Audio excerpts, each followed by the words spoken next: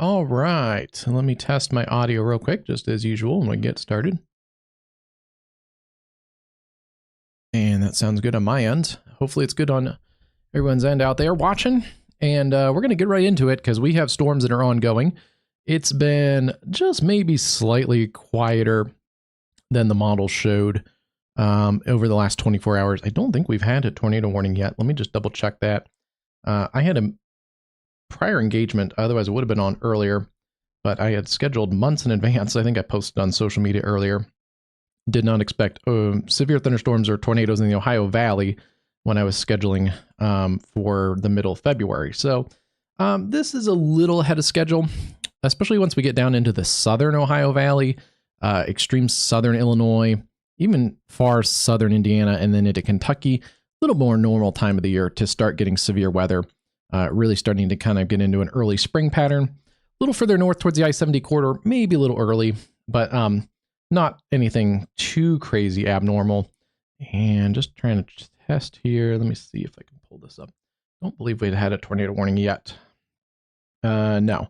Oh, that's good. Okay, so we haven't missed too much. There were, and we posted about that on our X page, there were a couple pretty strong storms southwest of Louisville. Those have moved on, essentially kind of riding the I-64 corridor. They are now over by Lexington, severe warned storms with 1-inch hail and some 60-mile-an-hour wind gusts. They've had some rotation at times kind of broadly.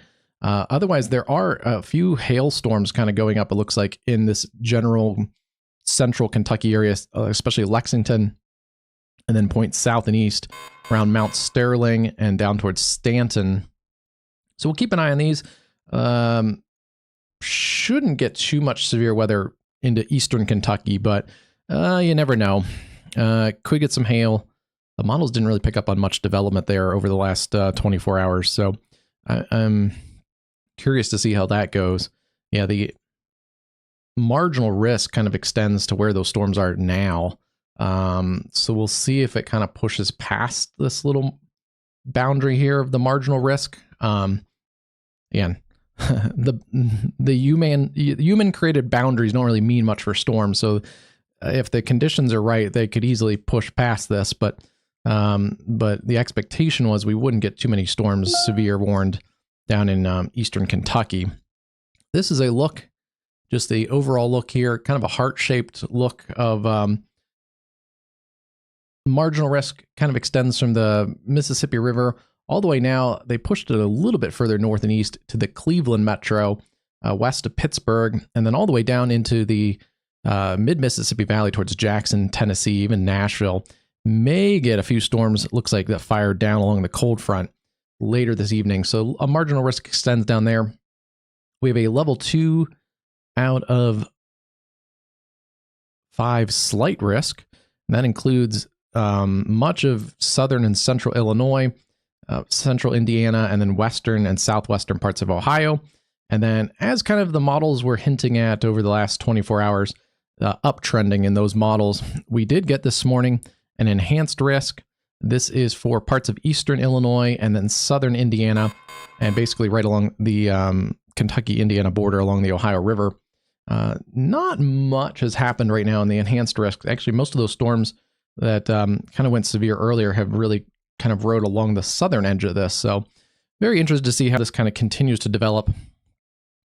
Looking at our categorical risks, we do have a 10% hatched for a few strong tornadoes are possible in this general area, as well as the tornado watch calls for a couple strong tornadoes possible. Around 12:30 in the central time zone, we got this tornado watch. It goes until 9 p.m. Eastern, 8 p.m. Central. Again, few tornadoes, a couple of those could be strong. Large hail and damaging winds are the primary threats with this tornado watch. And yeah, we do have a larger 5% risk and then a larger 2% risk. Should start to get kind of trimmed off on the backside as the cold front kind of works through those areas. And then taking a quick look, here's our wind risk, a little larger wind risk. Really covers much of that slight overall risk. And then we also have some chance of hail, and this has changed a little bit. It almost matches the wind risk.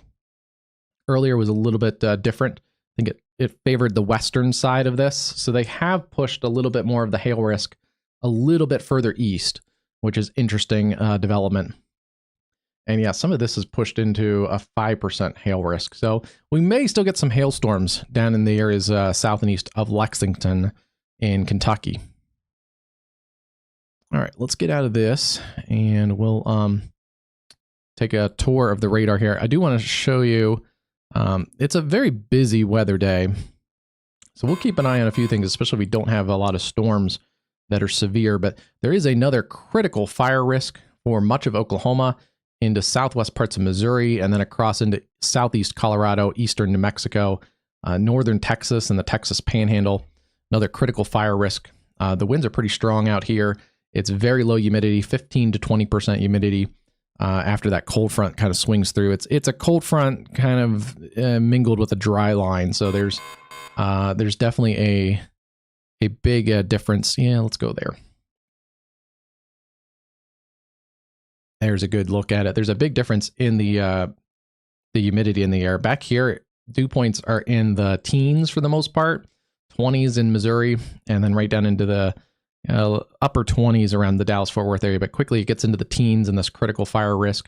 You can see, and I'm interested in this, we do have 60-degree dew points kind of in this little nose right here. So this could be a little area where we get a little more storm development. And I've been watching some storms in this area on our cameras. There are some storms that are now severe warned for quarter-size hail, 60-mile-an-hour winds south of Effingham. And there's a little bit of a nose of higher instability right in here. Some of that has gotten worked over by the cluster of storms that's now kind of in northern and central parts of Kentucky. You can see some of these dew points in here in the southern part, south central part of Indiana, in the mid to upper 50s. It's a little bit low. We'll see if that can kind of recover. There are more 60s dew points, looks like here in extreme southern Indiana around the Ohio River. If that can kind of lift back and swing into this area, that brings the risk of severe weather back into those areas, into southern Indiana. But yeah, very quickly here, it looks like around Batesville, Arkansas, and then through the Ozarks, about Farmington, Missouri, and then really close Union, Missouri, just west of St. Louis. It looks like that's kind of where our cold front is, just on the edge of your screen. You can see, again, those dew points drop off significantly back here. So kind of like right in there is the surging cold front. And then there's a warm front that should be kind of draped right along there like this. That's kind of what we have. So it's a fairly compact warm sector. I guess technically the warm sector isn't compact because it's warm temperature-wise. It's more of the nose of instability is fairly compact. There's kind of this nose of instability right in here that we have to watch. And that will continue to lift through the late afternoon into this kind of tornado watch area. Again, it kind of remains to be seen how far that can lift into parts of Indiana and Ohio. We've had a couple severe warnings into West Virginia. I do want to take a look at those. And flood watches are now out for much of West Virginia as well as western parts of Pennsylvania. So quickly, yeah, no tornado warnings right now. So let's quickly go back and get a radar tour here for you. Morgantown, West Virginia. Looks like just gusty winds, some small hail, quarter-size hail. That's coming up towards Morgantown from your southwest. And actually, let's go back. Shorten up that radar loop for you. Yeah, it's pretty much coming up the interstate here. So especially south sides of Morgantown towards Brookhaven, and then up towards the Snake Hill Wildlife Refuge, Laurel Run, Brewston Mills, Cheat Lake, all those areas there into northern parts of West Virginia, under the gun for some quarter-size hail. This area, obviously, with wintertime, has not had a lot of severe weather. I think if I'm recalling, this is really their first bout of severe weather for 2026. May get a few more storms into parts of West Virginia and extreme southwest parts of Pennsylvania today. So we'll continue to keep an eye on you guys, even though there's not a giant severe threat there. We've also had a couple severe storms, I think, south and west of Charleston today in West Virginia. And taking a look at those storms, still a couple of hailstorms here, quarter-size hail, 60-mile-an-hour winds. And again, watch out for the flood threat there. shouldn't be too much of a tornado threat that far to the east. Oh boy, here we go. Tornado warning. Just in time as we get the stream going. Effingham, Illinois. Tornado warning for you guys.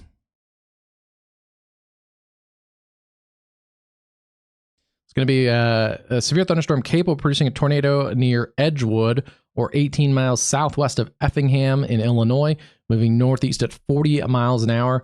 Radar indicator rotation. I was going to mention it. Let me close a few things off here. Let's see. Let's get the fire weather off. Kind of minimize it for you. You can see there are red flag warnings up for much of that fire weather area. And then also, we'll discuss it later if there's no tornado warnings, but we do have some winter weather, especially on the northern end of this, across the Midwest, into the Great Lakes, and then into the Northeast. And then the West Coast is staying active with some strong gusty winds, coastal rain, and then also mountain snow. So it's a busy weather day. All right, let's take a look at this. This is one of those upscaling thunderstorms that we talked about in that little nose of instability, kind of riding up towards the I-70 corridor. And taking a look, yes, there is spin starting to occur here.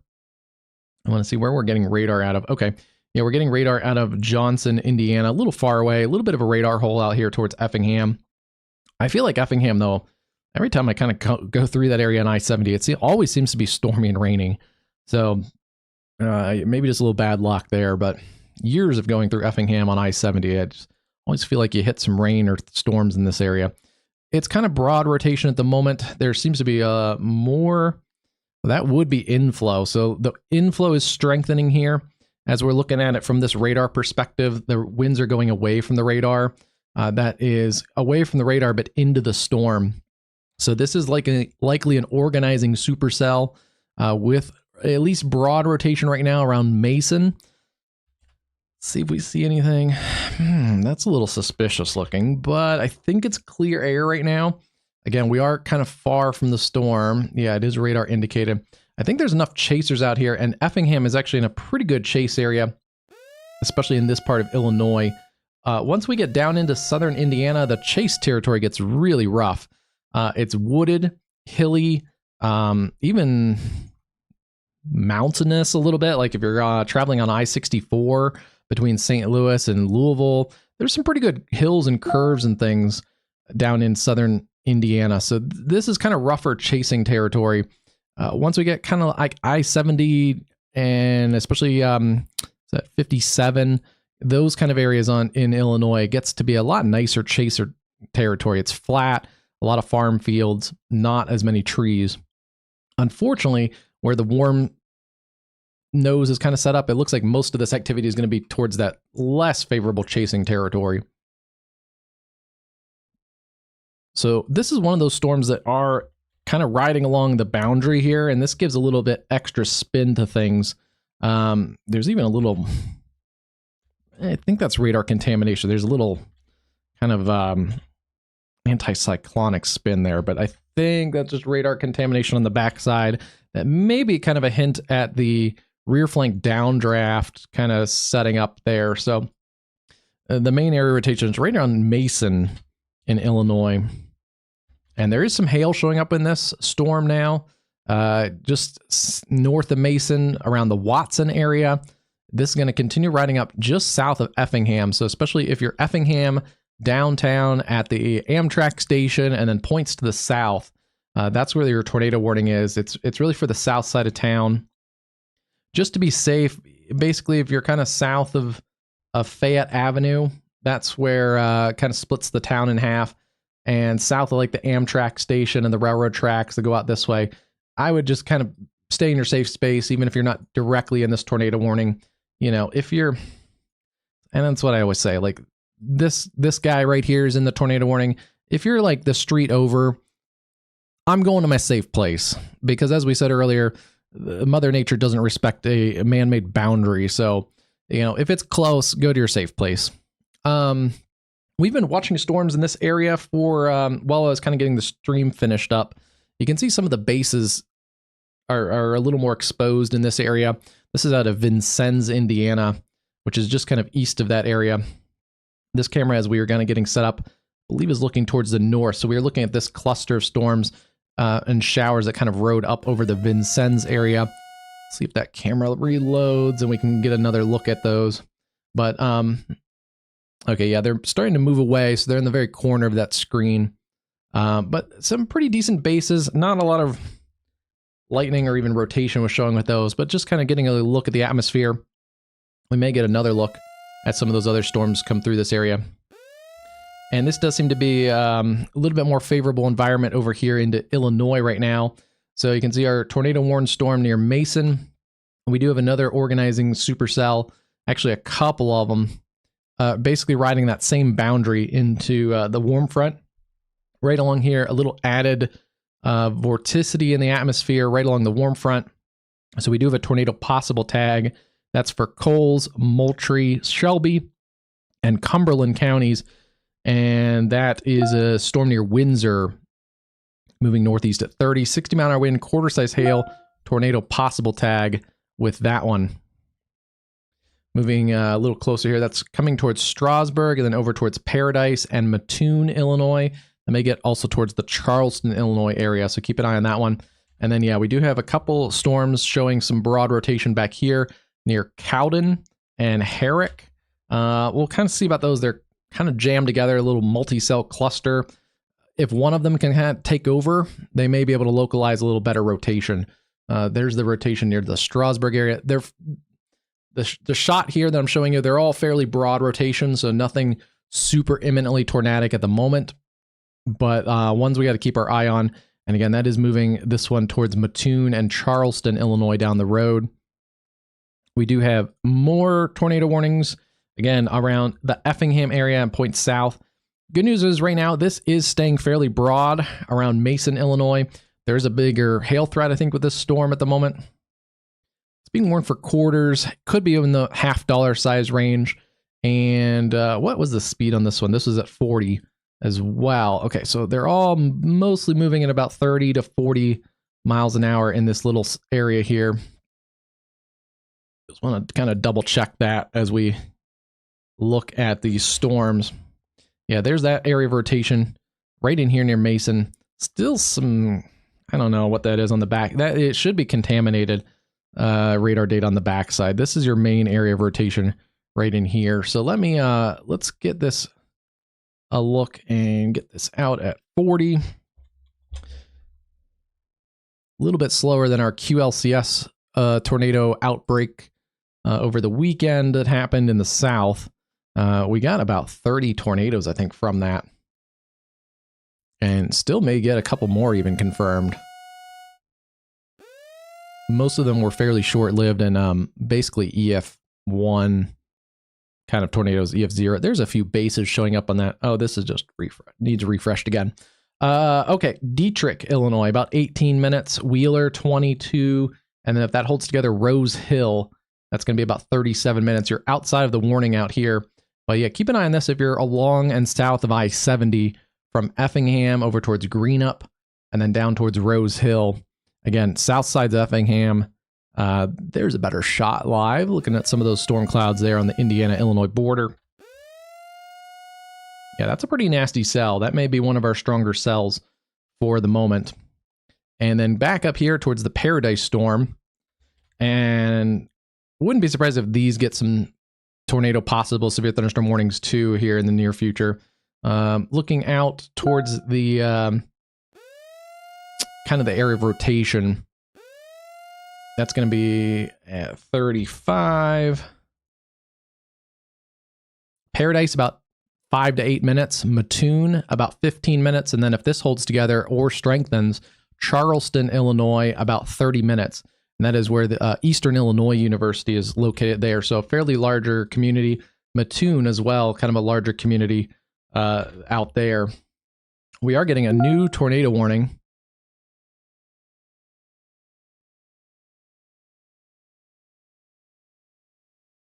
Or it may have been an extension of this one.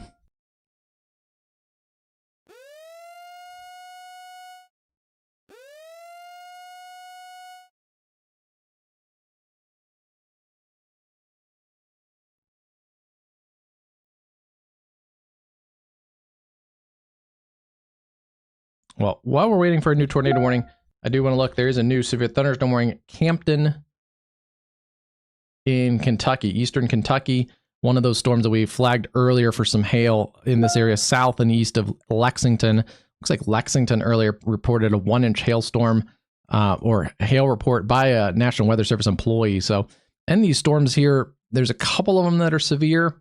The one near Stanton and points to the east, and then the one now east of Lexington. But this one near Mount Sterling is also possible, and this one also seems to be going up east of Danville. It looks like any of these storms in here could have some 1-inch hail possible with those.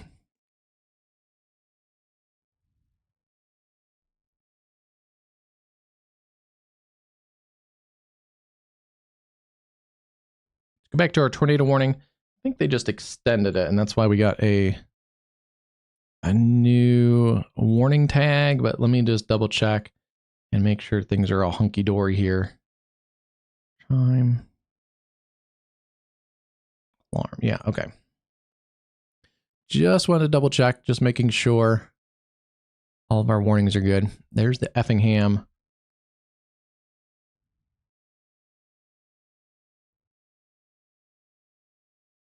Okay. Yeah, so this is our only tornado warning at the moment.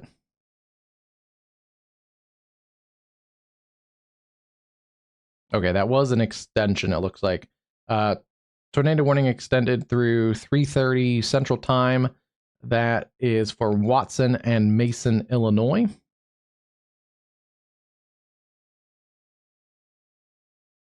And again, a pretty good hailstorm also potentially in here. But it's broad rotation right now. It's just south of the Watson area, approaching Hartville, Elliottstown, 875th Street. If you're south of Effingham, especially south of the train tracks here and south of the Amtrak station, you need to be in your tornado safe space as well for that damaging hail coming into your locations there.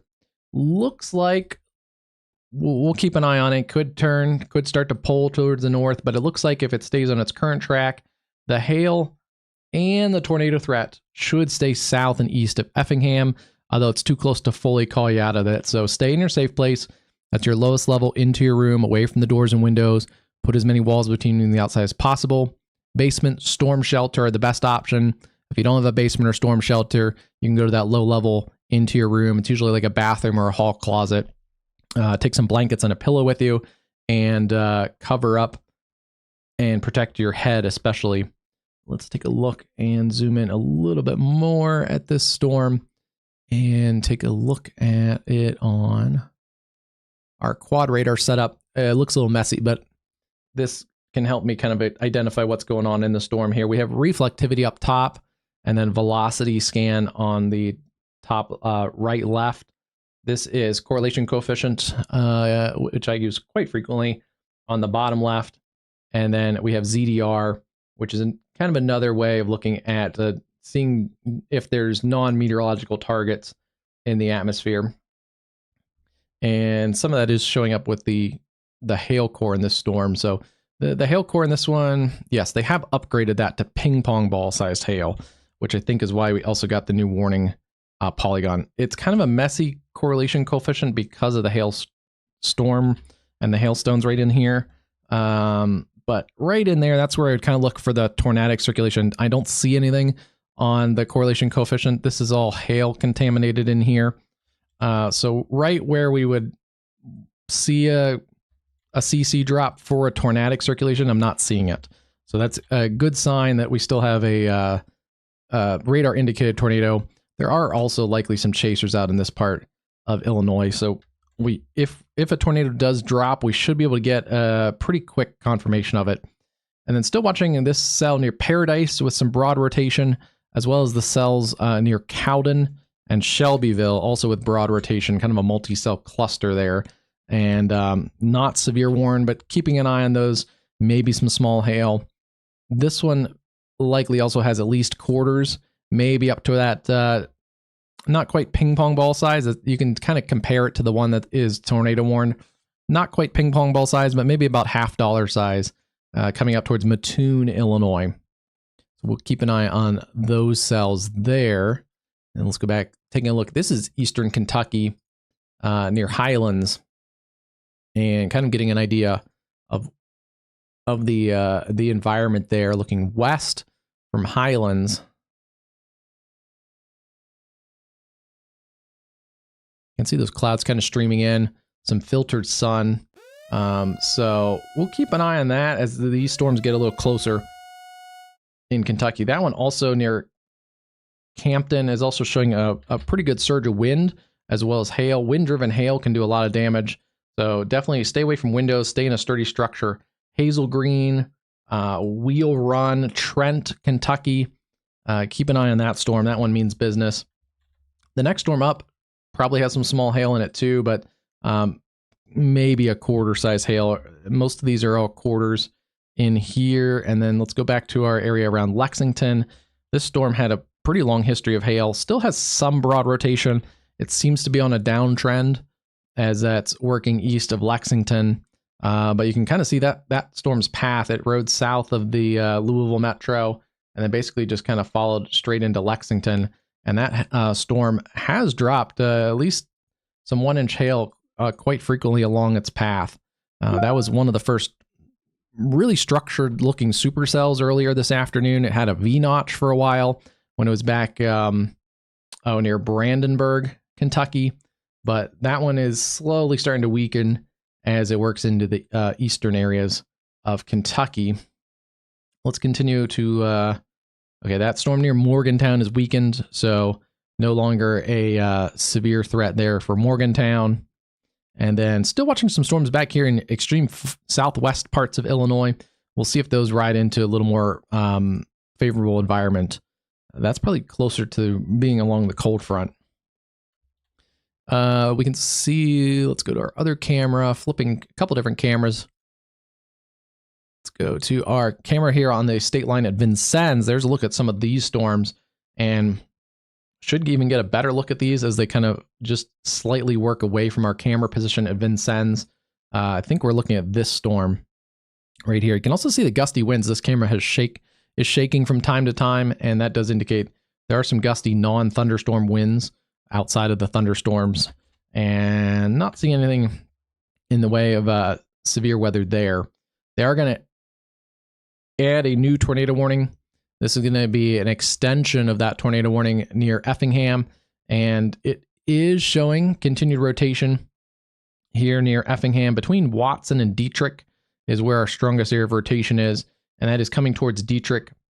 We called a lot of these places out earlier. Dietrich, Wheeler, Rose Hill, Hidalgo, areas south of Greenup, Illinois. That is now under a tornado warning. So this is going to continue sliding south of Effingham. Let's get a, yeah.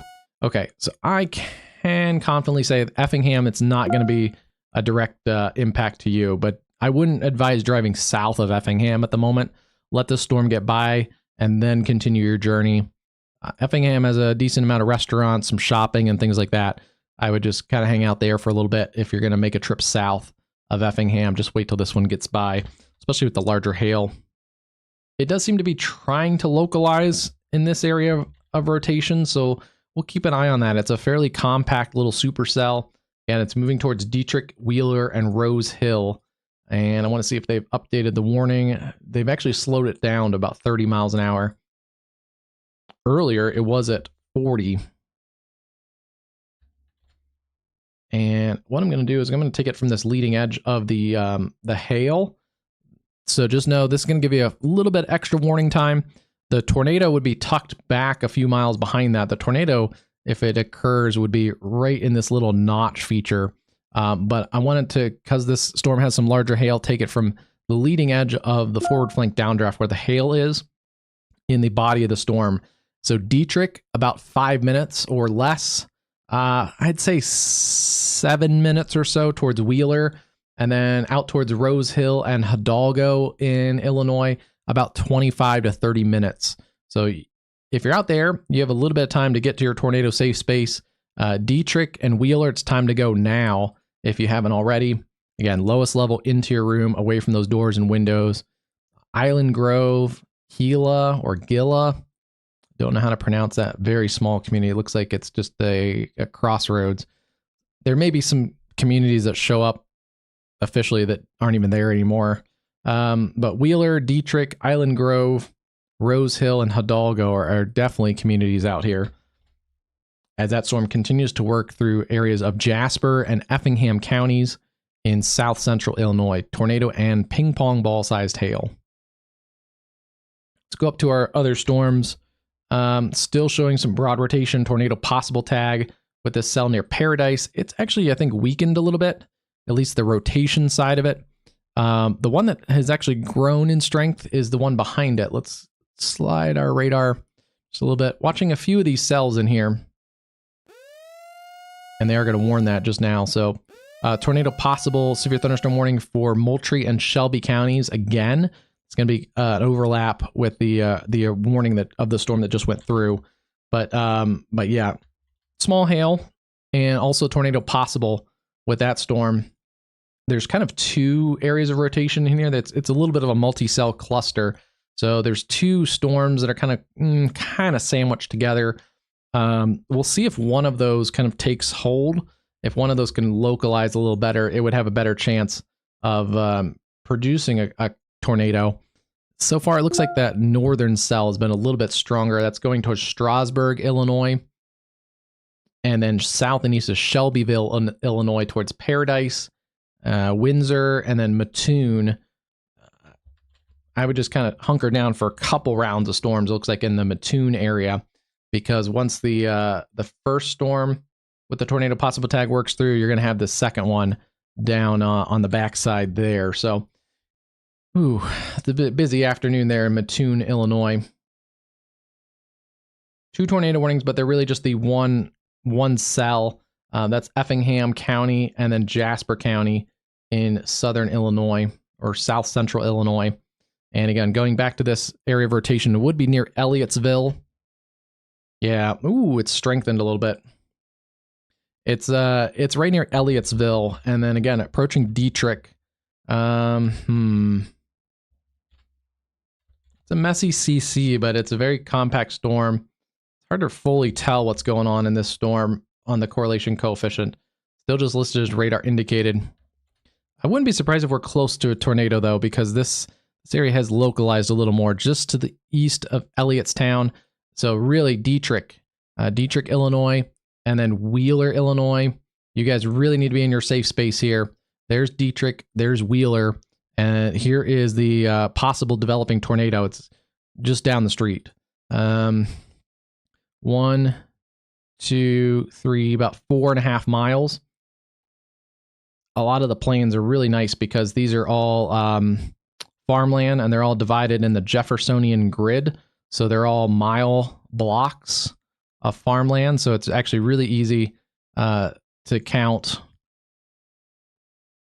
Jefferson was interested in meteorology, but I don't think he created the Jefferson grid just to be able to read a radar. But it's really easy to 1, 2, 3, 4 miles and like check it off right in there. So, and we can double check that too. Just about 4.5 miles.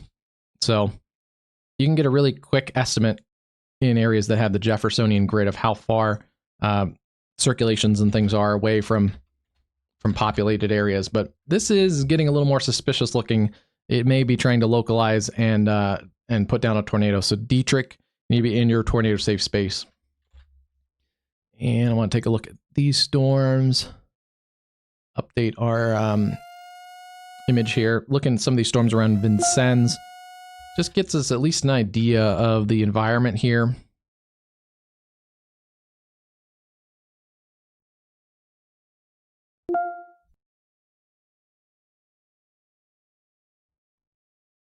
Back and look at our quarter-size hailstorm near Campton, Kentucky. It is mostly a wind-driven hail event, so definitely stay in a safe place. Wheel Rum and Burkhart and Lee City, Kentucky. That storm that we also mentioned earlier has a special weather statement. Wouldn't be surprised again if we see quarter-size hail in that storm. And then also looking at quarters around Attenville in West Virginia.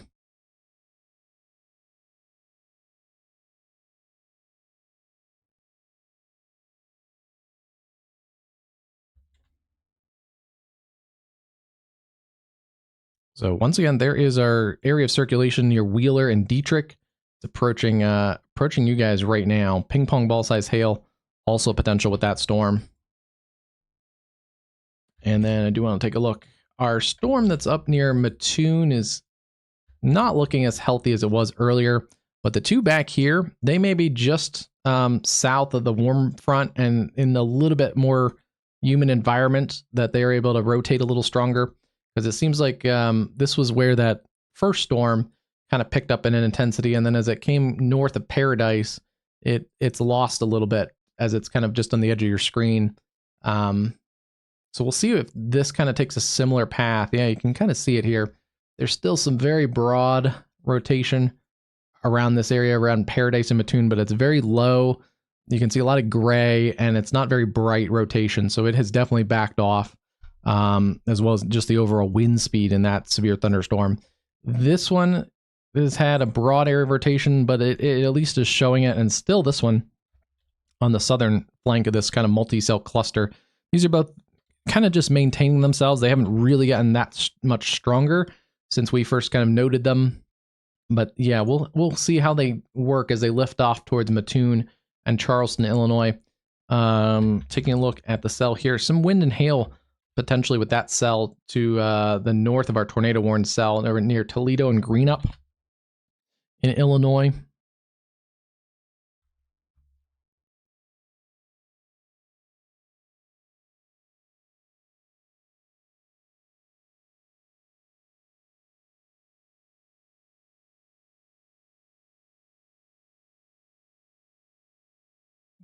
Trying to see if we have a view of that storm that's approaching the eastern Kentucky area, but I don't think we do yet.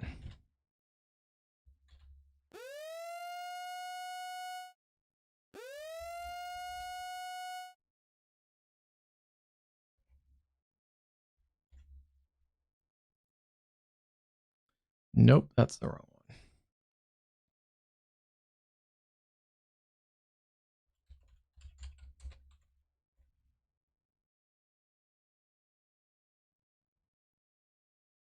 Okay, may not be an official name.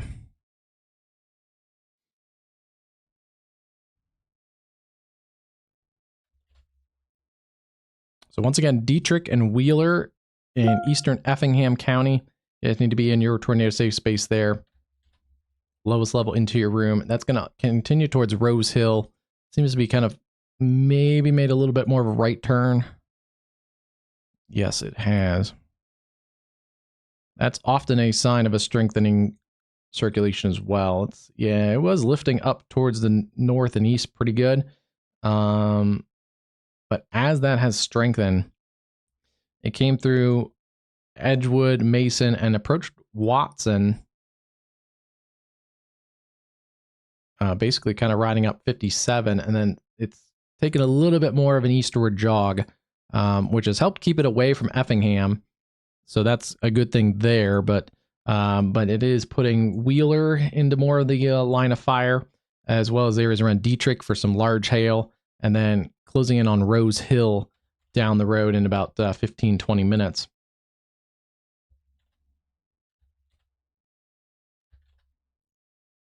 Still just a radar indicated tornado warning. It has backed off just in the last scan for some of that largest hail.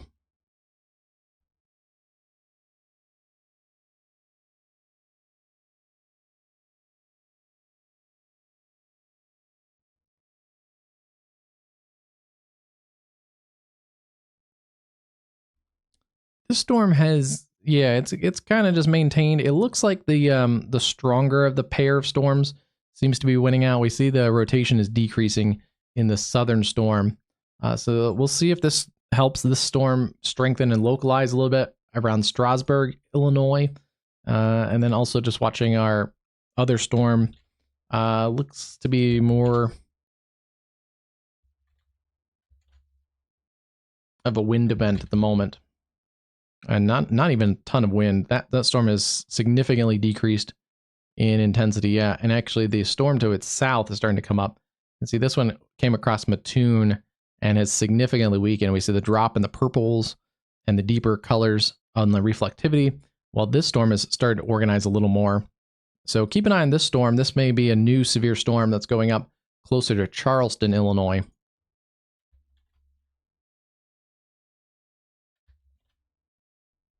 And same for the cell around Greenup and Walla Walla. That one also looks like it's showing a little bit more hail in the reflectivity as well. So keep an eye on those storms. There's something kind of localized right in this area that is giving us a little bit more conducive environment for storms to spin. Let me kind of take a look here and see what we have. Yeah, this one is, in particular looks to be right along the warm front. You can see kind of a southeast wind right here. And then further south, it's out of the south. So this warm front is likely draped kind of right along there, which gives this one a little extra rotation there. And yeah, that one that we saw near Mattoon has kind of worked away from the warm front, so likely weakened because of that. So if these storms can kind of stay along the warm front, that'll give them the better opportunities to produce severe weather. Once they get further to the north, they weaken or become elevated, and mostly just a hail threat at that point.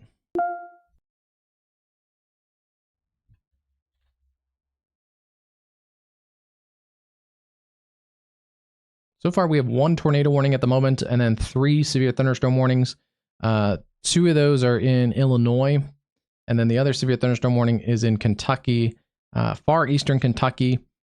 Quarter-size hail, 60-mile-an-hour winds.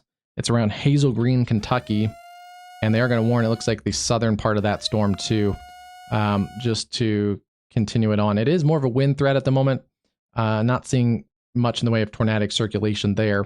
But you can see that bright wind, and we are getting it closing in on the radar site, so we can get a pretty good look at things too.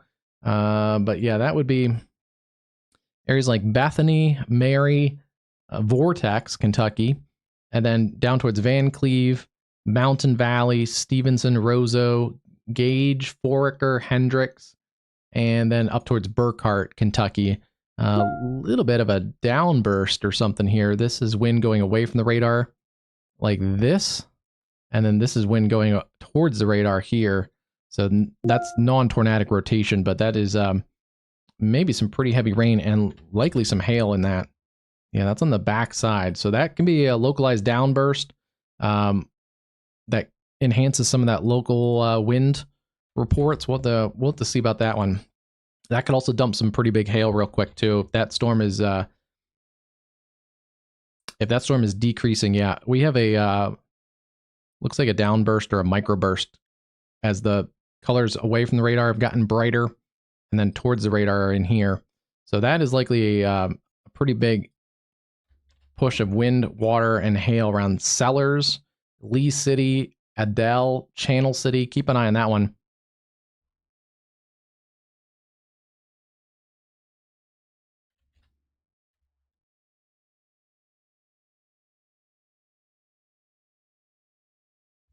Yeah, that is an interesting feature there. It's also maybe interacting with a little bit of the cell next to it. So we got to keep an eye on that one too.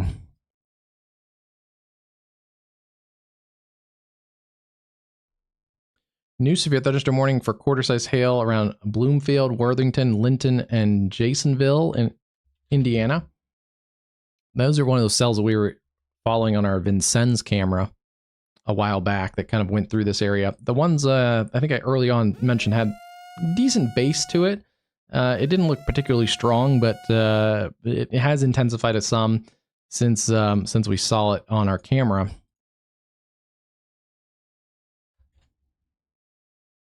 And then still looking at that kind of broad rotation in that cell near Strasburg. Tornado possible, severe thunderstorm warning there. These cells look a little bit stronger for hail, though, in the last couple scans, coming towards Charleston and then towards Greenup. The hail is backed off some in this cell near Strasburg and Windsor. And then back to our ping pong ball size hailstorm near Dietrich. Good news is this rotation has kind of weakened and broadened a little bit. You can see there's a little bit of a separation between the brighter greens and the brighter reds. Also, the greens aren't quite as bright as the reds, so it's still getting some decent inflow from the perspective of the radar. Yeah, down here. So that wind going away from the radar is inflow into the storm, but it hasn't fully kind of organized yet. We are, I think, pretty close to a tornado, and one may have touched down and we just didn't see it on radar back south and west of Dietrich. It looks like right now it may be going through a little bit of a cycle phase, which tends to happen with these supercells. So we'll see if it can kind of reorganize, relocalize. But right now, it's more of a wind threat and a hail threat at the moment. And we also did note that the hail came down a little bit, although it's kind of going back up. So yeah, it is probably in a cycle phase. Continue to stay in your safe place if you're in Wheeler, over towards Rose Hill and Falmouth, Illinois. This is going to go north of the Newton, Illinois area. And now Dietrich, you guys are out of the tornado warning. However, if you live south and east of town, just stay there a few more minutes and just continue to ride this out just a few more minutes. Likely some pretty big hail went through that Dietrich, Illinois area. One of the larger communities out here, Effingham, you guys are clear of that tornado warning as well. That storm, the strongest part of that went south of Effingham.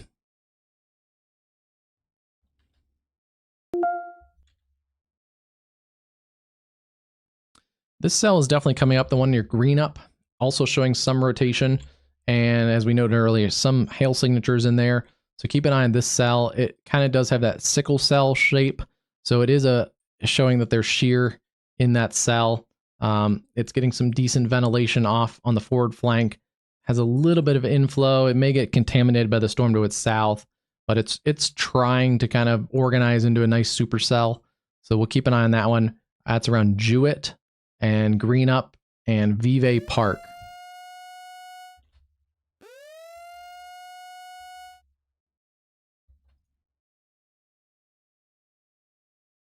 And the good news is, yeah, that kind of multi-cell cluster on Windsor, Strasbourg, and Stewardson has kind of just maintained itself. It's still a broad rotation, but also that one is also not showing as much hail as a couple of these other ones in here near Charleston, Greenup, and then down towards that Wheeler and Dietrich area.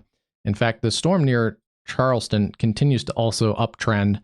I wouldn't be surprised if they get a severe thunderstorm warning on this for areas like Kansas, Ashmore, Charleston, Illinois. And then this one, if it got a severe warning, it's probably going to go out through Casey and Martinsville. These two cells are definitely uptrending. This one's more on the downtrend. Keep an eye on both of those.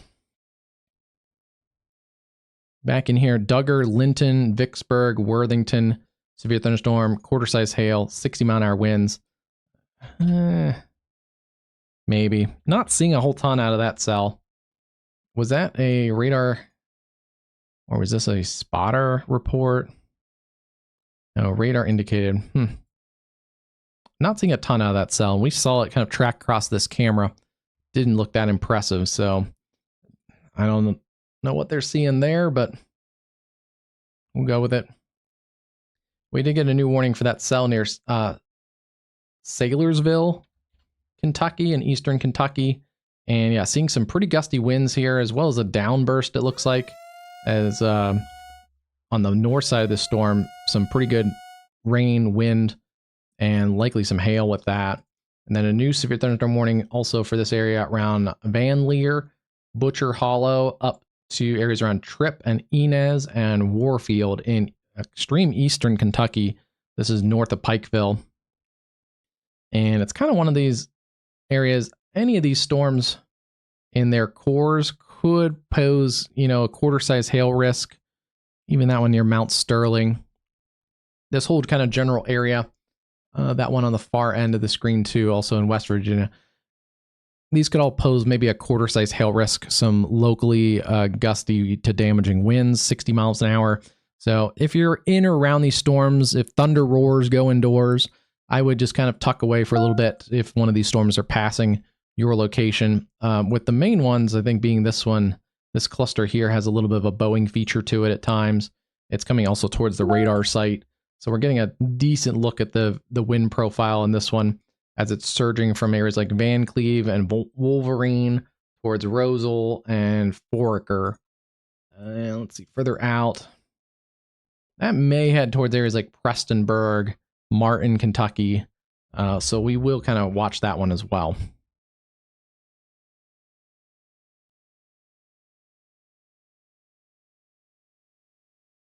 Right now, 1 tornado warning, 6 severe thunderstorm warnings, Moultrie and Shelby counties, Coles County in Illinois, and then in southeastern Kentucky, Breathitt County, I think that's how you say it, Magoffin County and Wolfe County. Also Floyd, Johnson, Magoffin, and Morgan counties in Kentucky, Johnson, Martin, and North Central Floyd counties in Kentucky, and then Greene, Owen, Clay, and Sullivan counties in southwest Indiana. That's that cell right there.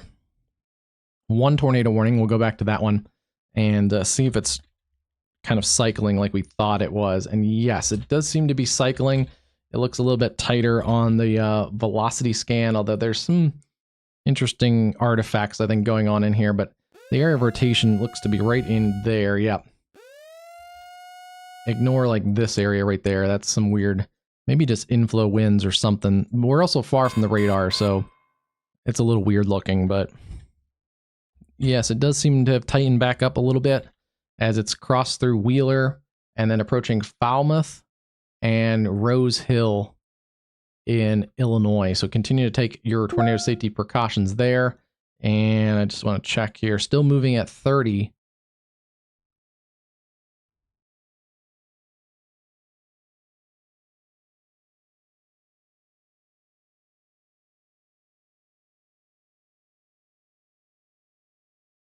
Falmouth, about 10 minutes, and then about the same, 10 to 12 minutes towards Rose Hill and Plainfield.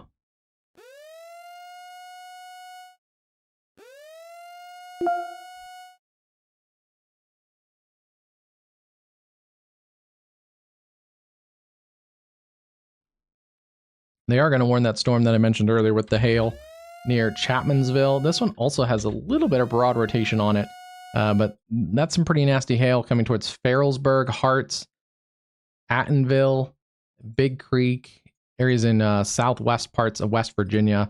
It's going to be 60-mile-an-hour winds, quarter-size hail, and that is for Lincoln, Logan, Wayne, and Boone counties. Pretty good hailstorm there.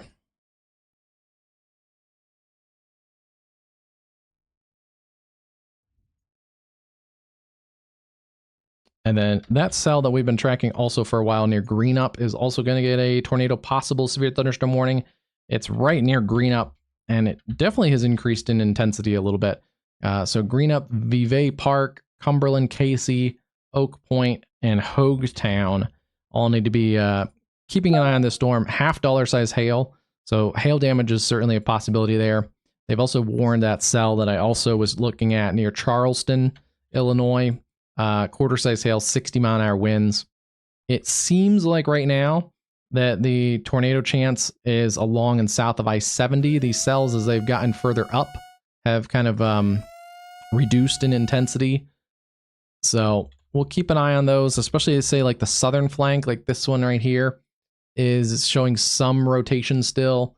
The northern cell in there towards Windsor is backed off. And then same for this area around Charleston, very kind of weak rotation. And they are going to warn this cell. The radar indicated tornado warning.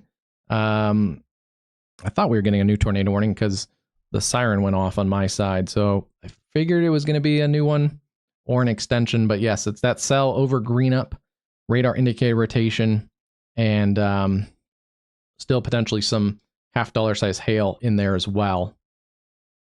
So 2 tornado warnings now. Both of them are in east central Illinois.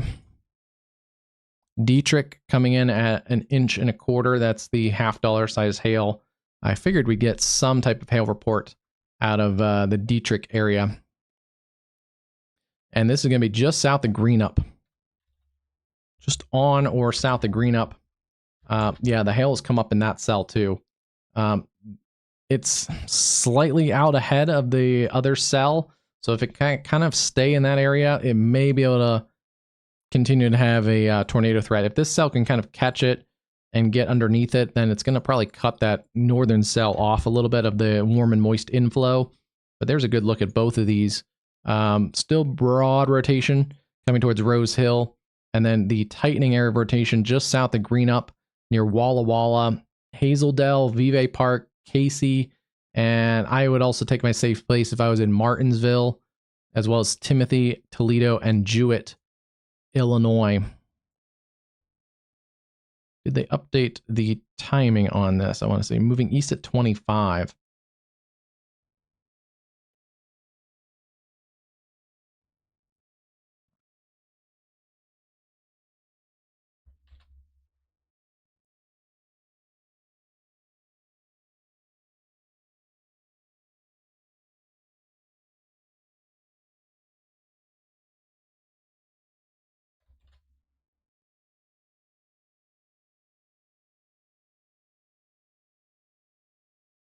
Going to put it to Hazeldale in about 7 minutes, Moriah 16, Oak Point 13. If it turns a little bit towards the north, it'd be about 13 minutes to Casey and about 5 to 7 minutes to Vive Park.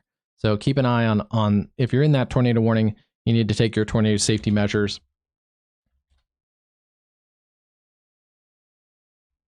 Yeah, pretty strong winds also showing up in this cell. These are... We're getting our radar from. We're still getting our radar out of Illinois. These are inflow winds that look like they're surging into the storm at a pretty good pace. That indicates a strengthening cell as well. Just over Liberty Hill and Dees, County Road Highway 200 towards Hazeldale, Oak Point, Vive Park. That's where this storm is starting to wrap up pretty tightly. Again, damaging winds on the inflow winds coming into this cell. And then here is the wraparound with the mesocyclone right over Dees and Liberty Hill.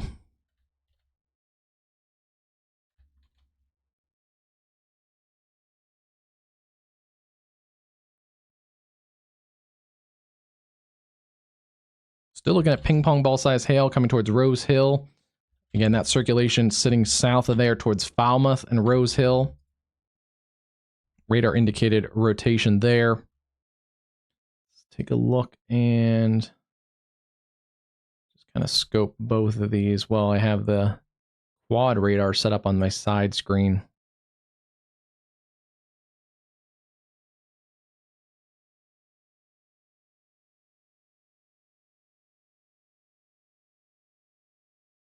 Potentially some larger hail in this storm, even slightly over ping pong ball size, up to that 1.75 inch hail.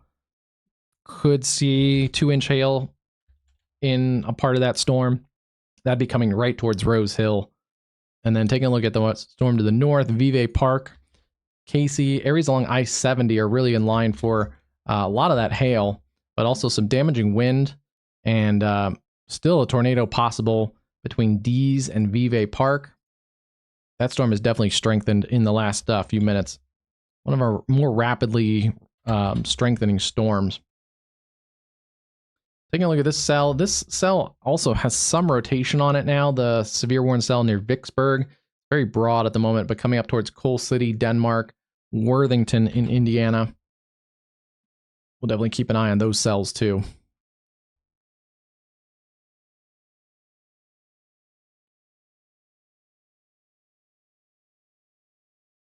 A very interesting day. We have kind of right now we have a cluster of severe storms. A couple of those are tornado warned. There's a little bit of a, looks like a localized favorable environment for tornadic development right around I-70, just east of Effingham. And then we have some hail and wind producing storms in eastern Kentucky, extreme southwestern parts of West Virginia. And let's take a look at these cells. Some of them had some downburst characteristics earlier. Looks like this storm has weakened a little bit, but still in here near Wheel Rim, Bays, Sailorsville, and then another stronger cell, Butcher Hollow, coming up towards Inez. And yeah, there's some of that wind in here near Van Leer. This one has a little bit of rotation on it, but we're pretty far from the radar, so I think we're just seeing upper level rotation.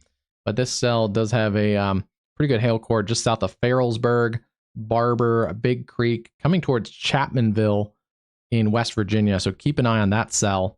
We've already had, I think, a couple reports of trees and power lines damaged earlier today as storms went through this general area too. As it's worked to the east part of the state, those storms have weakened, but it's kind of right along this area here in eastern Kentucky, extreme western parts of West Virginia. A storm earlier that was severe warned near Morgantown had a 1-inch hail near Fairmont, West Virginia. But yeah, chances decrease in severe weather once we get deeper into West Virginia right now. And then still watching our Indianapolis friends. Again, it's kind of right along I-70 that the better chances of severe weather would happen, especially for tornadic development. If we get any severe weather north of I-70, it's mostly going to be, I think, in that elevated storm risk, elevated storms producing some gusty winds and some small to medium-sized hail. Speaking of that, I was looking at this storm and near Olney in Illinois, and it has come up a little bit as well. Now being warned for quarter-size hail. It does have some rotation on it. We can see it is trying to form a hook. It is a little bit of a sickle cell shape. It shows that there's shear environment in the atmosphere. So we'll see if this can continue to organize. If it does, it's coming up towards Oblong, Story, and Robinson. I feel like we've dealt with those communities before with tornado warnings. So yeah, there's some familiar communities there. Let's take a look at this cell again. Vive Park. It's now moving away from Greenup, but right along I-70, that is some nasty wind, hail, and a potential tornado near Vive Park, Casey, and Hazeldell. And then the other storm, ping pong ball size hail coming into Rose Hill. It's tried to wrap up several times, but then it's cycled a few times. It hasn't fully gotten itself together. Although I think we were close, if not produced a weak tornado somewhere here south of Dietrich, south and west of Dietrich. We'll have to see if anything gets reported there. Still seeing rotation in here near Falmouth and Rose Hill. If that gets extended out, Yale, Hunt City, Bel Air, Kibble, and Annapolis, everywhere down along East 2000th Avenue. This is well east of Effingham. Keep an eye on those cells. And then, yeah, still watching this cell here near Stringtown. A lot of small communities out here in Illinois, a lot of farming communities. It's not like a super big city, but there are a decent amount of people that live out here. Yeah, just zooming in, there's a bunch of smaller farming communities that are out in this part of Illinois. So there are people being affected by these storms, the larger hail, damaging winds, and possible tornadoes.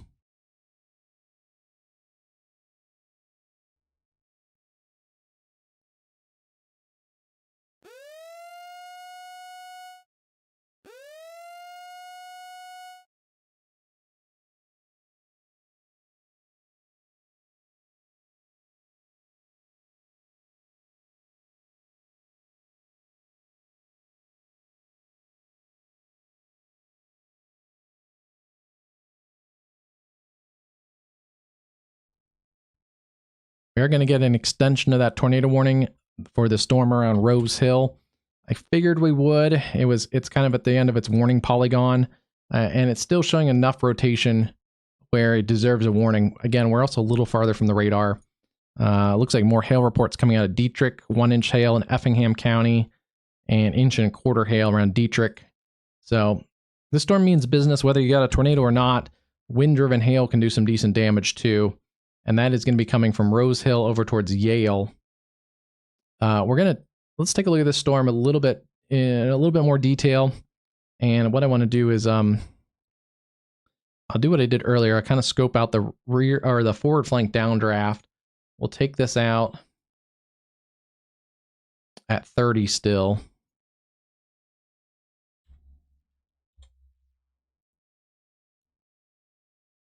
And Yale, about 6 minutes until you get into some of the bigger hail core. There's not many communities out here. Bel Air and Advance, 7 minutes, 15 minutes. And then I want to move this down a little bit. And this is going to be more of the tornadic portion of the storm.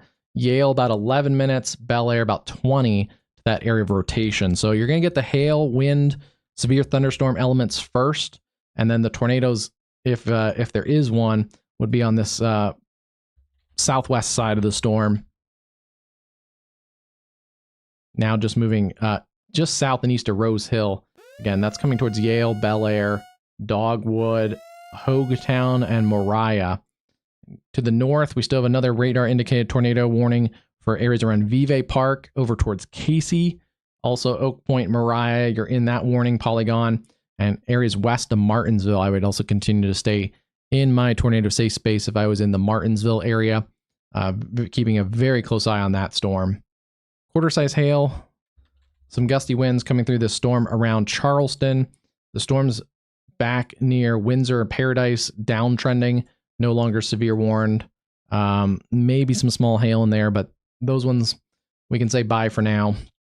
Quarter-size hail moving towards Ashmore, Kansas, Grandview, eventually towards Paris, Illinois. And then still watching this storm pretty carefully to the south. Rotation picking up on this severe warned cell. This is near Stringtown, coming up towards Oblong, Story, and Robinson. Keep an eye on that cell. That is just north of Vincennes. Maybe it'll get a piece of the camera on this one as it passes north of Vincennes. So we'll keep an eye on that storm, certainly. Beautiful look here out of eastern Kentucky. Let me see if I can find those storms again. Not really showing up yet. But hazy, you can see how hazy it is. St. Louis had strong storms late morning. Watching a few of these cells, especially now east of St. Louis towards Belleville, out towards Pinckneyville. We'll have to see if they work to the east into a more favorable environment. That nothing to worry about yet, but just kind of keep an eye on those. If they work into the same environment south of Effingham, towards Louisville, Fairfield, Olney, into southeast parts of Illinois, that could be something to watch. Let's see what else is going on out here.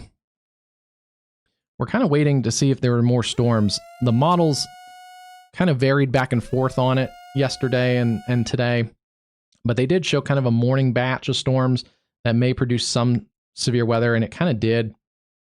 It's sunk a little bit further south than some of the models showed, but still seeing some severe warned storms for hail and gusty winds down in eastern Kentucky. And then some of the modeling did kind of show some reloading back here. So we'll see if we can get any more storms to fire. That's why as those storms have pushed east, we haven't seen like the tornado watch hasn't been dropped, because this isn't one of those one and done kind of one line of storms come through. There is the possibility of more storms redeveloping in this same general area. And let's just take a look at these storms real quick, since we're on that subject, and I just want to see what they're doing. Yeah, they're just maintaining right now. They're not going up crazy fast, but they're there. Some showers and storms. They're going to continue that severe thunderstorm warning through those places I just mentioned a few minutes ago: Ashmore, Kansas, Paris, in eastern Illinois. Tornado possible tag there, but I think that storm may be just too far north of the warm front. Right along the warm front is a little bit better environment for tornadic development. That's where we have these two storms, one near Casey. The rotation is broadened there near Vive Park and Casey. I think it's starting to do what I also mentioned earlier. The storm to its south, that's the first tornado warning we've had, is starting to kind of cut off some of the inflow of this storm near Casey. It's getting rain-cooled inflow from the storm to its south. Storm to its south is looking okay. It's gone through some phases, ups and downs, and it's maybe in slightly of an uptrend. It has a little bit tighter rotation near Yale. Still generally broad, but this is actually a fairly compact storm, so even the broader rotation, it's not the largest supercell out there that we've seen. This storm is definitely looking more organized. Let's take a look at velocity. Hasn't come up yet, but the reflectivity has definitely come up on this cell. We can see the forward flank downdraft getting ventilation, a hail core developing in this area here. Put some little hailstones in here, and then starting to get a little bit of a hook on the backside. This is where it's getting inflow into the storm. And yeah, we can see the inflow in the brighter reds and yellows in the velocity scan. And then we do have some weak downdraft on the rear flank starting to develop with the green. That's going towards the radar. So to get a tornadic development, we want to see a little bit brighter greens. That's a stronger rear flank downdraft. As the rear flank downdraft surges, it helps to funnel and channel the inflow air even a little faster and tighter. So it's starting to get that look. It's just not quite there yet, which is why this does not have a tornado warning. However, within a couple scans, we'll see. We'll take a look at it again, and I'm sure the National Weather Service office is doing the same. Every time a scan come in, they're looking at that cell. Taking a look at this one, ping pong ball size hail still in that cell near Oblong or near Advance and Yale, with the rotation just south of Yale. Let's see, that's along 1750th Avenue and 1700th Avenue, just south of Yale Main Street. It's going to be about 1.5 miles south of Yale. Yeah, it's going to be kind of right in here, just south of Yale. Just about over Yale now. So continue to stay in your tornado safety space there. And likely some pretty good inflow winds also in this storm. But yeah, right in there. 3 pretty nasty cells in eastern Illinois. The furthest north tornado warning is not looking as healthy as it did earlier. The rotation is definitely broadened out in that cell. This one's kind of maintained itself, the middle one. And then, yeah, this cell has organized a little more in the last little bit. So we are watching this cell as it's lifting up towards Robinson.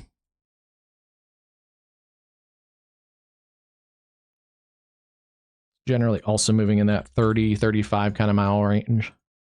Let's see. Let's get a track on this. Just see what it's doing. Yeah. It's also turned a little bit more towards the east. So let me take this out from the hail core again. Flat Rock, about 14 minutes. Palestine, about 24. And then I'll have to kind of readjust in case it took more of a northern track. Robinson, keep an eye on it, about 14 minutes. If I had to guess, though, it looks like the main part is going to probably slide south of Robinson, Illinois, right about there. Same for Oblong. Oblong, it should be south and east of you guys. But close call there.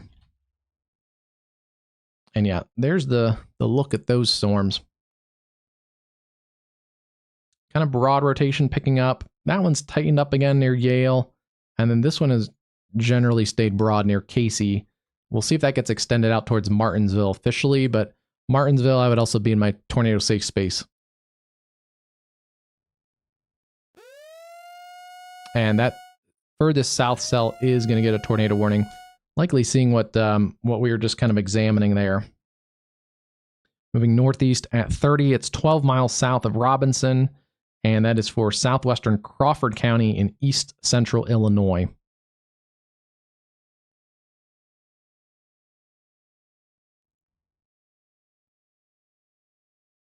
This is a pretty big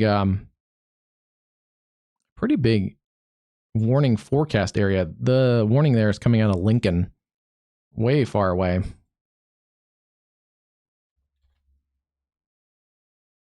But that cell is definitely uptrended. And quarter size hail, I think at least. It may have larger than quarters in there.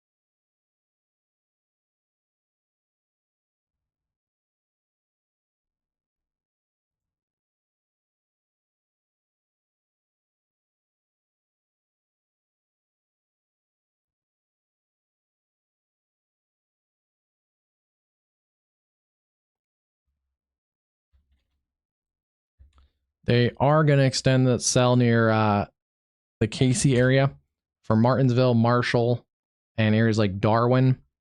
It's still showing some decent rotation in it. It's kind of broad at the moment, but we'll definitely keep an eye on that one. And here's a look out of the Terre Haute area. This is east of this tornado warned storm. So we'll keep an eye on this as just kind of a good check of this environment out ahead of this. It definitely looks like an early spring. There's not any green on the trees or anything. It looks like one of those early spring events. It's still basically winter up here along the I-70 corridor. So 4 warnings, but it's about to, yeah, the one's about to get canceled in 3 minutes. But we have 3 supercell thunderstorms capable of producing tornadoes. One near Casey and Martinsville coming up towards Marshall, Illinois. The other one just near Yale, Illinois. And then the other one south of Robinson. Let's take a look at all these. We'll go kind of top to bottom. Still seeing the broad rotation in here between Casey and Martinsville and Needmore. That's going to continue working east along Angeline Road towards Weir, Choctaw, Snyder, Darwin, Walnut Prairie, Marshall, and Weaver. Generally along and south of I-70. And that is for Clark County in Illinois. We also have ping pong ball sized hail and tornado possible right in here near Yale. It seems to be trying to localize again. Really hard to tell what's going on in this storm, but there is rotation in here just east of Yale along 1800th Avenue. That's County Highway 6 and also 1700th, and then North 25th Street. That is also south of Bel Air. So Yale, Bel Air, and then over towards Annapolis, Porterville. Keep an eye on that storm. You guys are outside of that warning polygon, but it's generally headed your way. This is starting to localize around Lands.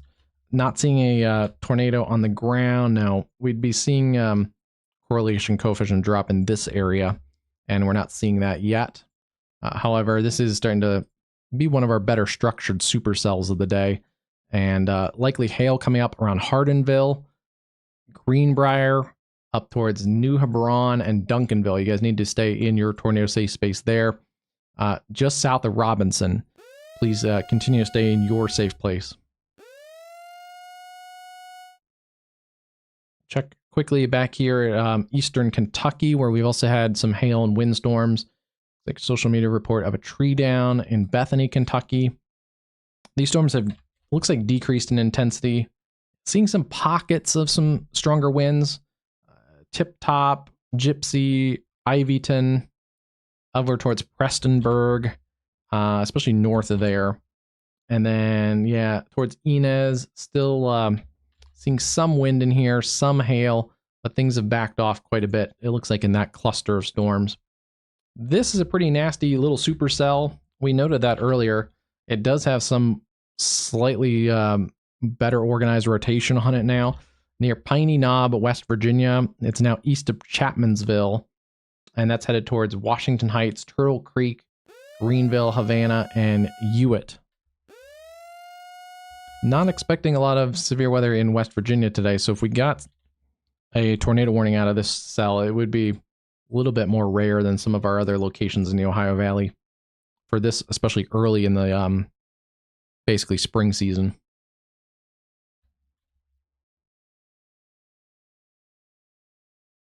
And then I also do want to check these storms around St. Louis and points east, see if they're uptrending. Not really. They're still kind of just maintaining themselves.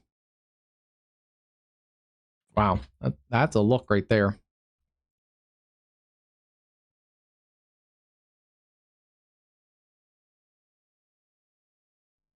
So this cell is definitely intensifying. You can see the inflow winds are definitely bright. And then still seeing broad rotation in here too. So there's your 3 cells. They're all generally moving at about 35 miles an hour. So they're approaching the Wabash River, where they'll cross into Indiana pretty soon. And there's a look at the reflectivity. The top one's a little messy on the reflectivity. The other 2 are pretty textbook looking supercells.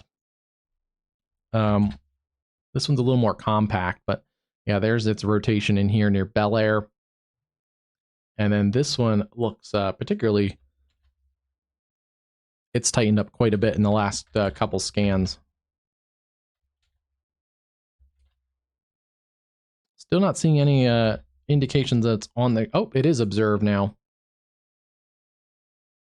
Weather spotter confirmed. So we do have our first confirmed tornado of the day. Weather spotter confirmed. It is near Chauncey or 10 miles southwest of Robinson, moving northeast at 30.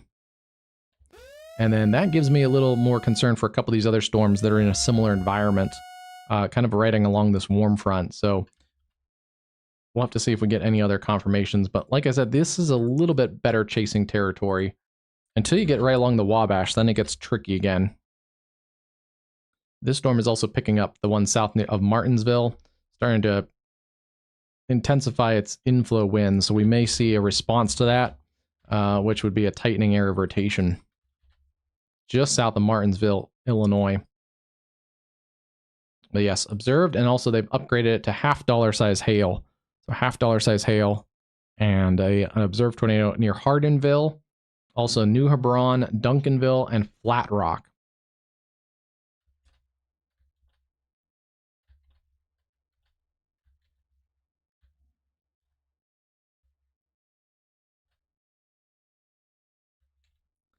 Oh, still hard to see what's going on in here, but there is rotation in there. Let's see. I want to take it out, kind of take it from the leading edge of the rotation and not necessarily all the hail, but Flat Rock about 10 to 15 minutes. And if there's any other communities in here, Villas about 6 minutes, Duncanville about 13, and then Hardinville, it's pretty much now.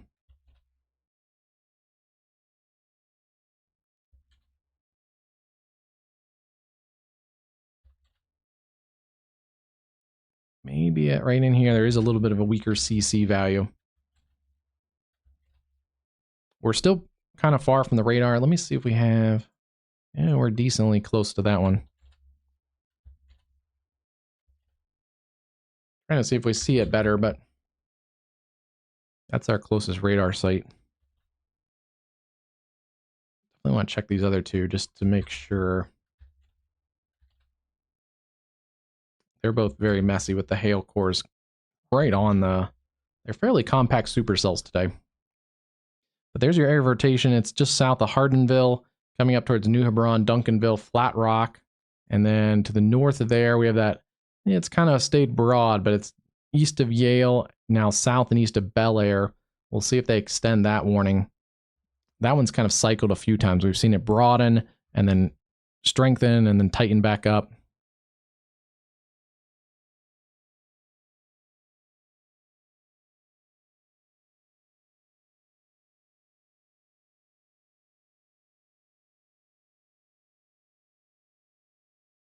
Hello? Why did the camera go off? Hold on a second. I'm still live. I just don't know why the camera shut off.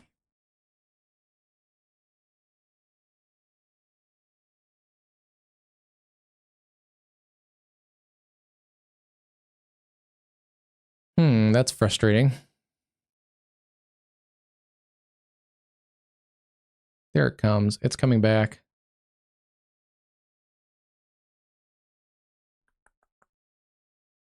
Come on.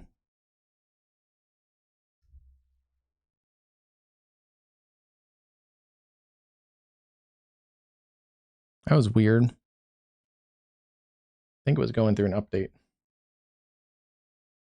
Can you see me? Let me see. I don't care as much about that. Let's see. No, I'm still frozen. That's weird. Okay, never had that happen before.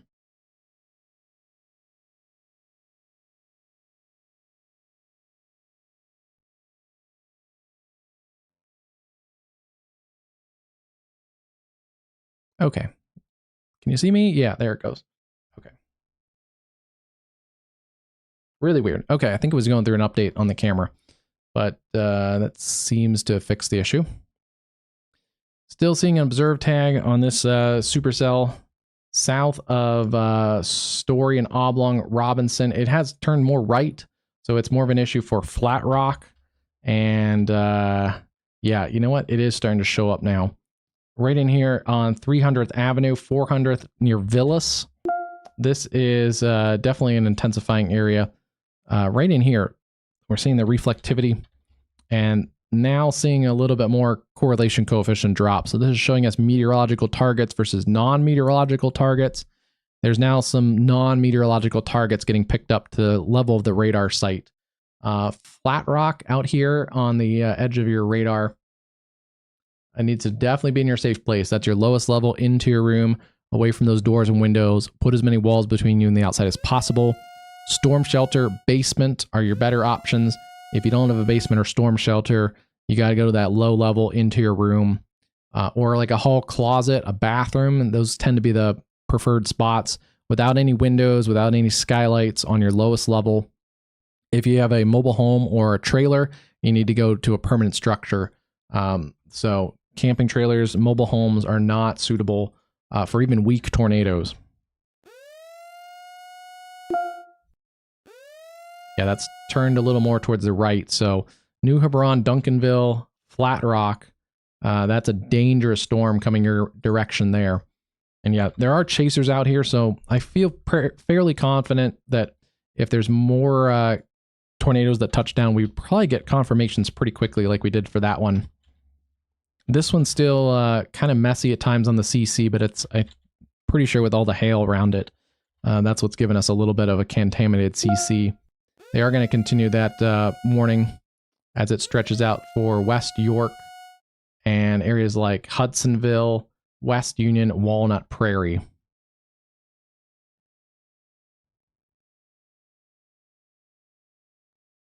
We also do have a tornado possible tag still in that severe thunderstorm warning up towards Kansas, coming towards Paris. Not as concerned. It's a little bit further up off the warm front, so I think that's more of a hail threat and some 60-mile-an-hour gusty damaging winds.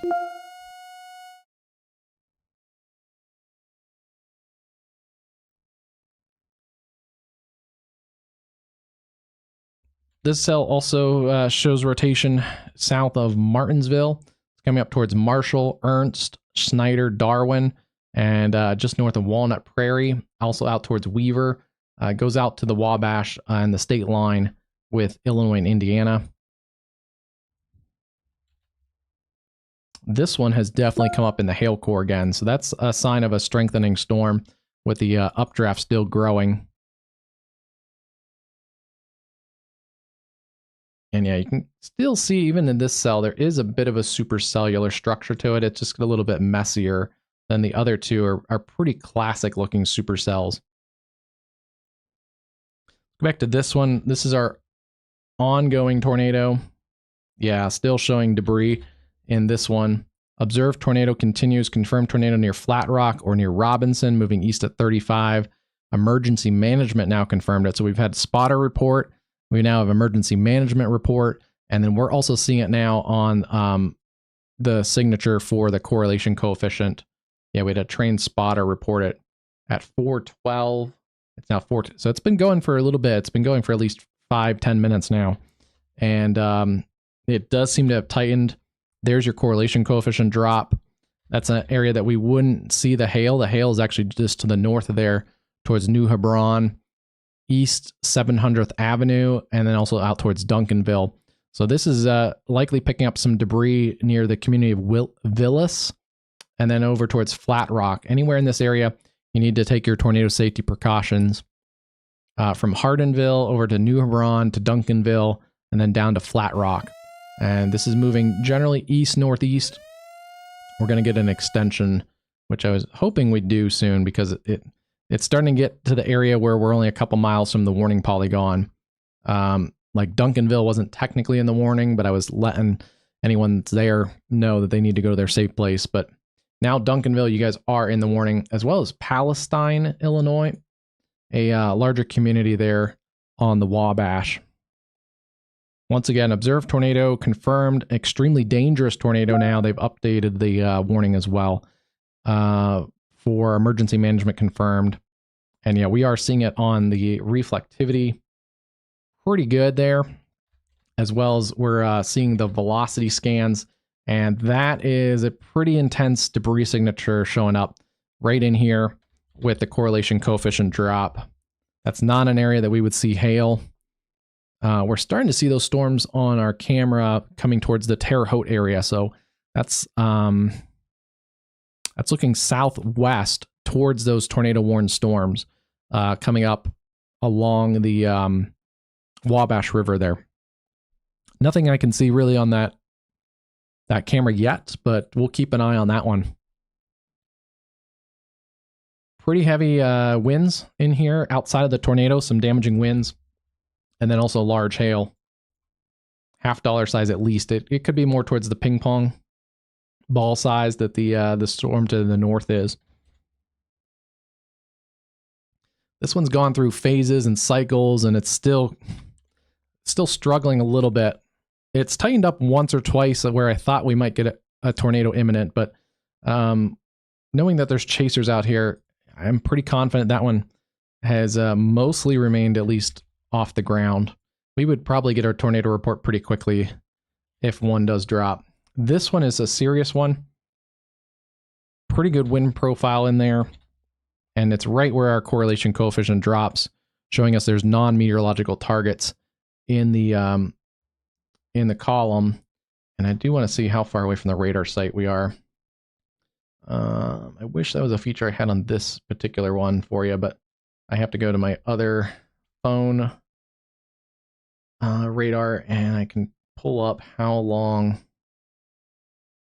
far we are. We're looking about 3,500 feet up. So this could be potentially a beefier tornado that it's picking up debris to that height of the radar beam.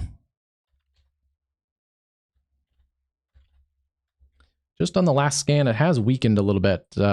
Still in here, it's at East 475th Avenue, approaching 500th Avenue. If you know this area, just south of New Hebron, it's about 1, 2, 3 miles southeast of New Hebron. Again, it's really convenient out here. You can use the Jeffersonian grid to mark out the miles. Its approaching areas just to the south of Duncanville. Here's Duncanville, Illinois. Here's New Hebron. And then the other community that's really close to this is Flat Rock.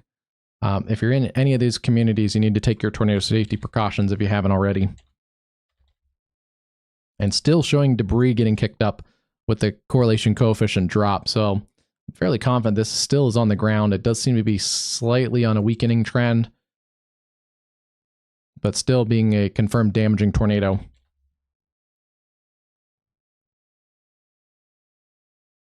And I just want to double check these other ones just because we do have other tornadic storms. Those two are really interesting.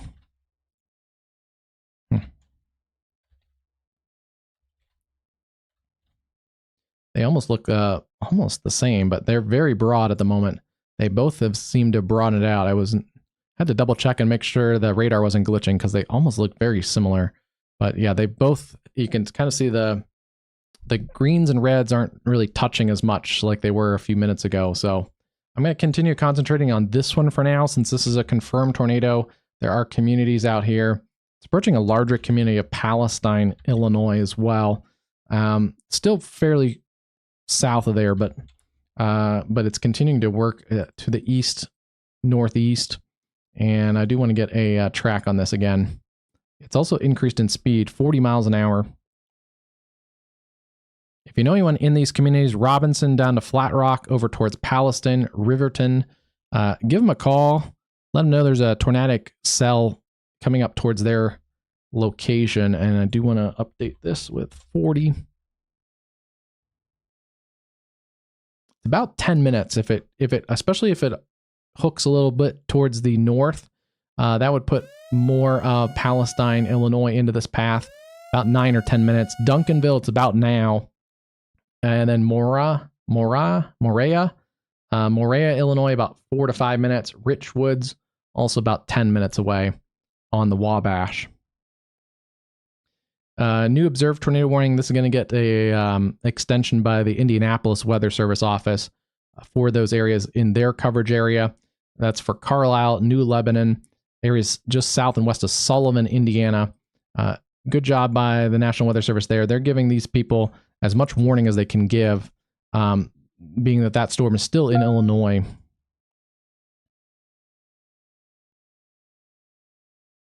And Carlisle, that'd give you about 20 minutes. So same for New Lebanon, a little bit more for Sullivan if it goes more of that direction.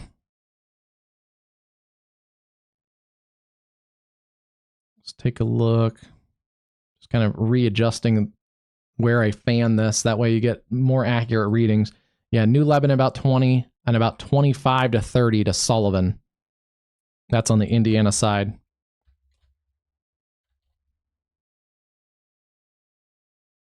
Still a pretty messy CC. Let's take a look. It has broadened some, but it also appears like there may be a new circulation forming near Duncanville. This was the old circulation that's weakened, but it does seem to be tightening up a new area circulation, which a lot of times does happen. This is number one, and then we'll see number two take over. The other thing is that kind of surges it out a little closer to Palestine and some of those areas we were timing. So if that does continue to intensify, keep an eye on that one and then cut your minutes back by a couple minutes that we just looked at.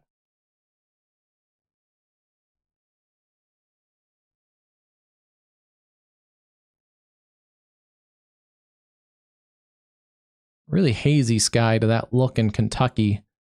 I'm trying to see if we see any of those storms. That's looking, I think, towards those storms that were severe warned a little bit ago.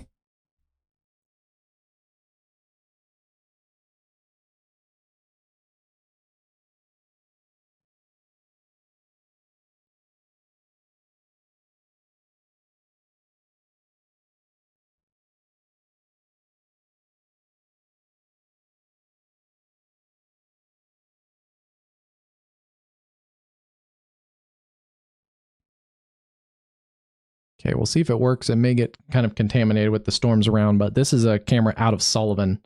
So we're in that area just south of Sullivan in the warning polygon of this extended severe storm with a likely ongoing tornado. Yeah, still maybe back in here. I believe it is weakening. The latest radar scan shows a lot weaker. It's at County Road 1400 East and 600th Avenue, just in the area right near Duncansville. But again, this area is starting to increase in intensity, and I do think it is starting to cycle. So continue to watch this as it works its way to the north and east towards Palestine, Illinois.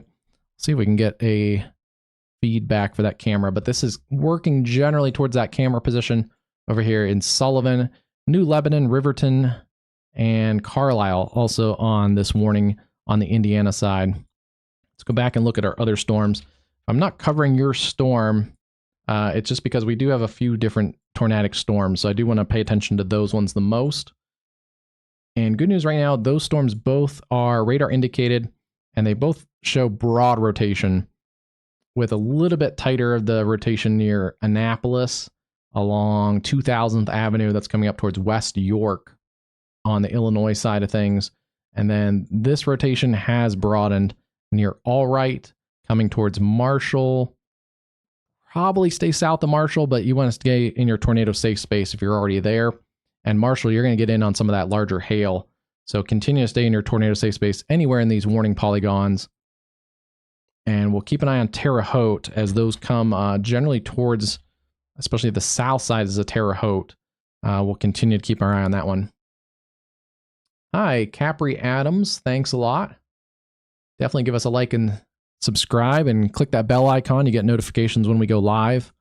Are you anywhere in this area that is under the tornado watch or any of the tornado warnings? You don't have to you don't have to say your exact location, but if you give me a city around you, I can kind of just scope it out real quick for you. We're watching 3 tornadic supercells, and at least one of those has been observed for the last, actually probably about 20 minutes now. Yeah, train spotter and then emergency management observed the tornado near Flat Rock, Illinois. Seems to have weakened, but I think we're starting to see a cycle here, and we're going to see a new circulation pickup probably just south of Palestine, Illinois, about to cross the Wabash River. Let's actually, I want to kind of go back and take a look at this cell a little bit more. Yeah, you can see like right in here, we saw a pretty clear signature with correlation coefficient drop, and has a really pronounced hook on it. That did kind of weaken, but now we're going to start to see a new area of circulation develop as that's pushing just to east of Duncanville around 700th Avenue. Palestine into the large hail right now. And still an observed tornado warning on that one. So continue to treat it like it's observed still. I think it's probably weakened. Let me check the correlation coefficient. There's still something in here. This could technically still be on the ground. It could also just be lofted debris. That's residual debris still in that column of the rotating former updraft of the tornado. But yeah, either way, you need to treat this like it's still a very dangerous cell. And we are going to get a extension of the other tornado warning. Go to that one. Fairbanks, Graysville, just south of Prairie Creek. That one also has golf ball size hail. I haven't seen any hail reports in a while, but Dietrich had a 1.25 inch size hail earlier with this same storm. And still showing broad rotation around 2000th Avenue, West York, about to approach Dodds Bridge, Scott City, Fairbanks, Riverview, and areas around Campbell Corner, Indiana. Our other cell, still broad rotation, showing just south of Marshall, Illinois. That's also approaching the Indiana state line. And it does look like the worst of these cells are going to stay along and south of I-70 at the moment. So areas in Terre Haute, here is one of the larger communities that we've called names for so far this afternoon. Definitely pay attention to these storms, but I think especially south side of town, you need to really pay attention, know where your tornado safe space is, and get ready to go to your tornado safe space if you're down here along and south of I-70. Some pretty populated areas, a lot of restaurants right in here along 70. I think their mall is down in here too. The Terre Haute Regional Hospital is down here. So definitely some populated areas are going to start getting impacted by some pretty severe thunderstorms. And then do want to take a look at this cell near Paris. Now that's not a tornadic threat right now. It's north of the warm front in a little bit cooler, more stable air. This cell has gone up near Bremer, Jordan, Cloverdale, and Eminence, Indiana, with some weak broad rotation on it right now, but we'll keep an eye on that one. That is a new supercell that's gone up. And I just want to back out and make sure we're not missing anything. We do have our other cell that's severe warning for large hail in Bob White, West Virginia. It does have some broad rotation, but mostly that's a hail producing cell. Wouldn't be surprised if we see a few more random kind of hail producing cells in that eastern Kentucky area. But yeah, we do seem to be kind of focused in now on an area of localized tornadic potential in this area here in eastern Illinois into the Wabash River Valley.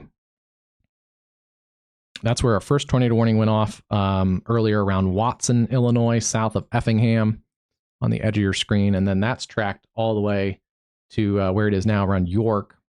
And then we had a new storm that went up near Greenup. That is tracked now towards Marshall. And then we had a new storm that went up around Olney. And that is the tornado warning storm near Palestine, Illinois. So yeah, fairly localized area. They've continued this warning. Observed, located over Palestine, damaging tornado, emergency management confirmed at just now. So this still may be on the ground. I wasn't sure if that was a lofted debris or if it still had a tornado on the ground. It looks like they're going to say it is. Yeah, I think that was it right here. That has kind of weakened. If it's in here, it's in this area right in here, just on the basically south side of Palestine, Illinois. It definitely doesn't look as strong as it did. However, if there's a tornado that's affecting your neighborhood, it doesn't really matter how strong it is. It's there. But yeah, if it is still there, it's basically in that spot where they said. So everywhere east of there needs to really take this seriously. Riverton, Mermam, hopefully saying that right. New Lebanon, down Old State Road 54 towards Turtle Creek Lake, Paxton, Carlisle, and Sullivan. Come on, Sullivan, get this camera going.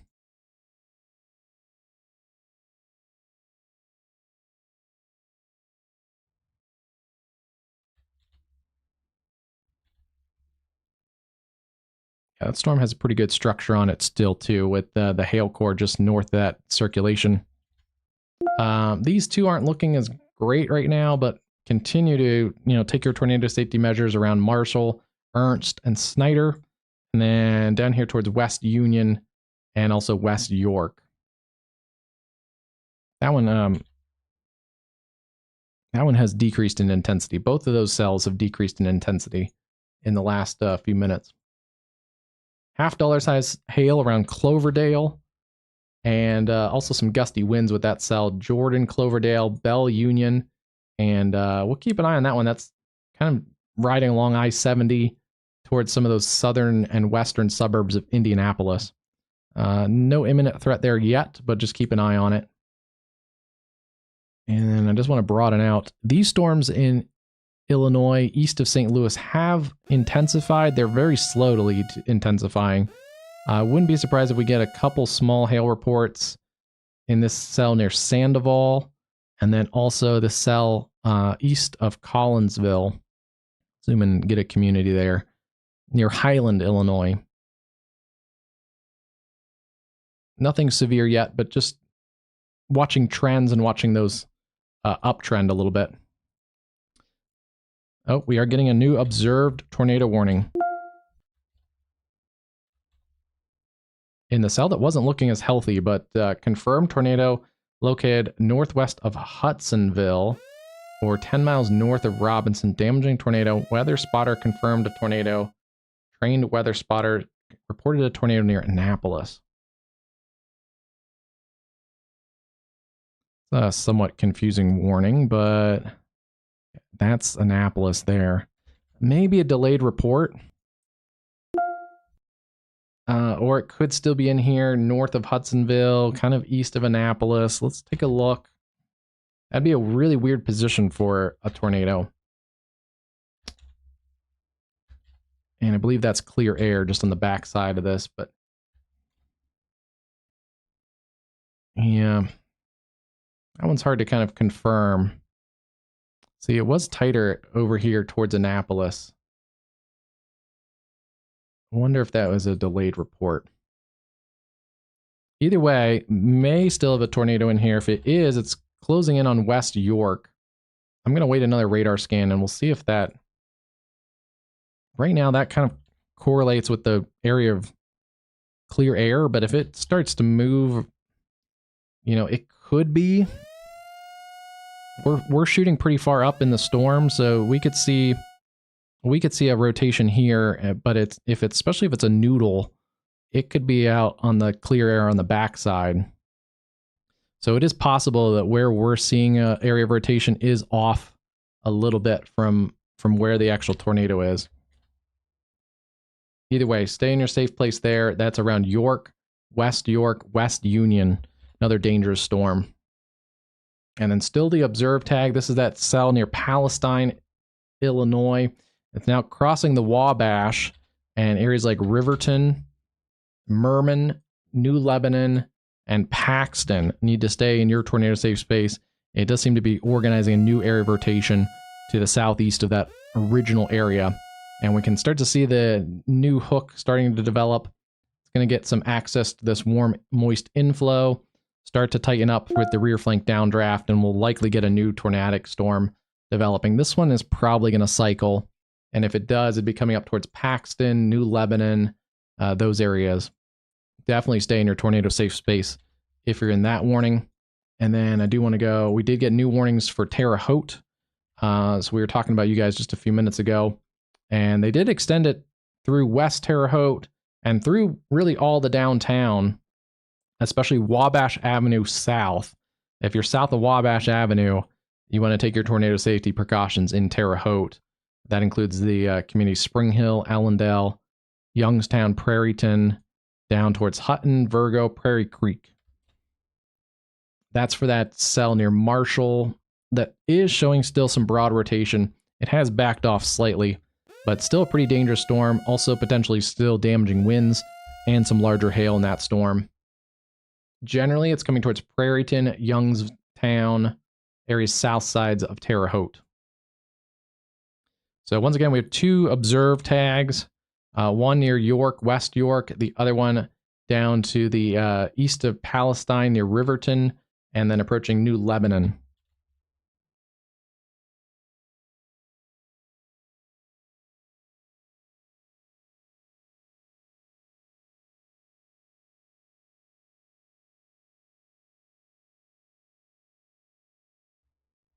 Let me see if we have any new tornado reports. Taking a break for just a second. Let me zoom out and make sure everything's good to go. Yep, we're good to go. We have 3 tornadic supercells. They are all kind of just working in a disorganized line of tornadic supercells. So yeah, they're all in this generally small area.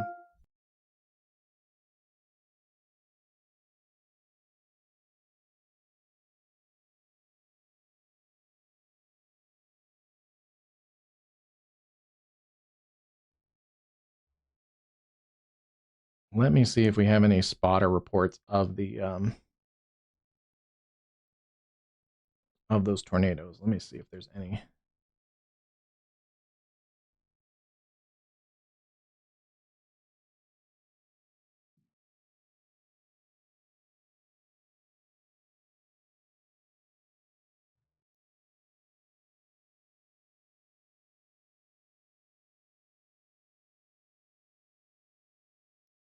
I'm guessing we will see videos and pictures of tornadoes. Yeah, here's one. Let's see. Tornado south of St. Mary. Where's that? That may be the one that we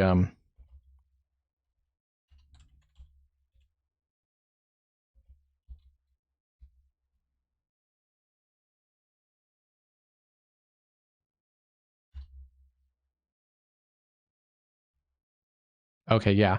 That would have been this one. I will post that on our, you'll see it across the top. WXCastUSA on X. Pretty nice shot. Yeah, it was a little kind of funnel, pretty classic looking little funnel.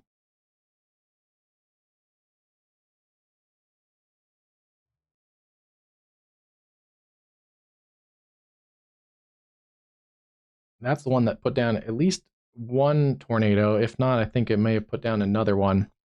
And then the second one may have been a stronger one. It's hard to tell if this was the same tornado or if it put down a weak one and then re-put down a slightly stronger one, because the second one, or at least the later path of this, is where we could see it on the correlation coefficient as it came across this area.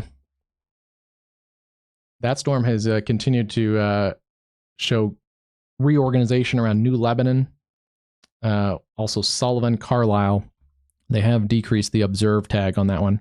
Trying to get this camera to work near Sullivan. There we go. This is in the tornado warning, so we are actually looking south, looks like. So this should give us a decent view as this storm closes in.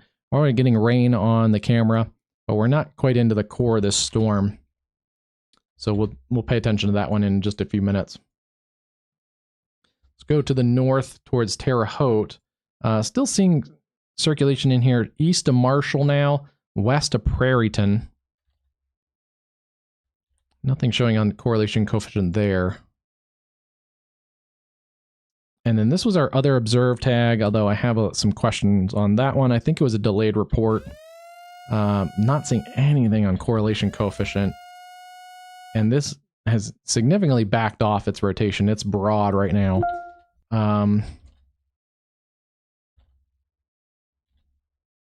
Yeah, that's still, I think, clear air. And the new circulation, this one may be trying to also cycle We'll see if it forms a new circulation out ahead towards Shelburne and Fairbanks. Keep an eye on this cell. Radar indicated half-dollar size hail. Radar indicated quarter size hail. Yeah, there's that rotation just south of Weaver, approaching areas on the west sides of Terre Haute. And then golf ball size hail near New Lebanon.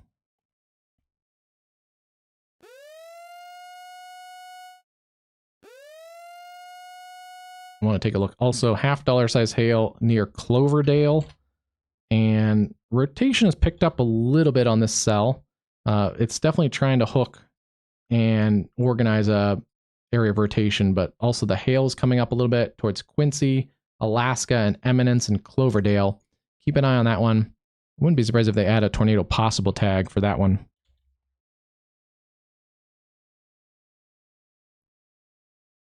We are seeing some lightning start to intensify on these cells back here towards Highland and Sandoval, so keeping an eye on those cells as well in Illinois.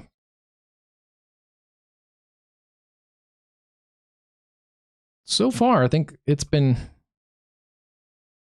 fairly similar to how the modeling looked the other day. It wasn't going to be a super widespread tornado outbreak. It wasn't like we're going to be hopping around to different states and one of those kind of crazy days where there's 20 tornado warnings at once or anything. It looked like it was going to be fairly localized, may come in a round or two. We had some morning storms and early afternoon storms drop some hail. This is kind of round 2. Seeing if there's any round left closer to the cold front. And as that cold front advances, it's cold front and dry line. It's very dry dew points west of St. Louis. As that advances into some warmer air, we'll see if we can break any storms out in the lower Ohio Valley. And that's also why they haven't dropped the tornado watches, because there is a possibility of some new storms going up in addition to the ones that that are ongoing right now. They are going to extend a new tornado warning through Sullivan, through Cass, Duggar, Vicksburg, Linton, Midland, and Jasonville, Indiana. So the Sullivan and Greene counties in Indiana. The hail is coming back up on this cell, so it does appear like it's re-strengthening. And this could be close to producing another tornado as it's crossing just south of Sullivan along Old State Route 54, coming towards the state forest, towards Paxton, Jericho, Duggar, and Linton. That's a dangerous cell.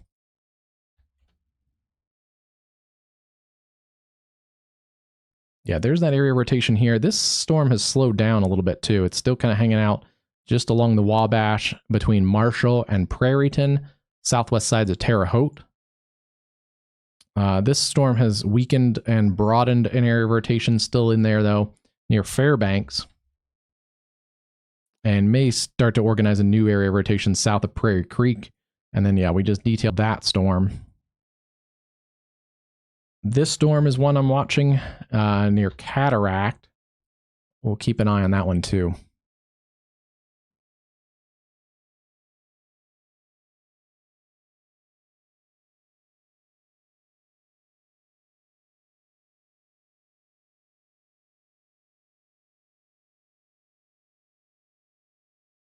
Seeing if we can get our camera to reload. It's kind of in the storm, so it's having a little bit of a struggle. I do want to take... Let's see. Ooh, this may be a better camera. Okay. See if we can get this one to load, too. This one is at Terre Haute along I-70, so... this gives us a pretty good view of what's going on in Terre Haute, which is just to the north and east of this area of circulation. So that's coming up, should be on the south side of Terre Haute in the next few minutes. And you can see the darker skies off to the left of that camera. That's looking generally towards this area of circulation. This has gotten re-observed. Looks like, yeah. We have a new observed tag, confirmed tornado located near Sullivan, damaging tornado, emergency management confirmed, and golf ball size hail. So just as I thought, this one was cycling near Sullivan. And let's see if we can see it in here. Ooh, that one's hard to see. Maybe in here near Paxton. That one's a tricky CC correlation, but it's likely in here near Paxton, or just west of Paxton. Yeah, right in here. County Road 600, County Road 100 and 125. Let's see. That may be it right here. County Road 600 and 125, lifting up towards Paxton, just south of Sullivan. Let's go back to our other camera then.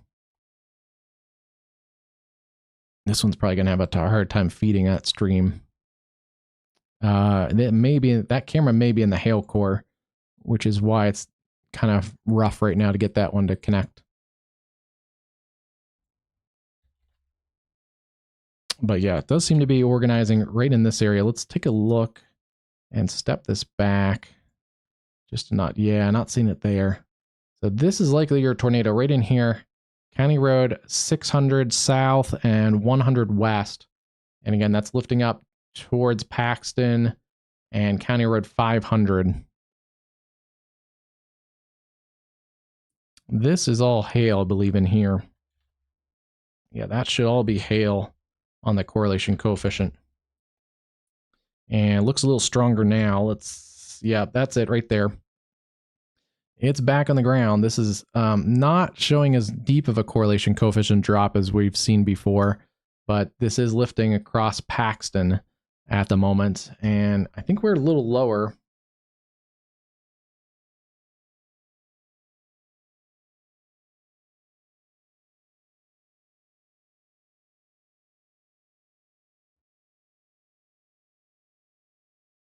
Okay, we do have some chasers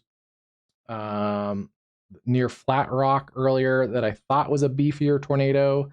It does appear like it was a multi-vortex, a little bit wedgier, not a full wedge, but a little thicker than the other report earlier of more of a cone-shaped funnel.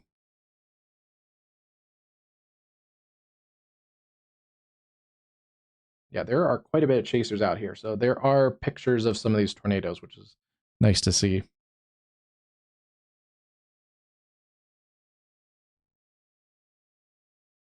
This one is likely still on the ground here at Paxton, south of Sullivan, Indiana.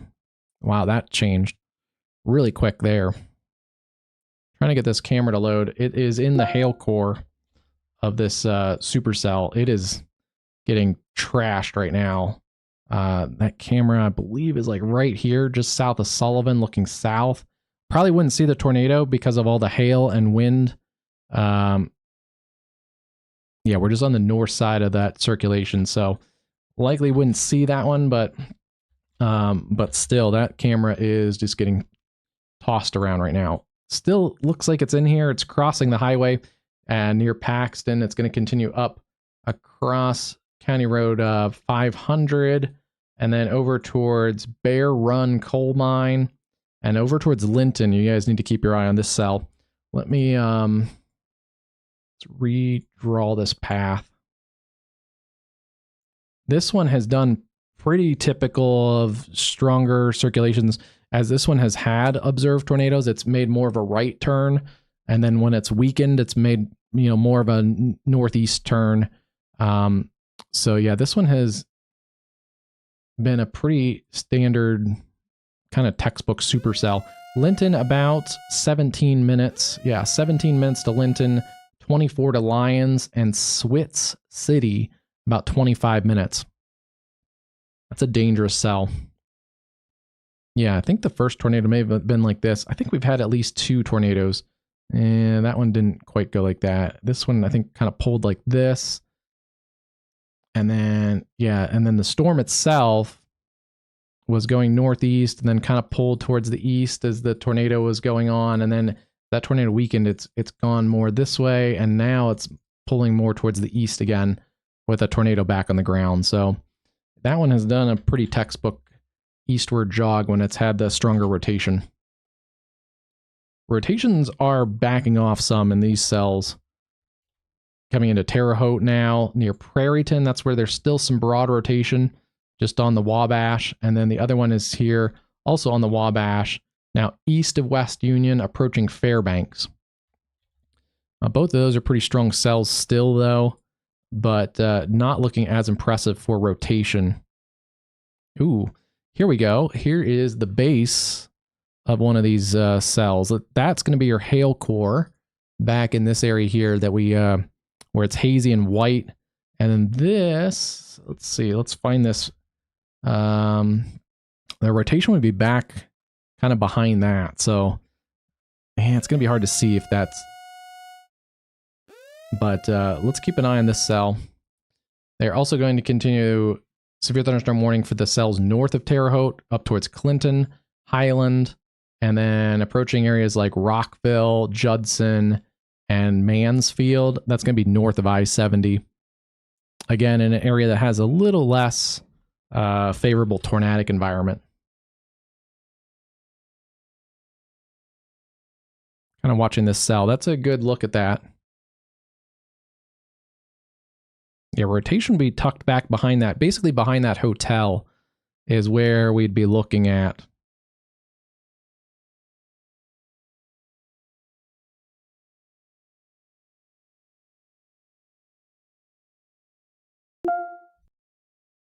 There may be some broad rotation. I don't think there's a tornado on the ground because you can kind of see there's some wrapping rain curtains in front of there. I think if I could look closely, there may be a wall cloud sort of feature back behind there.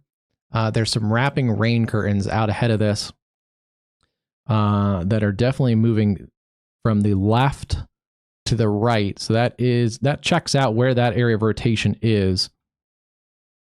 But I don't see anything like on the ground in the back. There's not a lot of darkness underneath that. So there's a lowered base back there. But yeah, we'd be looking right in this area here, back behind that hotel. It's a great camera shot. Hey, OP Chipmunk, how's it going today? Not anytime soon. You guys may get storms later this evening. We're kind of waiting to see how that progresses. There's a chance that you guys get some stronger storms, but it's going to be after dark. They did earlier this afternoon kind of extend the slight risk all the way to the west side of Columbus. So yes, there is a chance of severe storms around Dayton later this evening. The storms right now are basically in our enhanced risk area that stretches across eastern parts of Illinois and then southern parts of Indiana. So we're pretty much right where we thought we'd get tornadic storms. And yeah, the ones that have been the most tornadic have been solidly in that enhanced risk.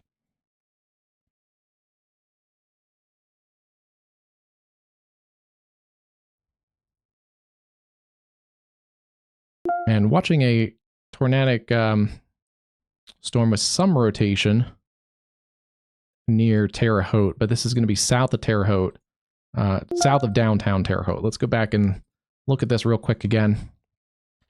Yeah, that rotation is going to be south of Terre Haute. It's starting to get wrapped up in this rain. That camera is right here looking back towards that rotation. And we could see some wrapping rain curtains, but nothing on the ground. This is kind of got tucked back underneath the back side of this. So it's kind of in a weird spot. It definitely doesn't look as classic of a supercell as it did earlier.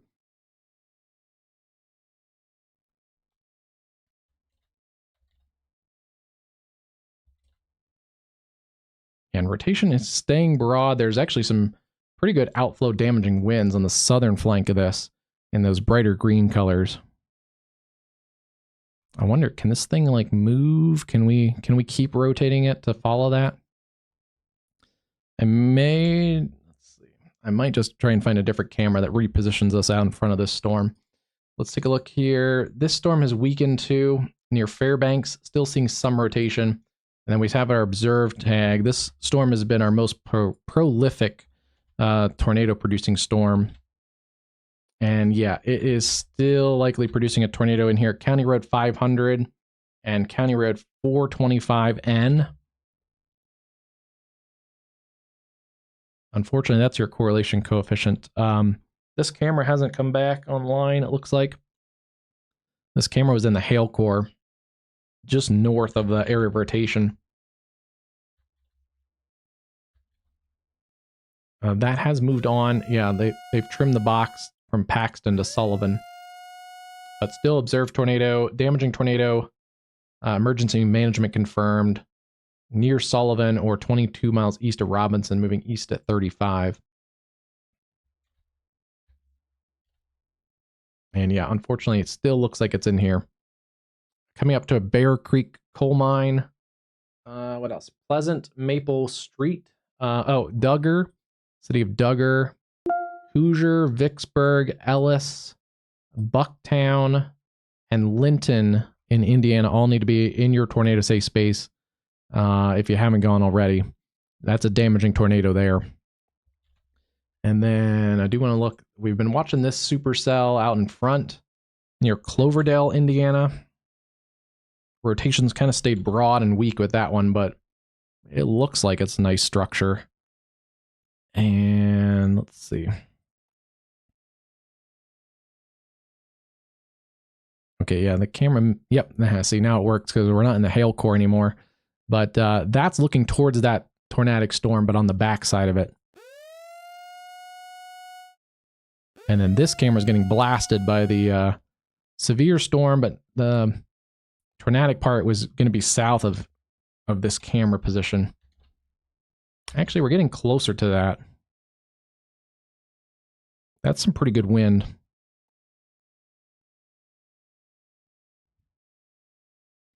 camera position's like right here.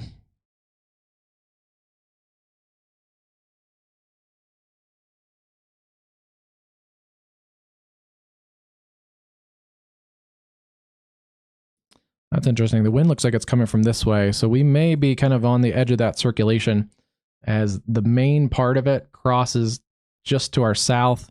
As we get on the back side, we're kind of on that side of the circulation. So it's kind of right in here where our camera is. They are going to continue that radar indicated area of rotation from Terre Haute, Sealyville, Stanton, Turner, Brazil, Knightsville, and Harmony down to Centerpoint, Art, Corey, Riley. Yeah, kind of. It's definitely broadened, but it's still in here, and I think we're seeing that rotation kind of by the wind direction. I'm kind of keeping an eye on this camera here real quick. Yeah. That camera position is basically in the circulation. That's a good camera spot for that. Still observed tornado near Duggar. Don't like that. Still seeing in here between Stringtown, Gamble, and Duggar. Looks like there's still a CC drop in here.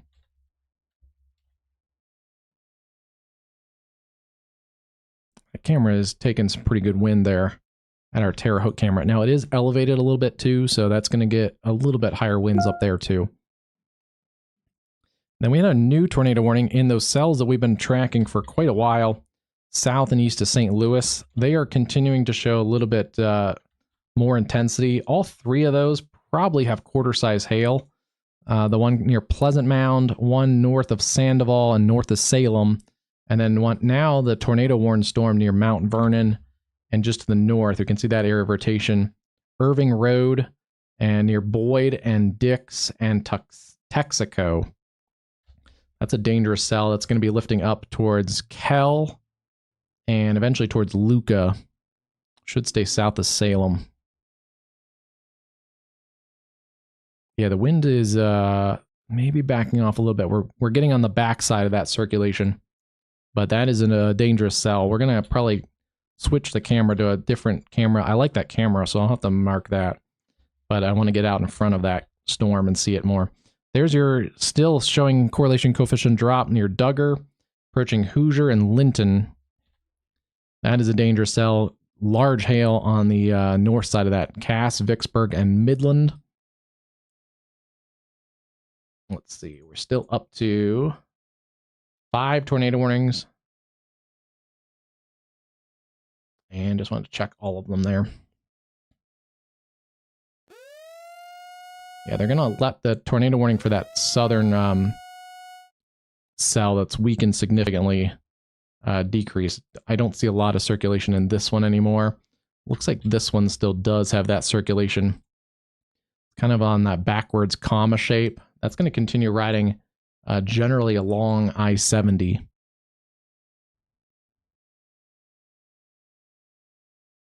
Yeah, see, the winds have calmed down now. So we're on the back side of that circulation. That's a great camera. That basically just rode that out. All right, let's get a different position.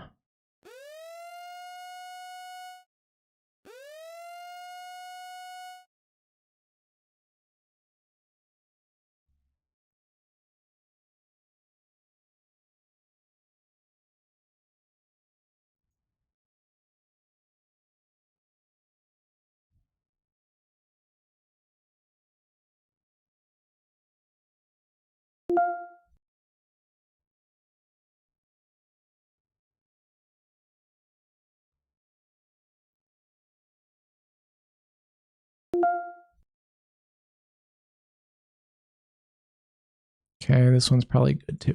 This is just on the leading edge of this tornadic warned storm, and just to the east of that circulation that we kind of had our camera in for a little bit. But yeah, there's a strong winds there, and then the camera clearly showed the wind direction change on the back side of this, and then there's a little bit of a weak region. So this is basically over I-70 and the southern sides of Terre Haute. Continue to take your tornado safe space if you're out here towards East Poplar Drive, Holman Drive, out towards areas like the Holman Institute of Technology. I believe the airport in Terre Haute's out here on the east side of town. Sealyville, towards Staunton and Brazil, all need to stay in your tornado safe space. We'll see if we can get a camera inside that circulation again. But that was a pretty nice look at it. We had wrapping rain curtains for a little while there too. Didn't see anything detectable on that camera that showed it was on the ground, but certainly could tell there was a circulation there. Still seeing a circulation here near Ellis and Victoria. That's your correlation coefficient drop and correlates with the area of rotation. It's going to be just to the northwest sides of Linton and continuing here towards Hoosier and Linton. That's a dangerous cell that's had multiple tornadoes. I think at least 2 or 3, as well as some large hail reports. And then watching this cell, this is a other supercell. Hasn't shown as much rotation, but definitely has that look to it sometimes. But it's near Eminence, coming into Mooresville, Young, and areas just west of the airport around Plainfield. That's at least going to be some quarter-size hail, some damaging gusty winds. And then a couple of updates. They expanded the tornado warning through Kell and Hickory Hill along State Highway 161 near Uniontown, as that cell is working just across the highway near Idlewood and Dix, north of Mount Vernon, and it's moving away from Mount Vernon. Watching these other cells also here into southwest parts of Illinois, and then extending a tornado warning through Bloomfield, Worthington, and Freedom, also Jasonville. That's for this cell. This cell is generally headed towards the Bloomington Metro, so keep an eye on this cell. If you know anyone at Bloomington, you maybe want to give them a call. Let them know about this cell, and we'll track this out here too. This is for Clay, Owen, and Greene counties. Let me get 35.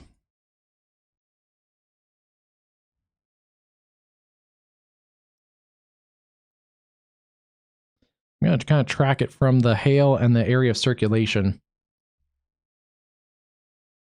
but roughly about an hour if it stays on its current track towards Bloomington. So it looks like that circulation has passed to our north on this camera.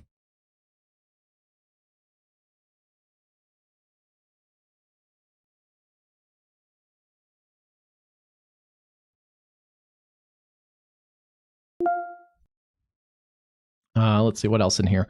Freedom, about 30 minutes. Worthington, Indiana, about 19 minutes. Dangerous cells. So we've already had a couple tornadoes confirmed today. We've had some large hail. That storm earlier had in Boone County, West Virginia, 1.5 inch diameter hail. I wouldn't be surprised if we get some larger hail reports in here eventually from behind these couple of these supercells. Okay.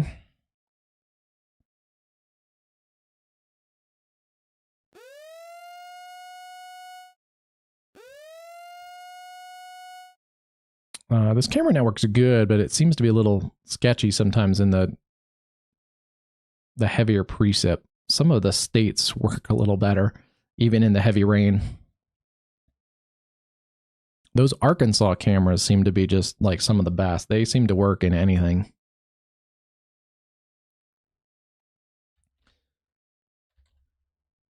Ooh, that is a really messy CC. We're kind of far from the radar. Looks like it's weakened here on the north side of Linton. There still is kind of messy CC, but once again, this could be lofted debris. Back to radar indicated. Could still be on the ground. It's really hard to tell in this one, but it'd be on the north sides of Linton, near Hoosier. So just north of Linton. Anywhere in Linton, you need to stay in your tornado safe space, but the path will be just north of that. Bloomfield, Switz City, Worthington, and Tulip are up next in southwest parts of Indiana. Let's go back to this cell. This one was still in here, but it's kind of broadened a little bit.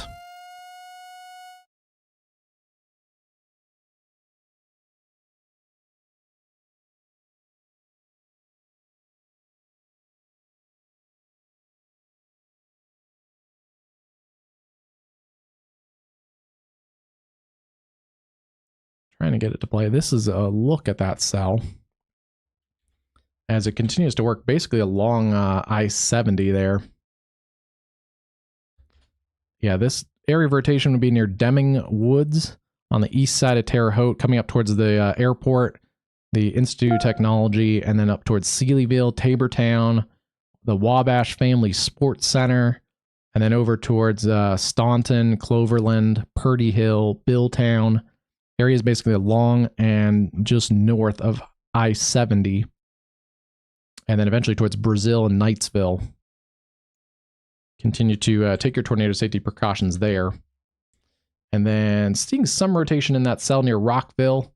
Keep an eye on that one. 60-mile-an-hour winds with that cell. And then this cell is a supercell that's coming into the west side of the Indianapolis metro, west of the airport, Plainfield, Mooresville, and Brooklyn. And then we also got a new severe thunderstorm warning. I'm guessing in the next few minutes, these probably all will be severe warned, but the one near Pleasant Mound, along Highway 70, Mulberry Grove, Vandalia, Smithboro. Some broad rotation, but it's mostly a hail producer. Golf ball size hail. Likely some small hail in this cell near Kimmundy, Illinois.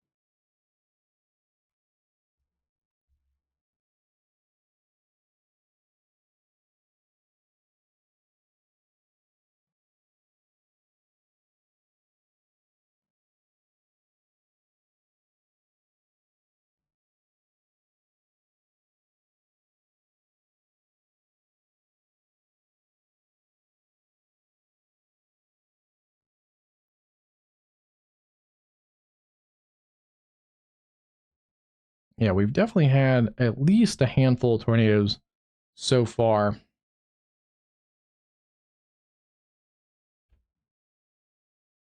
And yeah, luckily some of this has stayed from some of the hilliest terrain. So it's allowed some of the chasers to get some pretty good confirmations of these. But the problem is some of these chasers are, well, some of them, I guess if I was here, I'd probably hook back towards these new cells because the Wabash River in here cuts off some of the progress to get back in front of these storms. Especially down in here, it starts to get hilly and woody, so it becomes less favorable chasing territory, which means it's harder to outrun the storm and get back in front of it. So that may affect some of our ability to get really, really like immediate tornadoes on the ground kind of confirmations, but we'll see about that. This one is likely going to cycle again. Looks like a new area of circulation is starting to develop to the north and east of Linton. You can see the inflow coming in here, and then your flanking is in here. So it's going to start to tighten back up, try to localize. This would be north and east of Linton towards Dixon, Swit City, Worthington would be next in line for that cell.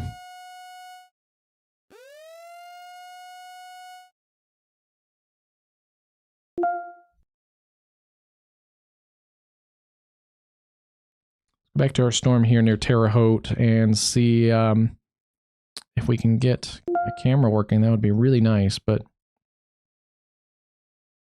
still seeing some rotation in here. It's near the airport.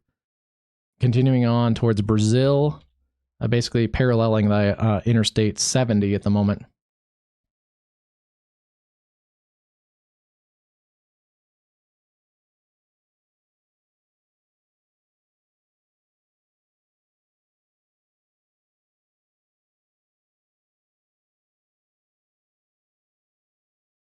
And then I thought I heard a new tornado warning going off, but maybe not. We are getting a new severe thunderstorm warning for areas north of Charleston, West Virginia. Gusty winds and quarter-size hail coming towards Spencer.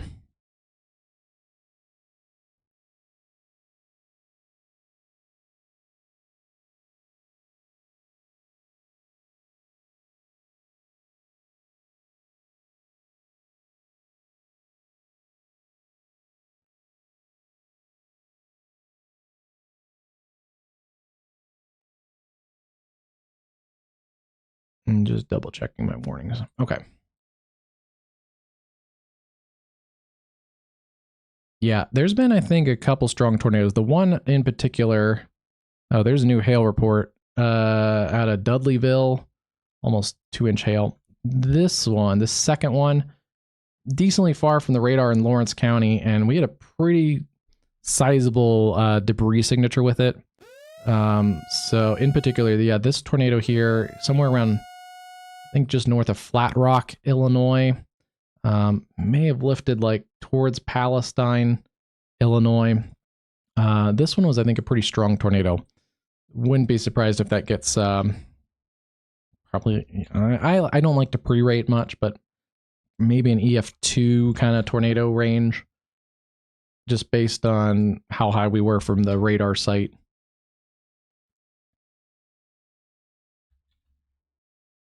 This one has put down, I think, the most serious tornado so far, this cell. It's going to reorganize again. It's also put down some pretty good size hail, and that's coming towards Worthington and Johnstown. So if you're out ahead of this storm, this one really, really means business. And then I'm paying attention to this cell as it closes in on the Indianapolis metro. It still has broad rotation. It's not very localized yet, but continuing to watch that one coming up towards Mooresville, with some larger hail in here too.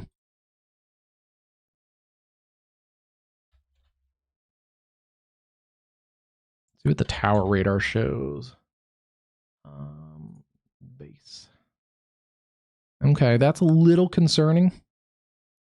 Because this is the tower radar that shoots pretty low to the ground, especially for airplanes and dealing with wind shear. So we are seeing a low level circulation. It's not super broad, but it's not super broad, but it is definitely an organizing low-level circulation. If that does get tighter, wouldn't be totally shocked to get a tornado warning out of that. Let's take a look, and I'm using a different rate. Oh, there goes the camera. It's working again. Or did it just update? No,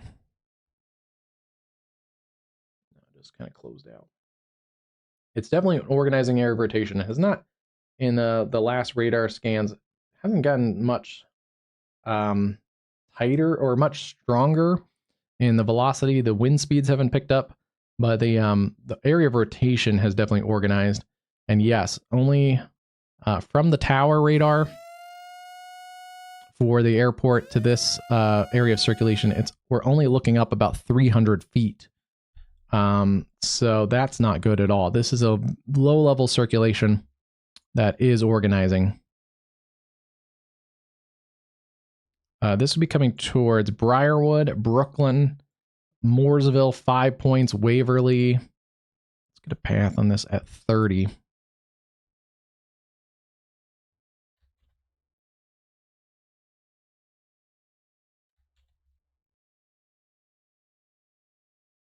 I'll take it out kind of from this leading edge and put it down at 30.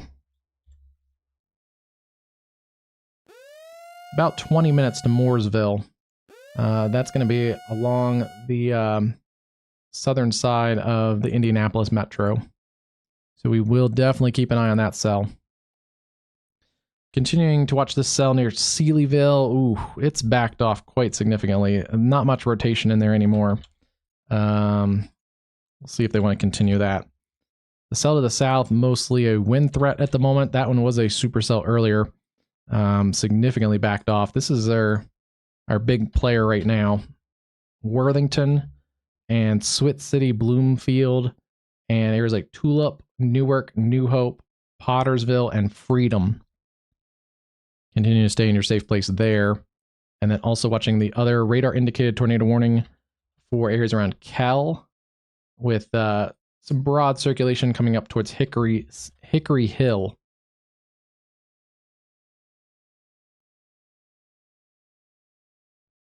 So we're down to, I think, our lowest amount of tornadic storms here for a little while.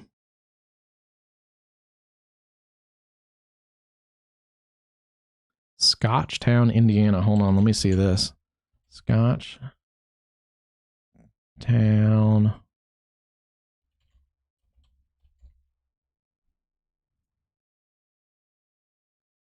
Oh, that makes sense. Okay, that's where that camera was, kind of close to this camera. That wasn't really broadcasting much. This was the hail core of this tornadic supercell. Hail basically covering the roadway. It looks like it's snowed, but yeah, that's a nasty supercell. Mesoscale discussion notes that supercell ongoing history of tornadic production. So that's going to be the highlight there.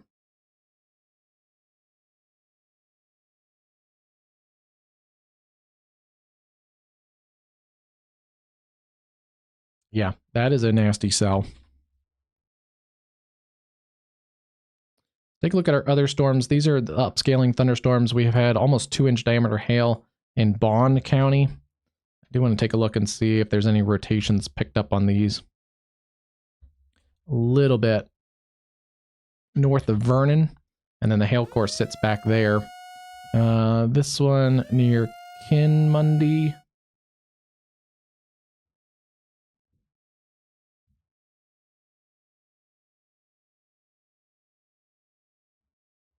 Has a little bit of rotation on it.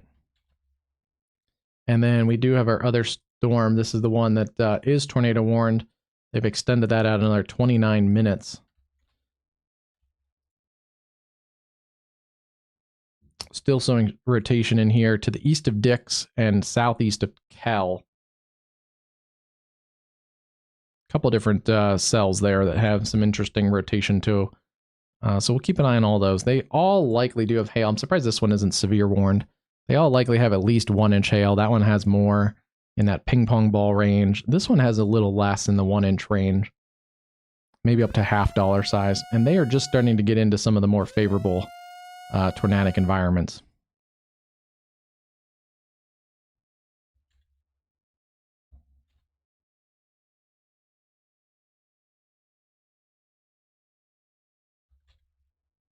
Watching this cell organize. In fact, we may kind of hop out in front of that one. It's going to be north of Martinsville, towards Brooklyn and Mooresville.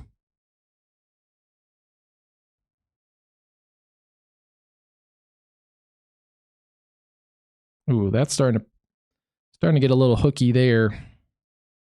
That one is the one that we saw the low level rotation on the tower camp. Oh, geez, look at this shot. All right. That is definitely an organizing area of rotation. We're going to get a camera on this real quick. Still not showing a ton, but it's in here. It's a little messy right now, but that is an organizing area of rotation. Again, keep an eye on this one. Mooresville, Waverly, Bluff Creek, Brooklyn. Wouldn't be surprised if it tightens up more if we get a tornado warning out of that one. And there's a look at this. Look at the basically big cake. Looks like a wedding cake on the this flank here. That's going to be looking generally towards the area of rotation. It's probably too far away to really get some detail on. The hail core sits behind that. But that is a nasty cell. As I kind of suspected, they're downtrending these cells near Brazil. So no longer a tornadic threat, 60 mile an hour winds, maybe some small hail. It's going to be, this one is going to be a bigger threat for tornadic development. Down here near Brooklyn, near the Bradford Woods, Center Valley, Bethany, Brooklyn, approaching areas like Waverly and Waverly Woods. See that lightning has really picked up on that cell too. Hail likely coming towards Mooresville. And then I want to take a look and see, since we do have the tower radar right in this area. Still kind of hard to see, but looks like that old area of circulation it's still rotating, but it's starting to develop a new hook. So this is number 1. And then the new circulation taking over is going to be this one that goes further south. So interesting to see that on radar. And we're only, again, looking up about 300 feet. Yeah, so that old circulation is kind of getting lifted off in here. This is probably close to needing a tornado warning soon. This is going to be, yeah, it's definitely picking up in intensity here near Center Valley and Beech Grove, coming towards Brooklyn. And that is a look at that. Look at that. Nothing I can see in that shot saying that's on the ground or anything, but just impressive structure with the basically a wedding cake kind of rotating above this camera. And I may pop and see a lot of lightning. The lightning is definitely picked up in that cell. I want to see if we can get a slightly different view of this.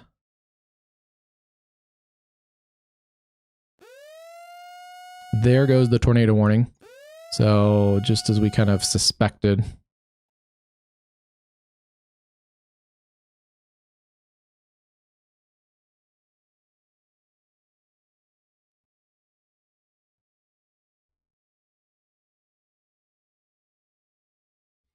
New tornado warning, radar indicated here. Beech Grove, Centerton, Brooklyn, Adams, Banta, Waverly, and Lansdale.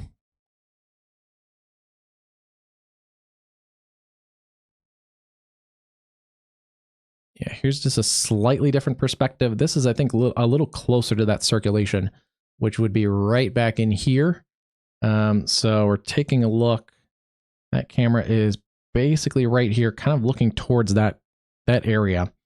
The camera may be a little bit south of there, but essentially that's where we'd be looking. And this is wrapping up pretty quickly here. Centerton, Center Valley, over towards Mooresville, 5 Points, Waverly, and Lansdale. That is quickly matured. Well, it was a supercell that we've been tracking for a while, but it had not shown a lot of rotation until the last little while. Let's go and look at our other cyclic supercell. Still a ping pong ball size hail producer, and still potentially a tornadic producer, but right now it has weakened some. And then also looking at these cells back here, still seeing rotation in here near Hickory Hill and Shields. And then still seeing some broad rotation near Kinmundy. And then this one's producing ping pong ball size hail near Vandalia and Chaubonnet, Illinois. Hopefully saying that right.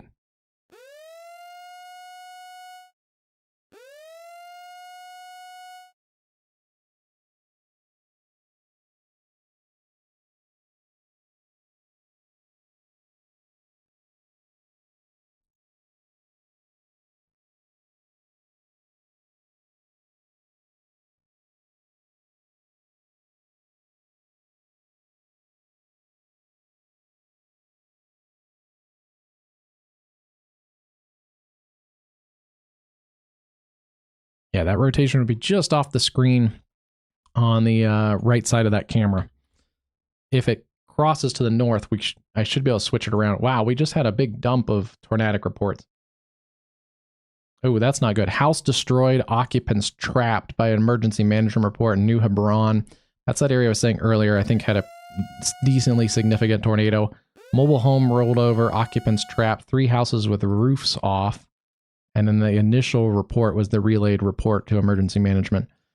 Yeah, this tornado near Flat Rock, in here near Villas, small community of Villas, may have been a more significant tornado, which is what the National Weather Service was warning for since they upgraded to the enhanced risk. And then also the tornado watch also calls for a few strong tornadoes.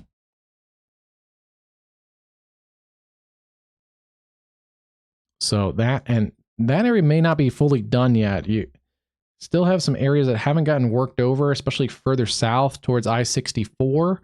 Some of this area up north of that tornadic storm is probably going to be a little rain cooled, but like these southern ones, if they could stay a little bit on the southern edge of this, they may be in a better environment. We haven't really had big storms south of Lawrenceville or Vincennes. I think that's Highway 50. If I remember right, I think that's Highway 50. We haven't had too many big storms south of there.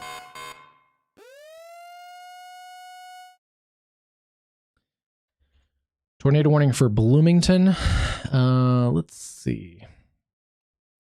We have 2 tornado warnings now into the more populated areas of the Indiana. Still seeing that Centerton and Brooklyn area. And yeah, there is the basically rotating updraft just off to the side of this camera. Very impressive. Looks a little bit disorganized compared to how it did look just a few minutes ago.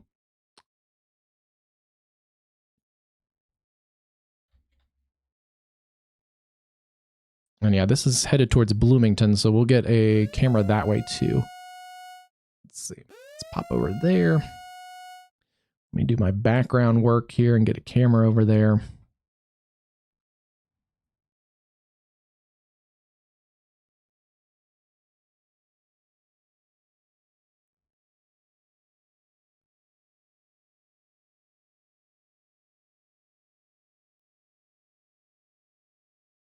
Okay, camera there. That's good to go.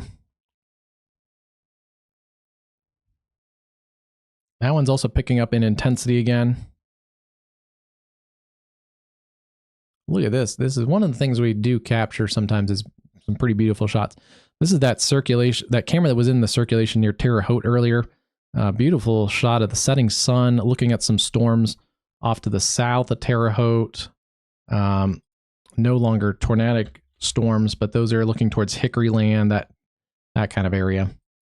We do have some severe storms north of Terre Haute, and also east of there. Greencastle, Cloverdale, Roachtown, or Rochdale, Crawfordsville, mostly just general severe thunderstorms. And then we do have our severe warned storm near the airport, with the tornadic part of that storm to the south near Brooklyn and Bethany. We're seeing rotation intensify again on this cyclic supercell near Newark and Salisbury. It's lifting up towards Bloomington. And then also they did add a new tornado warning for the cell near Vandalia, which does have some rotation down in here. Let's see. Kind of a weird, messy CC. We're a little further from radar here, but there is rotation in there. This cell also has some rotation and some hail. Yeah, there's a little bit in here too, near Kinmundy or Farina. I'd watch both of these cells as they continue to lift to the north and east. Laclede, Edgewood, Mason, and Watson. And then this one is towards Brownstown, also Laclede, and areas like Confidence, Lugoti, St. Peter, Wilburton, St. Paul. A lot of saints out there in the middle of Illinois.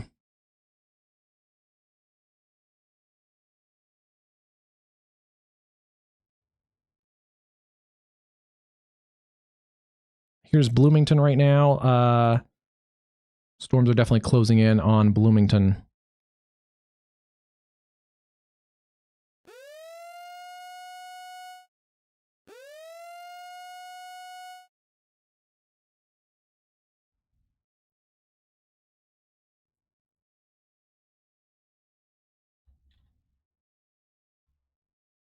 And then here's the look at that cell that's tornado warned. Just off to the north of this camera. We may be able to reposition and see if we can see anything on this side of this camera. A lot of lightning with that cell.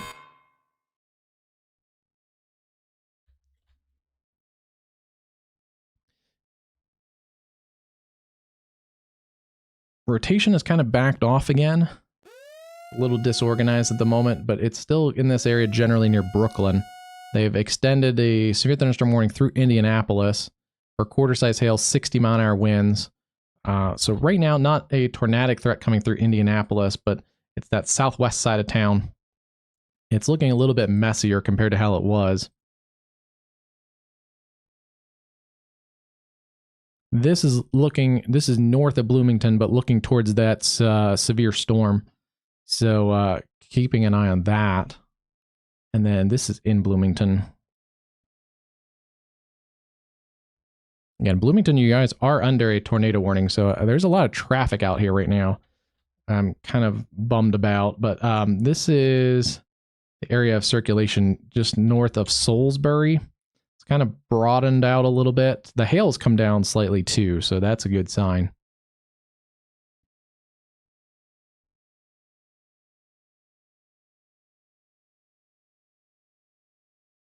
.45 in the central time zone, 6:45 Eastern. We have 3 tornadic supercells warned right now. One southwest of Indianapolis near Brooklyn, Indiana. One west of Bloomington near Salisbury, Indiana. That one is a cyclic supercell that's produced at least multiple tornadoes and at least one strong to significant tornado. And then the other one is a tornado warned storm near Vandalia, Illinois.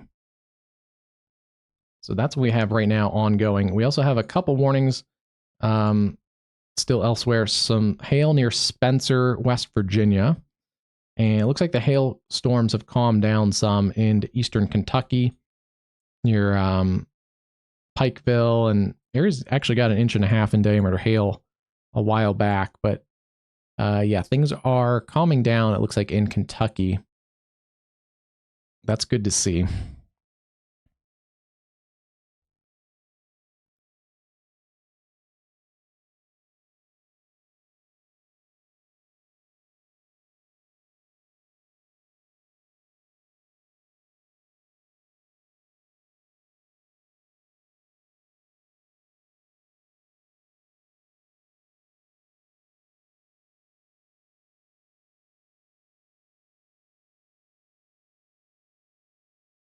Starting to get dark. So we're going to lose some of these cameras. 51-mile-an-hour wind gust at Robinson. Robinson was north of that tornadic circulation, so that's good to see there. We haven't seen any like super significant straight line wind reports yet. We'll see if we get any, but mostly it's been the tornado reports and some larger hail, which we didn't get much in the last live stream. If you're new here, give us a follow, like and subscribe, hit that bell icon, get notifications when we go live. Just getting into this spring severe season, so we will be live, I'm sure, a lot more. Here's this supercell south of the airport, and we're really close to both radars. The National Weather Service radar as well as the tower radar, and giving us a really good look at this storm.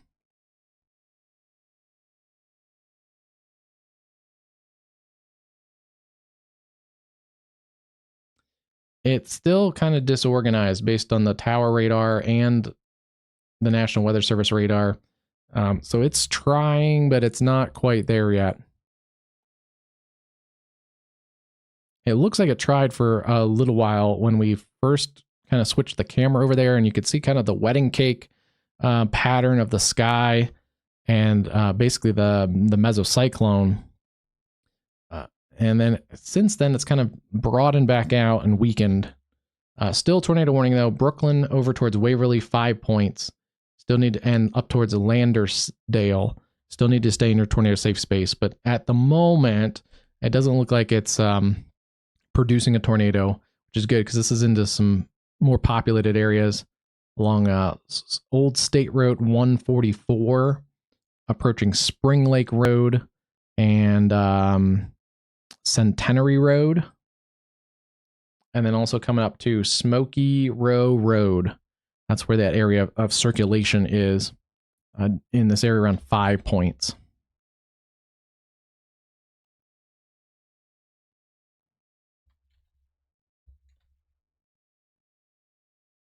This other cell is definitely means business here. It's trying to tighten back up. So I do want to watch this cell as it's generally approaching the Bloomington Metro.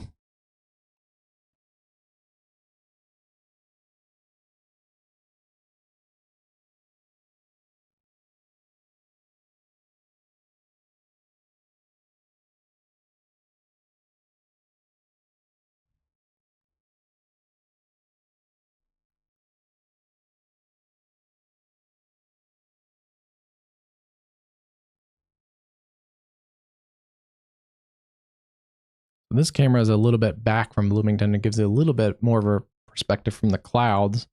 This one is kind of like right on the street level. Let's go back here and see our radar indicated tornado warning around the Vandalia area.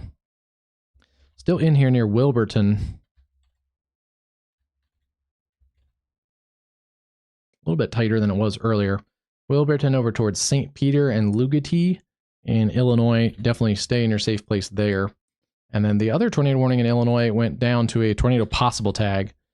Still seeing some broad rotation in here near Johnsonville, Orchardville, approaching Sisney and Renard. But that one doesn't look quite as impressive right now. So I agree with that. Tornado possible tag. These are all well east of St. Louis, so St. Louis not a tornadic threat right now, or for the rest of the day.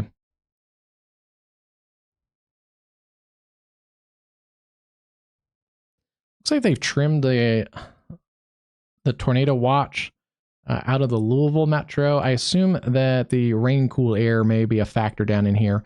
We had some pretty big mid-morning and into the afternoon storms. You can see those hail reports in here around Lexington and south of Louisville. That likely has stabilized the atmosphere some. Enough that especially now it's getting dark, not going to get a whole ton of new reinvigorated development.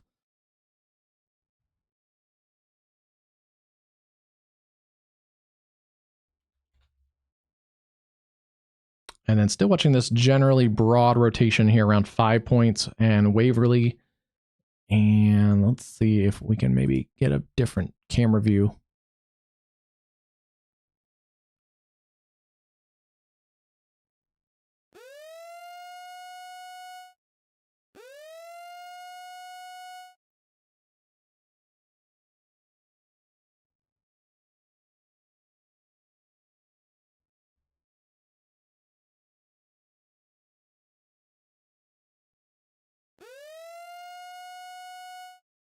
Okay, yeah, here's that lowering again. And the strongest circulation, if there is any, would be off probably to the right of the screen. This is kind of the edge of the updraft on the back side. So circulation would be a little bit past this. There's also some type of pole or something. So this is not a tornado on the ground or anything. If you see this big dark line right there, maybe a lightning rod or some type of thing is blocking that camera a little bit, but that is right at bluffs, kind of looking off to that side. That's that circulation. So that checks out. They have dropped that tornado warning, although it's actually looked a little more organized now than it did earlier. But yeah, it's not showing a ton of rotation at the moment.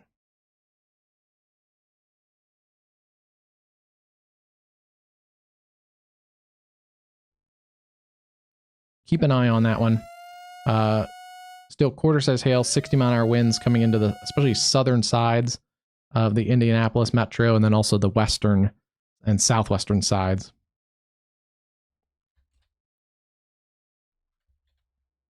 Radar indicated tornado warning continues here around Hendricksville over towards Bloomington. Again, Bloomington under a tornado warning. You guys need to take this seriously. This storm has had a history of producing strong tornadoes. It does look a little bit less organized than it did earlier.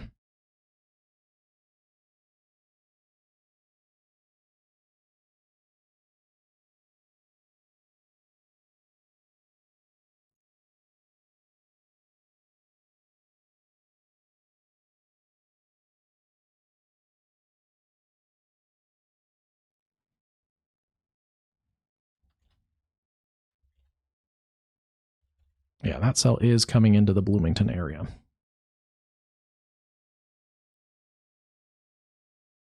I'm going to refill the water real quick before this thing gets towards Bloomington. And while that warning has expired, and we still have an ongoing tornado warning out here, south of Brownstown. Let's see. Getting into a weird radar hole, so it's hard to really see what's going on at the ground level here. But just to the east of Wilburton or over Wilburton, that would be where the circulation is. That's still a dangerous storm coming towards Laclede, Illinois. All right, let me grab a drink.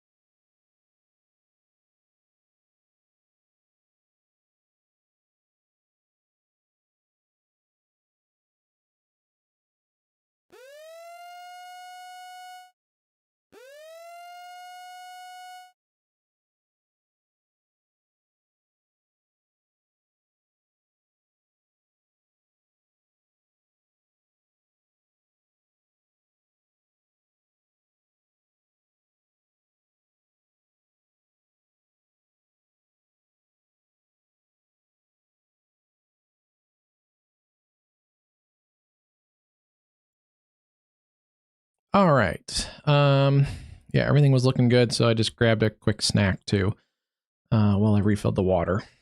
But let's see if we can see the cell. This is the one that's approaching Bloomington to the south. We did get an extension of that tornado warning near Laclede. That goes out towards Edgewood, Mason, and Watson. This area near Watson and Mason and Edgewood had our first tornado warning of the day earlier. So you guys are back under a new tornado warning. So if you know anyone that lives out here, make sure they know that. Text them, let them know there's a new tornadic storm out to their southwest. This is going to be headed generally to the east-northeast.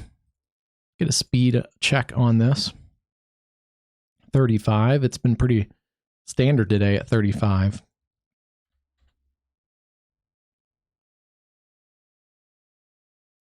And just generally, I'm going to take it out from kind of the leading edge of the more severe weather. But the tornadic storm would be, part of the storm would be back kind of tucked under this. Edgewood about 15 minutes, Mason 20, and Watson about 30 minutes till the kind of leading edge of the heavier precip and hail. Also watching this cell to the south, did have some rotation with it earlier, but maybe just some small hail with that one. Still a tornado possible tag on that cell near Sisney. It does have some rotation on that. Near Blue Point, so we'll keep an eye on that one too.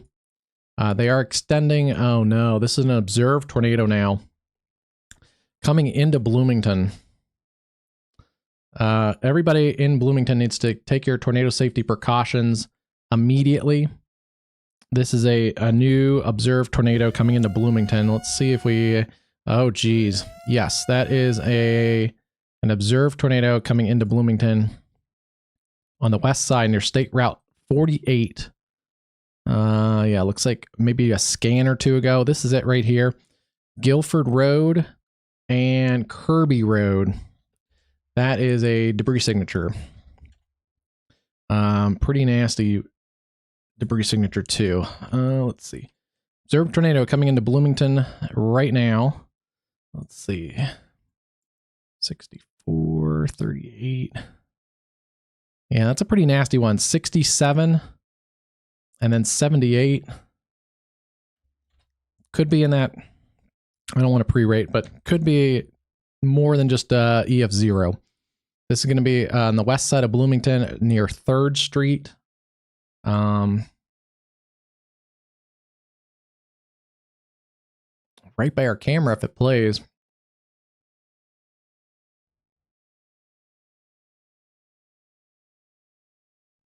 It's going to be coming in here to the west side of Bloomington on 3rd Street, Highland Village, near the Homewood Suites, the Outback Steakhouse, down Broadway Avenue, and then over towards downtown Bloomington. Everybody in Bloomington needs to be in your tornado safe space. A dangerous, dangerous cell right here. There's your debris signature coming into Bloomington now. Let's see. 1, 2.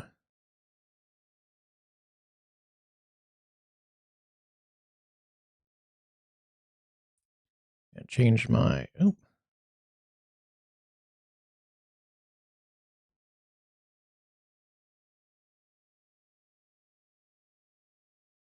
we're just going to go with that. Trying to get that camera to work, but it doesn't seem to be. But, all right. Yeah, still in here, State Route 48, 3rd Street, and then Clifford Road. Highland Village near the Kroger, the Outback Steakhouse. Not good.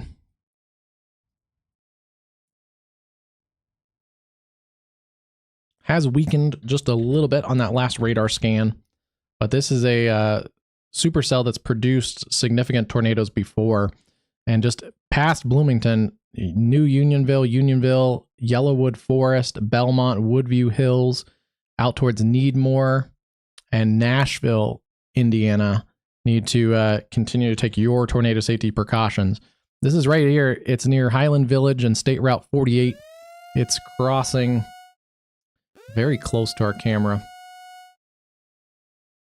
our camera is probably just a block or so, not a single block, but a city big block away from this, like the next major road up, which is State Route 45. Yeah, so there's the circulation. Our camera is here. A lot of cars still on the road for an observed tornado warning.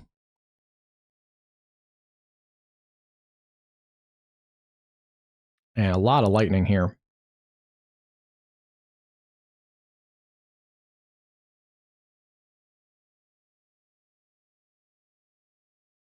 Yeah, we're at State Route 45.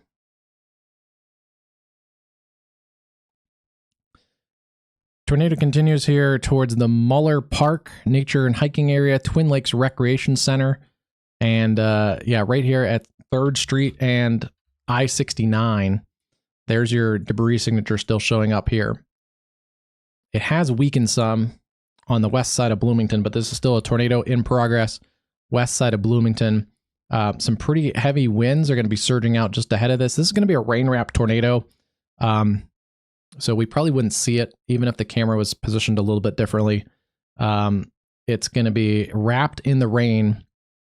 Again, State Route 48, 3rd Street, and then approaching I-69, and then also down here towards the Twin Lakes Sports Park, Bloomfield Road towards the Buffalo Wild Wings. You guys need to be in your tornado safe space anywhere across Bloomington. Anywhere across Bloomington, Illinois. Or sorry, Indiana. Bloomington, Indiana. I may have said Illinois a couple times.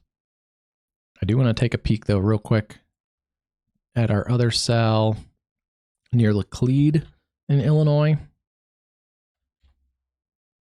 Still going there, but doesn't look like it's imminently on the ground. And then I want to check our cell near Beech Grove. Still there, but that has weakened. Some hail and gusty winds. So this is the main show at the moment. Tornado observed coming into Bloomington.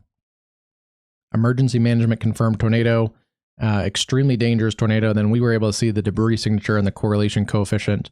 That's for central Monroe County and then western Brown County in south central Indiana. Has weakened just a slight bit.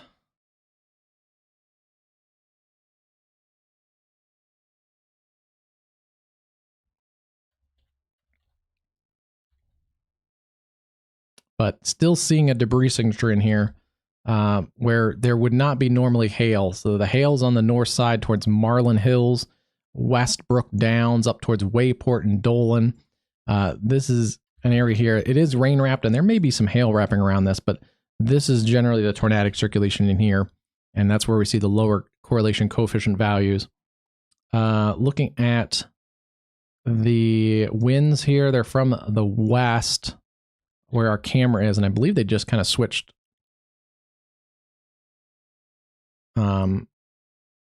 Which would make sense if this tornado is passing on the backside. Yeah, it's going to continue to work towards the east. So we'll start getting more westerly, northwesterly winds here. Still in here. But it is weakening. I don't see as much of a CC drop. There still may be some in here just on Allen Street and First Street, getting into some of the real populated areas. There's a big surge of wind on the backside of this circulation. Still way too many cars out and about for an observed tornado warning. Yeah, and there's the wind switching a little bit more northwesterly.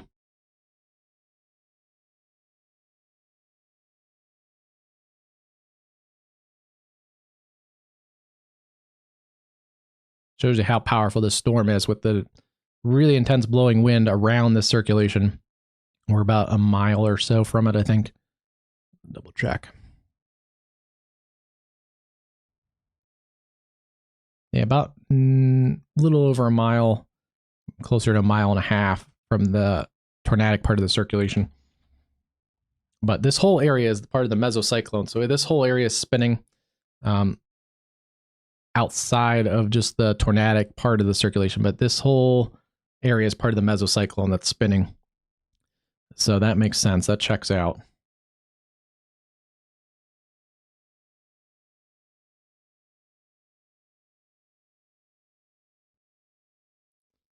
Tornado warning, continues observed tornado and ping pong ball sized hail.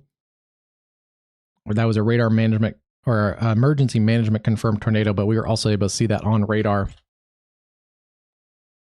And if it's still on the ground, it's basically over downtown Bloomington now. Seeing some CC lowerings. This could still be on the ground. Luckily, it's not a crazy tight CC lowering, so it's likely weakened from what it was a little bit ago as it was out here along State Route 48. But this still may be on the ground in Bloomington. Still a very nasty cell. This storm has produced, I think, most of the tornadoes today, and at least one, if not two, significant tornadoes.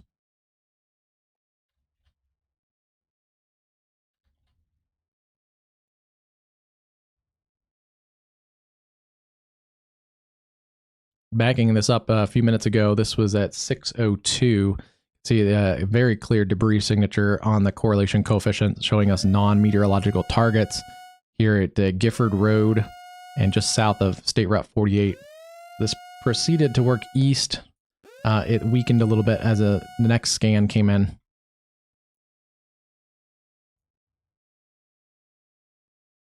Yeah, there was the next scan, and then the next one after that, still kind of following Gifford Road and 48.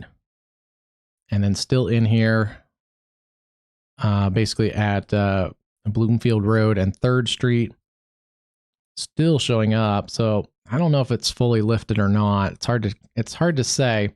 It may have been now. And then still showing up some here. Although again, like we said earlier, this could be some lofted debris that's just carrying with it. Either way, still a super dangerous storm. Basically crossing just on the southern side of the IU campus, down on 3rd Street. It's really kind of following 3rd Street through the city. Yeah, and 3rd Street is State Route 48 west of town, so that makes sense. It's tracking almost due east.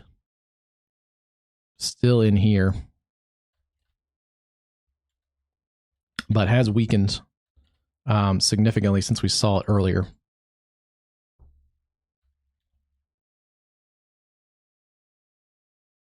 And you can see as that circulation is pulled away from this camera position, the wind has died down a little bit. I still see wind on the camera, but it's not at the crazy level of wind and rain curtains blowing across the highway like we saw earlier.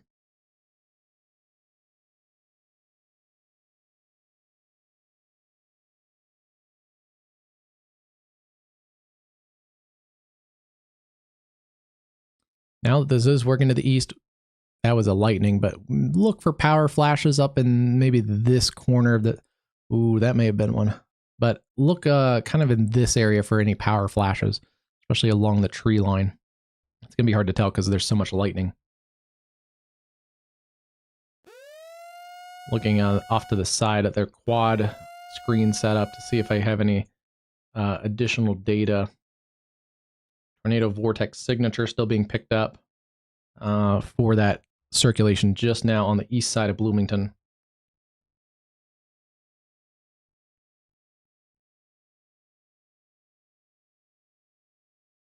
And I'm also kind of checking that other storm that's up on the southeast side of Indianapolis right now. Still not to the level it was earlier. All right, this is working to the east now.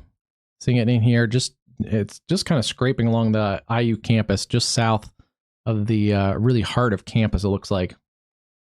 Let's check this again and see if there's any correlation coefficient drop to this. It's still kind of messy. It's hard to fully confirm that that's lifted. It's definitely weakened, but it may still be observed.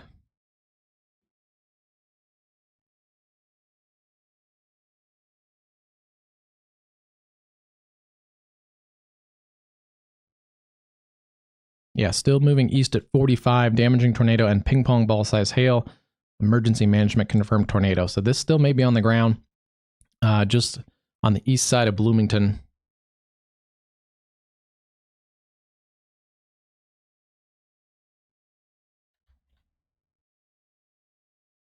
And also winds picking up east of Bloomington towards Woodview Hills too.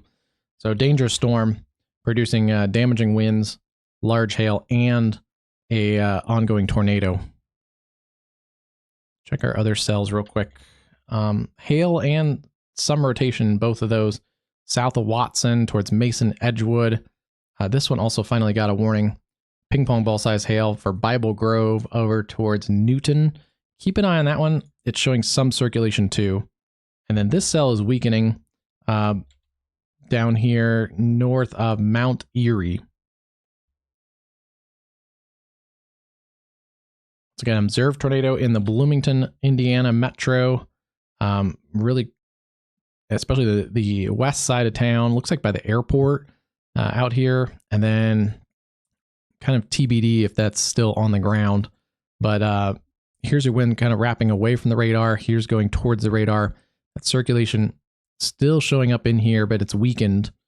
And that would be just near Kerr Road, also 10th Street, and then out here near the Aldi and the Fresh Time on 3rd Street.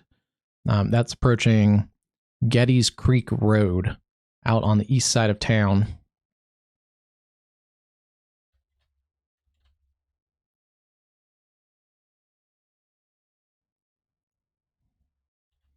And we still may have some debris. There may be some hail also wrapped down in here, which is also contaminating that CC a little bit. But this is going to, I think, try again. If it has lifted, this storm, I think, is going to cycle again, which would be, I don't know how many cycles, but we're seeing a pretty good band of inflow, a little bit of a weakness here, and that's on the leading edge of this inflow notch. So kind of your old circulation, and it may start to get pulled up back up into the storm, and then your new circulation starts to form here and then continues on with a possible tornado. So that's your potential ongoing tornado, and then number 2 would be your new tornado if it forms, and that would extend the threat out towards Nashville, Indiana. Nashville, Indiana, Town Hill, North Lookout, Camp Roberts area.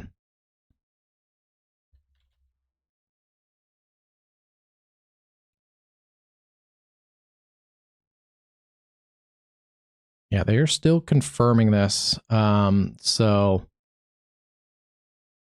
again, still see some messier CC in here, which could still be on the ground. Although in the last scan, it has lightened up some, but yeah, it may have went through the.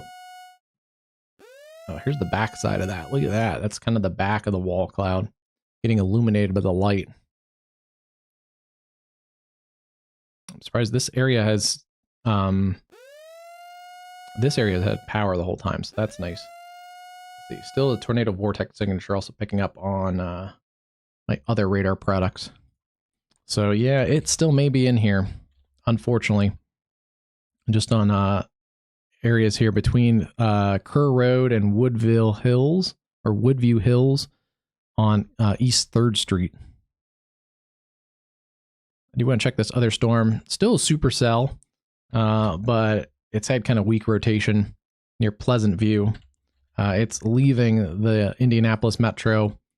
60-mile-an-hour winds, maybe some small hail coming towards Morristown, Greenfield, Knightstown. Keep an eye on that one as it kind of rides along I-70 and especially just south of I-70 with some of the worst of that storm. And I do want to look and make sure there's nothing else kind of developing on the back side of this, just to double check everything. Oh, at Bloomington area, the airport had a 70-mile-an-hour wind gust. At Whitehall, Indiana, at the Bloomington Monroe County Airport.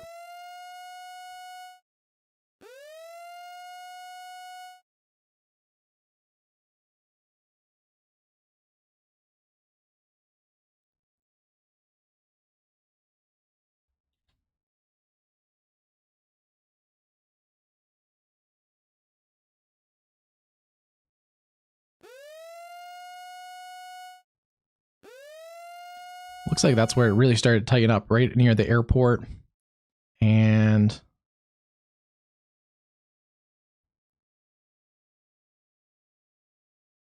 man, that checks out. They might have been in the outer circulation on that at that station there, because we were already getting some pretty good winds.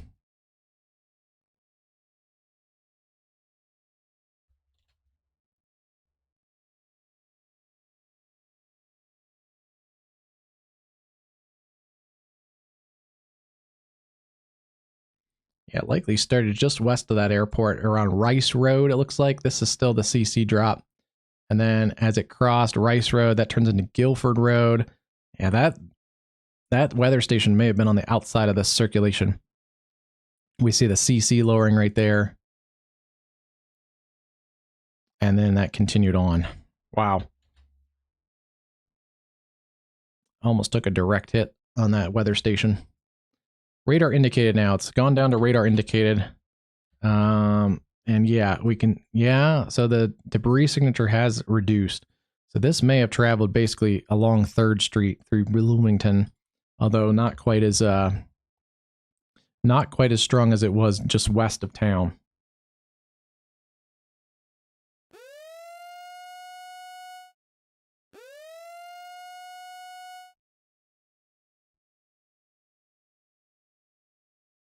Tornado warning continues for Columbus, Indiana. That's going to be for Shelby County, Brown County, Johnson County, and Bartholomew County, all in central Indiana. It's located 7 miles west of Nashville, or 8 miles east of Bloomington, moving east at 40. Tornado and ping pong ball size hail. Looking at this, I'm going to pull out from basically the leading edge of the circulation. So this will give you more of an accurate estimate for that tornadic impact. The hail may beat this by a few minutes. That's going to be, let me check this at 40. It's going to be right about now for Lannon, and then about 8 minutes to Nashville, Clarksdale about 18 minutes, and then if it does hold together, it would be about a half hour to the Columbus, Indiana metro.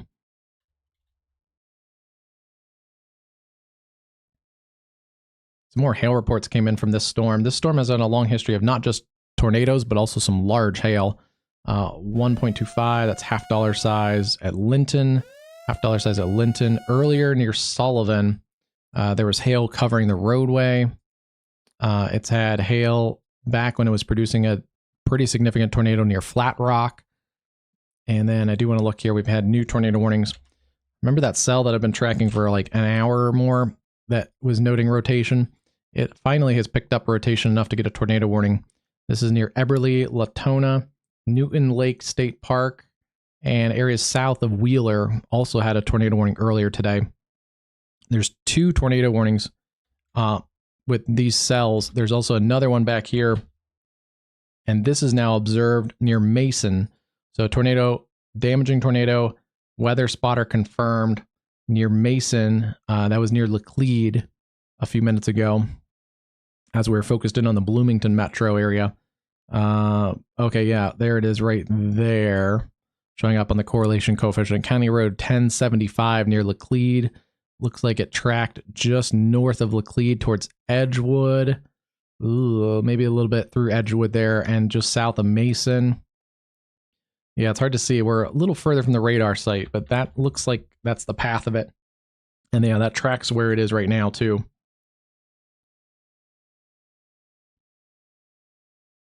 Both of these could be producing tornadoes. It's this storm, like the other storm that has produced tornadoes, some of the more significant ones today. This one has also shifted a little bit towards the east. It's made that right turn, which classic supercells do tend to do when they are producing tornadoes. So both of these could have tornadoes with them, either now or at any time in the near future here. And confusing because there's 2 warnings going on at once. So Hill, you just passed the tornadic circulation of the first cell, new tornado warning with the cell behind you. A really dangerous situation when there's overlapping tornado warnings from different cells. This area has also had a tornado warning before around Wheeler and Dietrich. So some of these people may be thinking that they got through the first one okay and they don't need to take shelter again. So there can be some short-term warning fatigue that kind of kicks in. Near Winter Road or Winter Rod and Newton Lake. 2 tornado warnings there in Illinois. Let's take a look at that other cell. Still has some broad rotation and weak rotation north of Mount Erie, with maybe some small hail as well in that cell. All right, our Nashville, Indiana storm still has broad rotation in it. It's going to try and cycle again, it looks like. Maybe trying to localize with the inflow in here and the outflow in here. So we'll kind of keep an eye on this as, again, it's just south and west of Nashville, Indiana.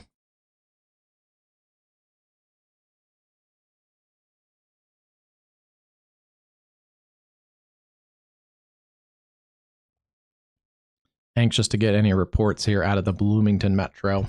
Let's see if we can have any.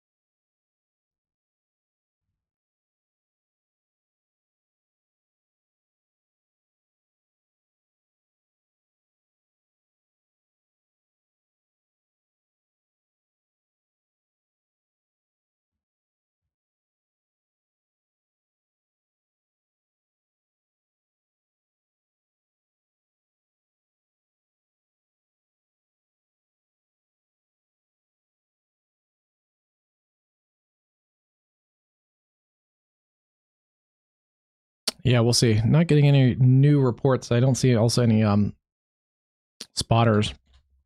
So chasers may have gets into tricky chase territory in south central Indiana. So we'll see about that. We got some decent chaser reports earlier when these storms were out in the more of the rural flat areas. Concern with both of these storms, they're in an environment that produced at least a significant tornado or possibly 2 earlier. So all 3 of these storms are ones to watch as they traverse this area here in southeast parts of Illinois. Again, confirmed tornado a little bit ago near Laclede. That has been allowed to expire near the Laclede area. That's still an ongoing radar indicated tornado warning near Mason, and that's well south of Effingham. So this is not a threat immediately for Effingham. These 2 storms are passing to your south. Otherwise, we have the other tornado warning south of Wheeler. That's also radar indicated. Both these storms could be producing ping pong ball sized hail. And that would be near Winter Rod, coming towards Latona, Liss, and if that holds together towards Newton, Illinois. That cell does seem to be weakening on the downtrend near Parkersburg and Olney, but still kind of watching that just in case. The cell to the east of Indianapolis has been allowed to expire the severe thunderstorm warning. Still a pretty broad field of wind in here. Wouldn't be shocked if this gets a new severe thunderstorm warning at some point, because it looks like there's at least 50, 60 mile an hour winds potentially in here. So we'll keep an eye on that cell as it traverses away from the Indianapolis metro. It still is a supercell, so we do have to watch this. It tightened up briefly near Brooklyn on the southwest side of Indianapolis, got a tornado warning, We saw like the wedding cake kind of a rotating mesocyclone of it, but couldn't see the ground level circulation. And I don't think it produced. It stayed fairly weak and broad.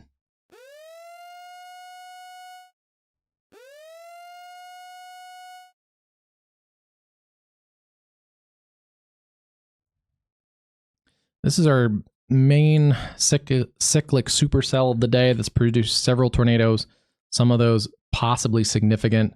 It does seem to be trying to localize again just in the Nashville area and just south of there. It's going to ride along the highway there. Clarksdale, Gnawbone, Stony Lonesome. These are weird town names.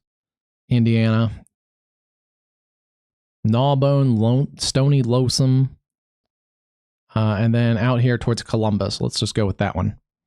Yeah, it's kind of center line for Columbus, at least that area that would have the tornadic part of the storm. The hail sits just north of there, so north of Nashville, coming towards Camp Atterbury, and then over towards Edinburgh, St. Louis Crossing, Clifford, all in tornado warning. So you do need to take your tornado safety precautions if you're out ahead of this, if I named your town. But you are in line for the hail as well. South of there, like towards Clarksdale, in that Gnawbone area, may miss out on the hail, but you're in more of the center line for any tornadic circulation. And yeah, if it develops, it's going to be near North Lookout and that area just on the east side of Nashville. Scared me for a second. This is clear air. You can see that on the reflectivity.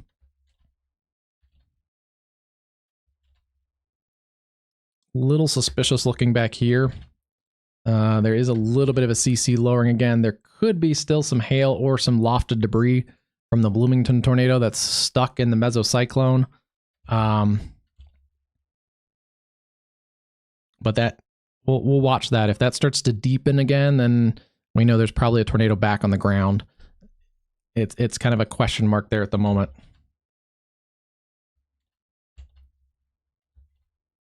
It doesn't look particularly intense on radar. We see a lot of grays. The reds and greens aren't super touching, but this storm has had such a history of a tornado that I'm kind of cautious of it, a little extra cautious of it.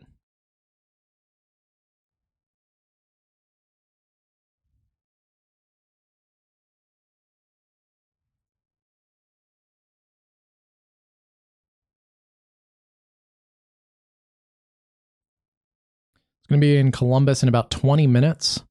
Clarksdale, 8 minutes. Cornbrook, about 20 minutes as well. Yeah, so if you're along that 65 corridor, about 20 minutes. This is, I think, starting to localize again, so we'll keep an eye on this one too. Check a look at, yeah, nothing.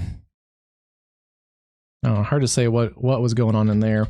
Here's the hail up in this area near Bean Blossom to Taggart, just north of Clarksdale.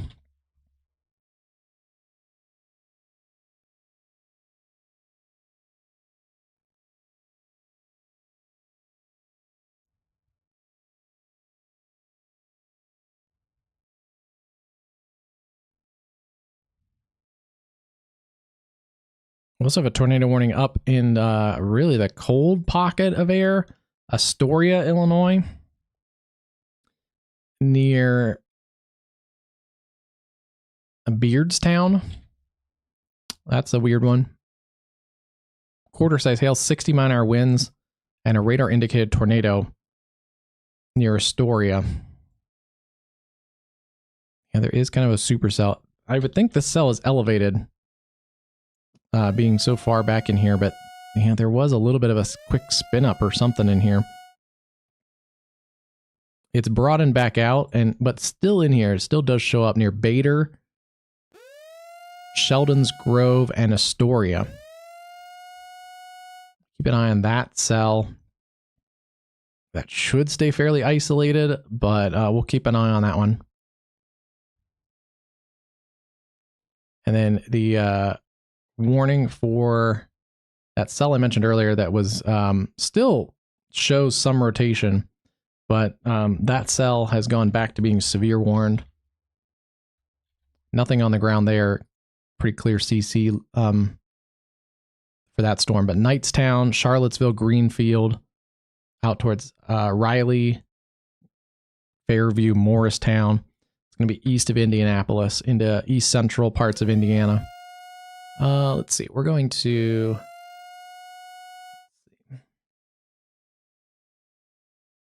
get some new cameras as those storms are working to the east.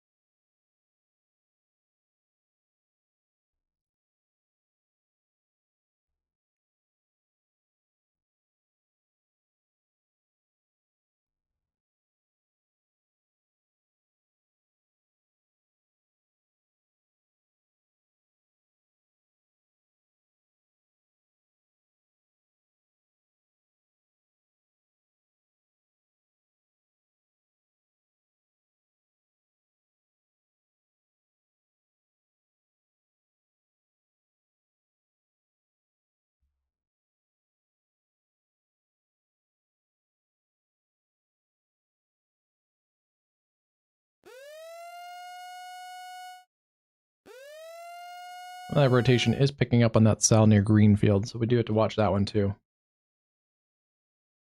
As I'm kind of getting the cameras repositioned. All right, there's one out of Columbus. And I'm also working on getting one loaded up from areas just east of Greenfield around Knightstown. Those should be able to give us some decent looks at those storms. They're going to extend the tornado warning for those areas around Newton and points west. This is a confusing situation like I mentioned earlier. There's a tornado warning for a smaller cell right there within a larger cell's tornado warning. Yeah, that's just kind of how this one is. We'll see. This first lead cell is weakening, and that expires in, looks like 6 minutes. So they're probably just going to let that expire, cover both of these up. But it's being warned for this storm near Bible Grove, which is down in here. Yeah, just north of Bible Grove, near Eberly and 100th Avenue. That's going to cross some of those same areas near Winter Round and Newton Lake State Park, a bunch of those same areas that were already under the warning by the first storm. The first storm does still have circulation west of Newton. There's a look at both of those.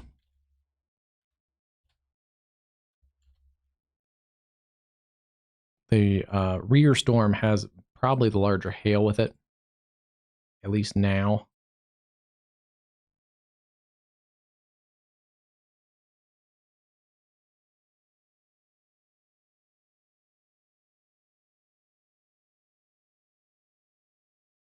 I don't know why these cameras don't want to play. But taking a look at, they've dropped the tornado warning out of the cell south of Peoria, near Astoria. Yeah, still seeing some broad, weak, but not tornadic rotation. Quarter size hail, 60-mile-an-hour winds with that cell. You do have some stronger storms north of Indianapolis, up towards Lebanon and Zionsville. Those are non-severe right now. Mostly just gusty winds. And yeah, mostly just gusty winds. And then Greenfield, these are still broad rotation, but it's mostly a wind event here around Fountaintown, Morristown, and Gwynville. I think that's how you say that.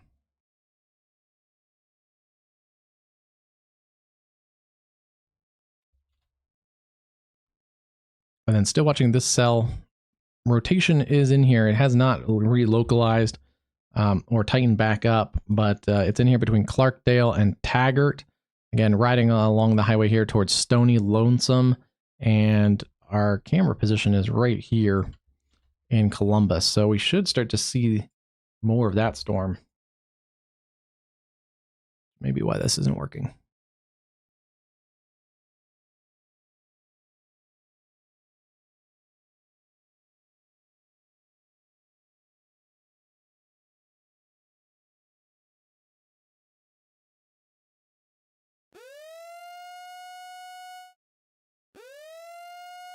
All right, we'll try and get that back on.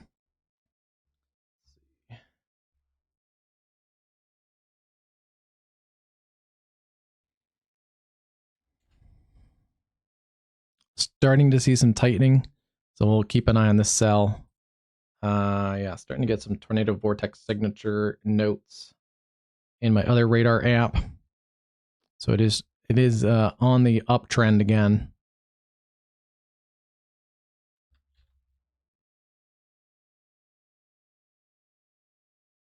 I want to see what the National Weather Service has for a mesoscale discussion, if they're going to extend more of a severe threat tonight.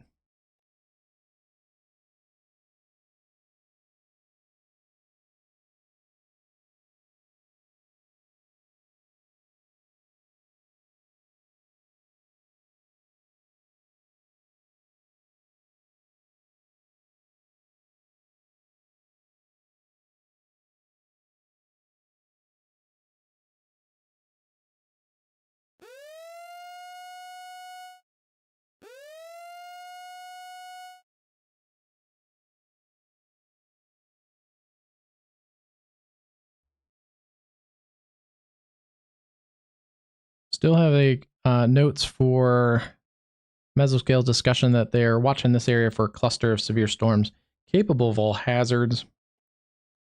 And especially since those were kind of entering the tornado watch earlier. Let's see. Otherwise, heavy snow up in Iowa right now.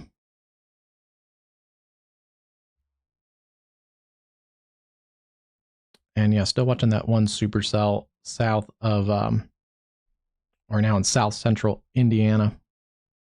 That one probably produced, I don't know, probably at least 4 tornadoes, maybe 5 that we've had confirmed.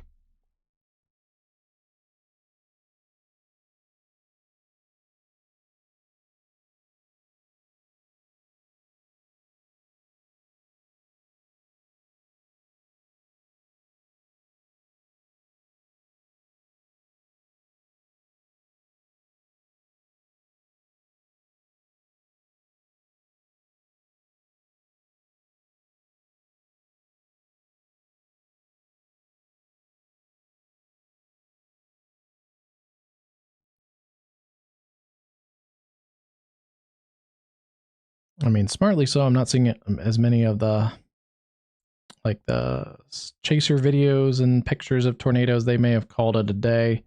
A lot do when it gets dark outside, and especially in the wooded areas of southern and central Indiana. That's probably the better way to go.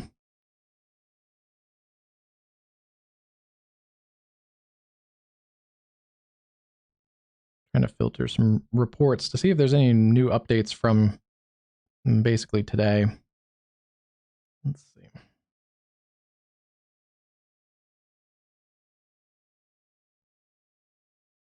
don't think I see any new things that we haven't covered yet, so that's good.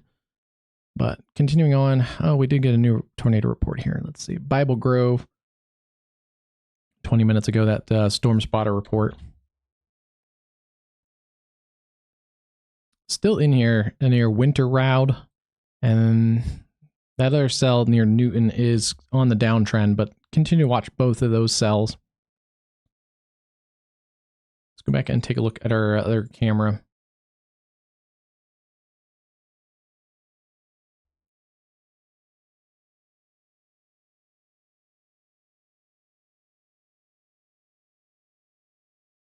Can't get any of these working. This one is still in here. 60 mile-an-hour winds, some small hail. It's definitely on the downtrend for hail, but still has some rotation in here near 100th Street South on the Greenfield. So this does bear watching. It's a little bit outflow dominant right now. We can see this big surge of wind in the red, but it does have access to inflow. It's a little outflow dominant, but if it can balance a little better, may have a shot at producing a quick spin up. So that is one to watch. It's going to stay basically along and south of I-70 towards Knightstown, Spiceland, Louisville, So definitely pay attention if you're in this warning polygon for severe thunderstorm warning, because that cell definitely means business.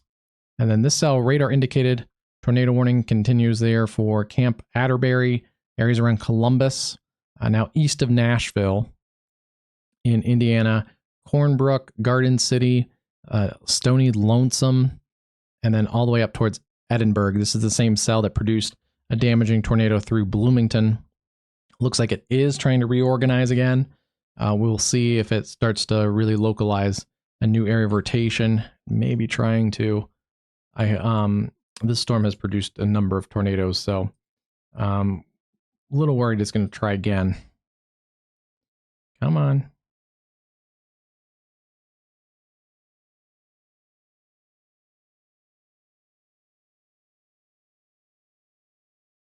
See if we can get that camera to load up. If not, I can probably drop south. Yeah, let's do this one.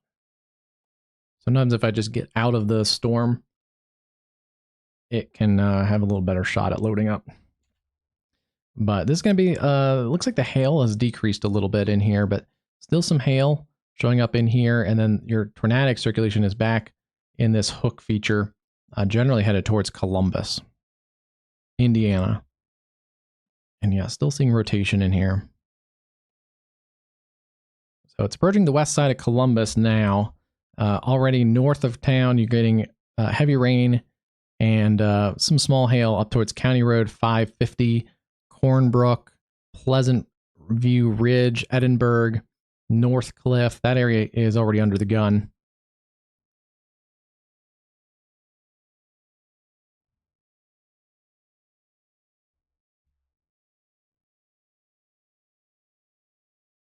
Just want to reload too. That way, any new storm reports might be able to get those in a little faster. Still don't see anything around Bloomington.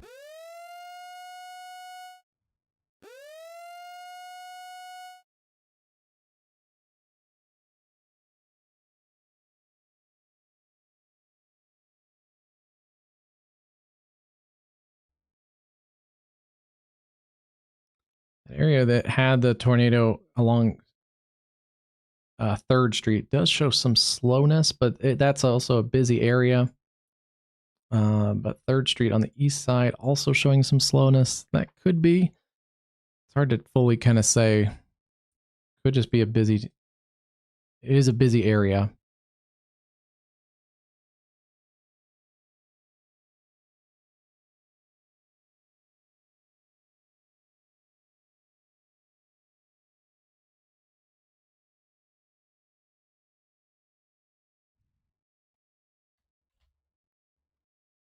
Still rotating. It's just kind of broad right now, but seeing if it localizes again, that would be coming towards the Columbus metro if it does.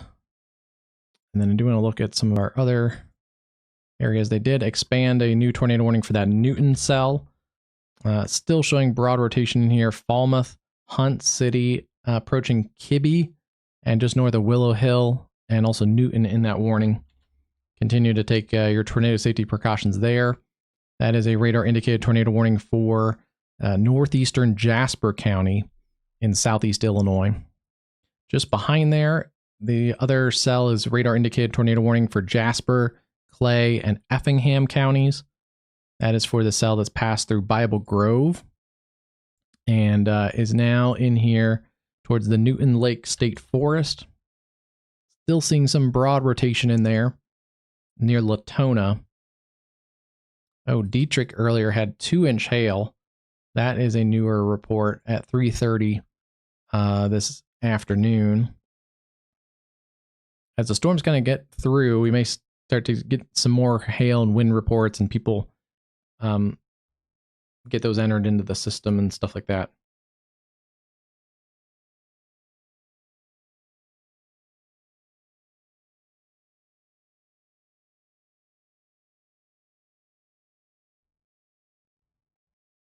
So still 3 tornado warned storms ongoing. The one near Columbus, Indiana, the one near Newton, and the other one near Latona in Illinois. Also watching a storm, still pretty strong storm near Charlottesville and Knightstown Indiana with some broad rotation, but also a pretty good burst of heavy wind in that storm. Hail has come down pretty significantly on that cell. Good news is I'm still not seeing a lot of back building of storms out to the west. So areas here, Evansville, Owensboro, Harrisburg in Illinois, actually have scraped through pretty clean. But that's what we expected today. We didn't expect a widespread severe weather outbreak or tornado outbreak where we're dealing with mega tornadoes in multiple states or anything like that. We expected it to be a fairly concentrated area of a few storms. And I think we've had even a little more storms than even some of the models were showing.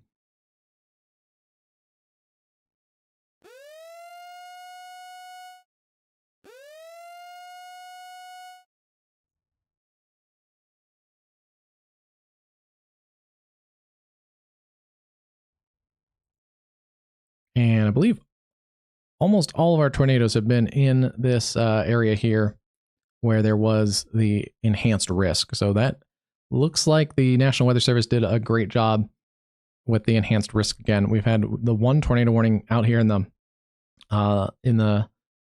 marginal risk just a little bit ago, but that was a weird outlier.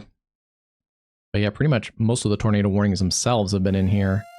And then, yeah, all of the strongest significant tornadoes have been kind of in the middle of this area for the enhanced risk. So pretty good job. We are seeing some of these storms now are getting into some areas that haven't had a lot of severe weather today. So just note that. Still a slight risk continues for eastern parts of Indiana and into southwestern Ohio. So it's Dayton, Cincinnati, Springfield, Ohio. You guys have a slight risk tonight. There's no watches in effect right now. Tornado watch picks up at Richmond, Indiana, and the Indiana state line for another hour. And I'm curious to see if they'll extend the watch because there are still storms that are kind of working through there with some severe potential. You want to see, we did get some upgrades. Tomorrow's a weird day as this system works its way to the east. That cool pool could create a few storms that might get feisty into parts of Pennsylvania, but there is a new marginal risk that they put out earlier today across the Mid-South, northern parts of Mississippi, Alabama, and Georgia. So we'll keep an eye for a few severe storms possible, even into parts of eastern Arkansas, extreme northeast parts of Louisiana. It's been a pretty quiet day there.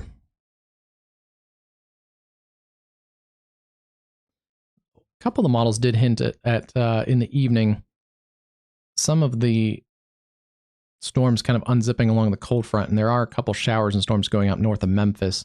Not expecting a much severe weather down there today, but that's why the Storm Prediction Center does have this marginal risk kind of getting down into the Jackson, Tennessee area, and actually all the way down past Nashville around Columbia. So there is a potential we could get a couple isolated storms down here into the mid-Mississippi Valley this evening. Again, not expecting a super widespread severe weather event out there, but just note that.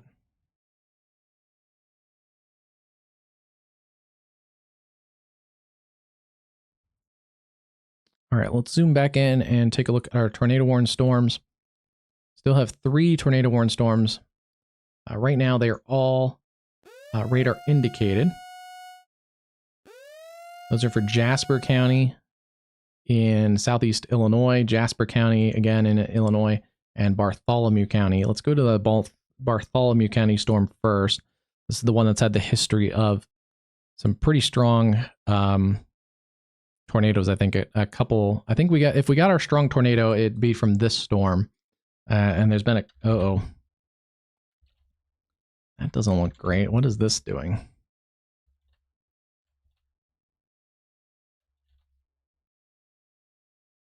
It's a weird spot for a big reflectivity thing, but there's maybe something caught up in there. Doesn't look like it. I first thought it was a debris ball, but I don't think it is right now. Rotation is picking up around Columbus, so we do have to watch this. Just in the Columbus area now.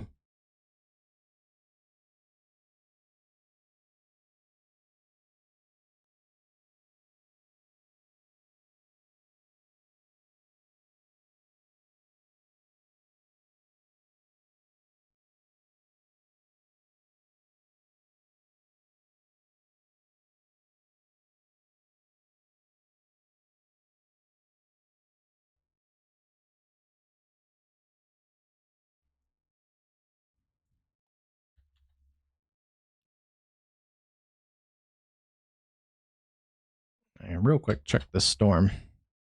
Yeah, still outflow dominant. That storm damaging winds coming towards Knightstown.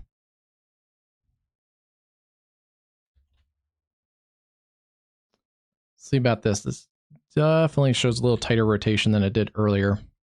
And that is coming into Columbus now.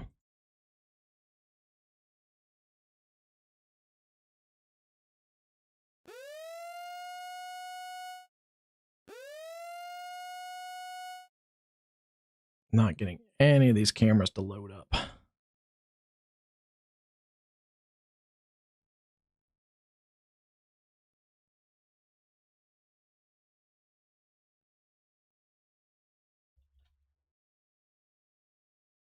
that is starting to tighten up again, unfortunately. It's coming generally towards Greensburg, Batesville, Adams, Westport, Hope. So keep an eye on this storm, again, to the east of Columbus. And a storm with a history of producing wind damage and also large hail and tornadoes. That one's definitely been an all hazards threat. And then we also have our severe thunderstorm to the north. This is near Havana and Lewistown and Manito or Manitou in Illinois. Yeah, mostly a wind threat there. Wind and quarter-size hail coming towards Havana. We'll see if that gets towards the Peoria metro. What a weird night. We also have heavy snow ongoing across the Corn Belt. Let's take a look here at our winter radar. Yeah, rain changing to snow. Eastern Indiana or Illinois or eastern Iowa, still rain, but on the backside through Des Moines and then points north and west, some pretty heavy snow developing. And there are some bands of heavier snow, like Lake City down to Logan. Winter storm warnings continue for those areas, 5 to 8 inches of snow by Friday morning. And that continues all the way into northern parts of Wisconsin for also 30 to 40 mile an hour winds, 4 to 8 inches of snow. And then that swath of snow goes up into the Great Lakes. We also have rain, sleet, and snow possible in the Northeast. Some winter storm warnings out there for 6 to 9 inches of snow, as well as glaze of ice, especially in those northern interior higher elevations of New England. And then still watching red flag warnings. It is another day of critical fire weather. We had critical fire weather today across the Texas Panhandle, much of Oklahoma, into southwest Missouri. And tomorrow, I believe, is another critical fire day. Let's get to the day 2. Well, that's not pulling up. I believe tomorrow has a critical fire danger, kind of like in this area. To double check that. They might be updating it.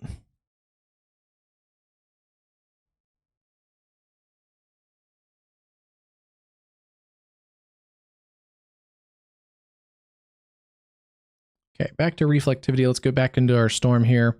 $half size hail. They've dropped the hail a little bit. Still seeing rotation just over Columbus, Indiana.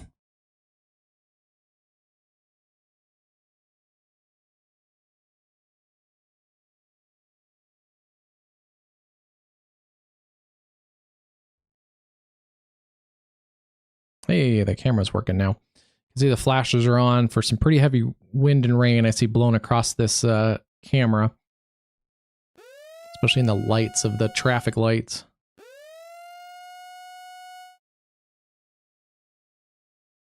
But the heaviest wind and rain should be just east of there now, as this storm continues to work to the east across Columbus. And let's see. Not seeing anything on the CC, so that's a good sign. Still radar indicated.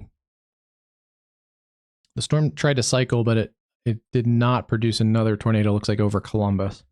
Knightstown, still seeing some broad rotation. It's still outflow dominant there. That's going to continue, though, towards Spiceland, Louisville, Strawn, and then eventually over towards Cambridge City. We'll see if that gets over towards New Richmond.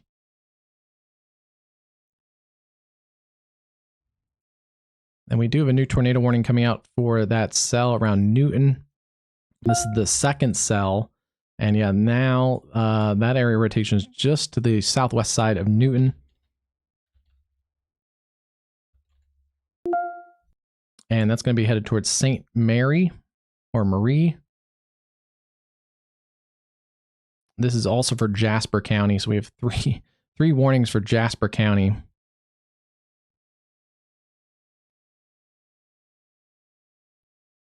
This cell may have slowed down. It says it's moving at 30 miles an hour, but it may have slowed down. Still some broad rotation in this cell near Hunt City.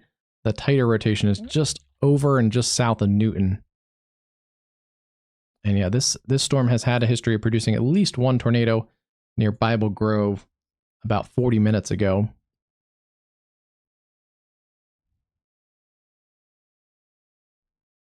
I want to take a look at this cell just in case. No, mostly a wind and hail threat. Quarter-size hail, gusty winds.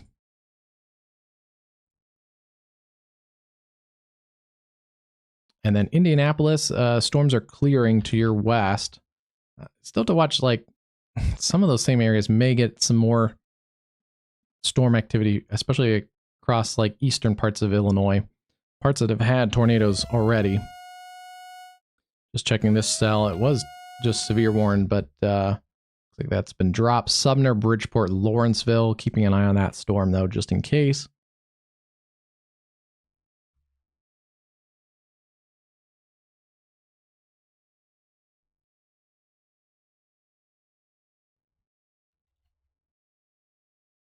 And this cell is still a nasty cell in here.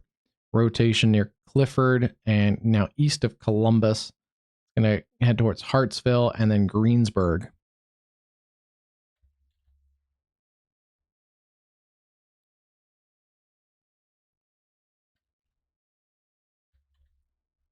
Cincinnati, you guys have had some storms this afternoon and evening. Some storms around the city now. None of these are severe at the moment. Still kind of watching Cincinnati and especially west of Cincinnati. Louisville, things are okay right now, looks like, as well. Oh, thanks, Chipmunk. I forgot I can manually fix that. I bet it's done that the whole time. Where is that?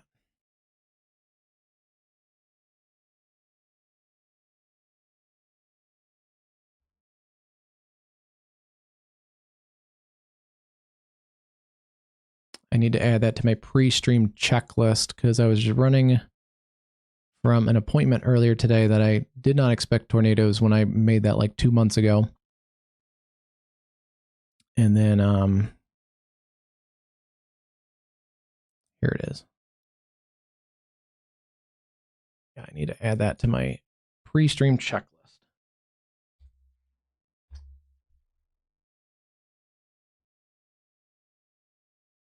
Thanks for the heads up there, Chipmunk.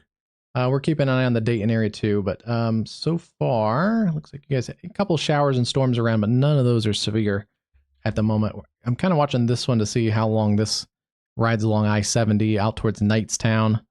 And it's mostly been a wind event, but it is a supercell, so we got to keep our eye on it. Okay, that should be updated now.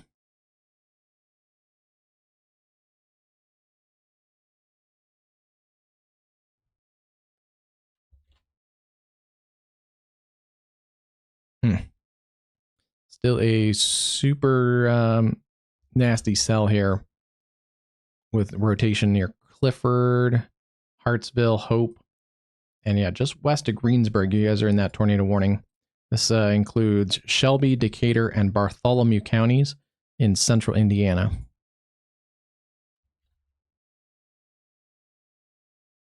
The hail has come down to the $half size, so that's good. Seeing a decrease in hail here, and now we're getting into the evening hours.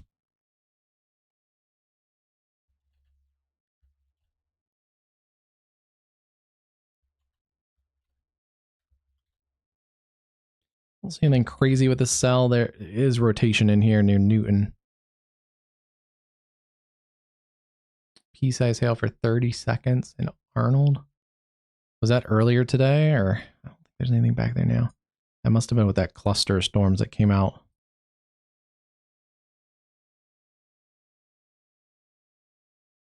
How's it going tonight, Sarah?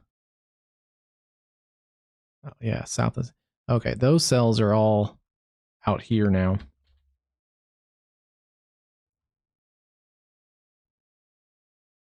Yeah, so those cells have worked away from the St. Louis area. Same for earlier. Earlier this morning, some storms came across the St. Louis area and didn't get severe until later after they moved out over that same area towards Effingham. I'm good. It was a busier morning than I wanted it to be. I would have liked to just focus on getting the stream set up, but had a couple appointments booked and things.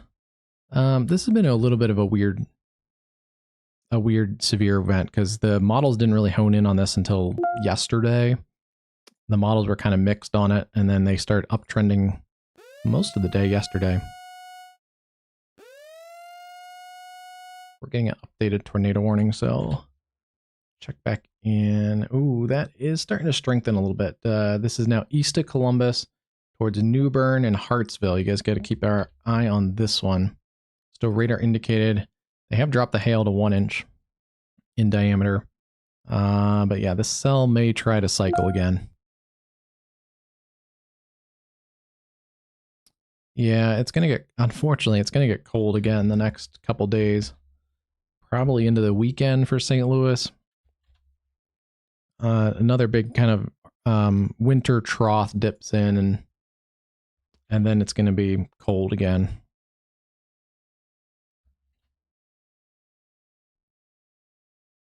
Still seeing some broad rotation here. Spiceland and Knightstown. Keeping an eye on that one too. And then a new cell has gone up to the west of Dayton with some small hail, gusty winds. Nothing too imminent on radar, but just watching that one.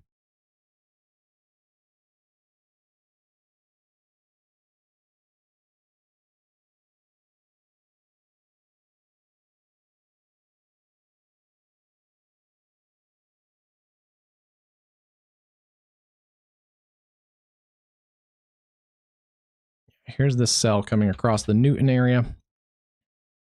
Rotation is broad in some, so that's a good sign. Still hail. In both of those cells have maybe some small hail, but looks like the rotation is more of a focus for that southern cell, Newton over to Willow Hill. And unfortunately, these cells are working through some areas that already got hit pretty hard earlier this afternoon. At least it's not severe right there near Flat Rock. I'm intrigued to see what the National Weather Service has to say about that tornado.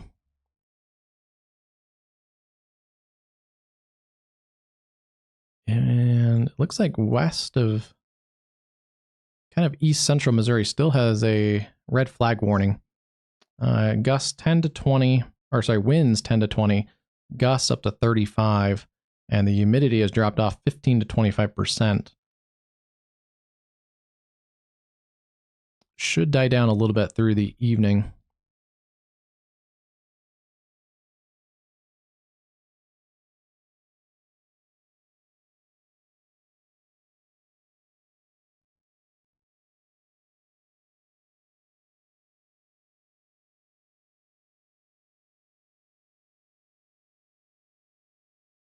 So this is humidity, and you can see it pretty much crashes down pretty hard.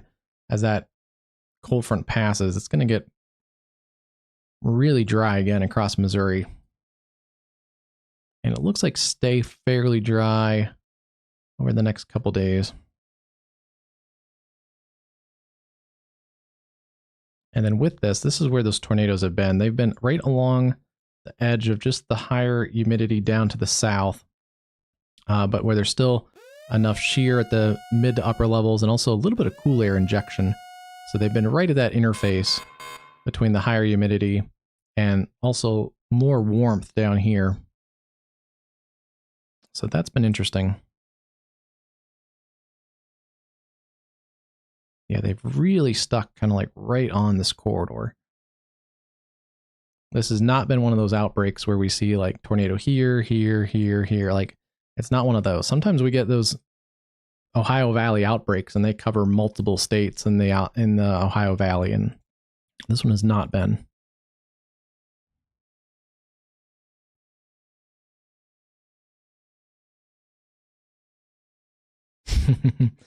Oh. Yeah, it's going to be windy. It should start to die down a little bit, but it's going to be dry the next few days. All right, let's see what they've done here. They've continued a tornado possible tag for that area. That would be towards Hudsonville, Bel Air, Kibbe, Porterville, and out towards West Union, areas that had tornado warnings earlier. And then still have the tornado warning for Willow Hill, Newton. They've also extended the severe warning for that area around Knightstown and Newcastle, New Lisbon, and Strawn, I think is how you say that. Still 60-mile-an-hour winds, some small hail, some rotation right there, but. And then I still want to take a look at this cell. This is our cell that's been the most prolific tornado producer today, near Hope. Still has rotation in it. It's staying kind of broad right now, but between Hope and New Bern, and then approaching Greensburg. A new severe thunderstorm for Morgantown, Trafalgar, Franklin, Amity, and Edensburg. And we were talking about them a little bit ago, but those cells north of Cincinnati have a special weather statement now for some gusty winds. 35 miles an hour. Oh, I think I can check that. Let me see here. Go back to my forecast. And I think wind gusts. So this is going to be 30, 35 mile an hour gusts in this lime green color. And let's see how windy it stays. Oh, it's going to get windier, according to this model. Potentially some 40 mile an hour gusts.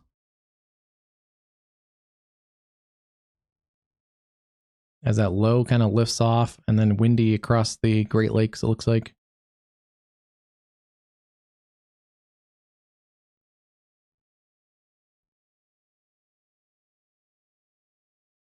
It looks like tomorrow is going to be a decently windy day too for you, Sarah.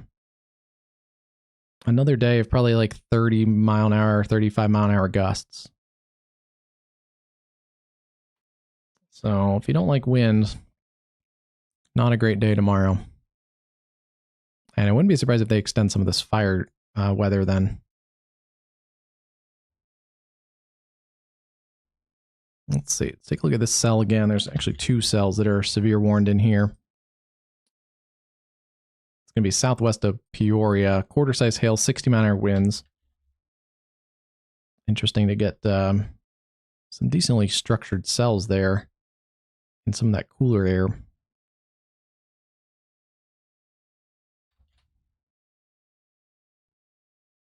This just looks like how it's surging is going to be a little more outflow dominant. This one still has some broad rotation, but these cells are on the downtrend across eastern Illinois.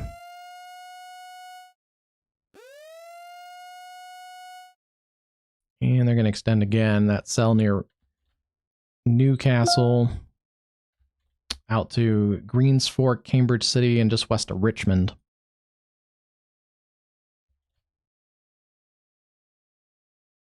This cell is increased in intensity near Shelbyville. Keep an eye on that cell. That would be coming towards Rushville.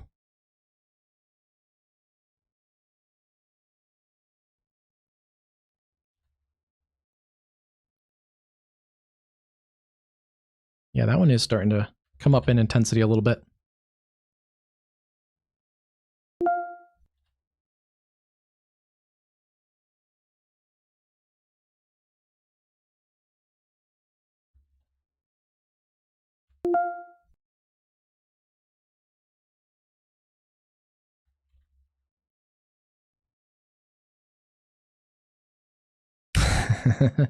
Yeah.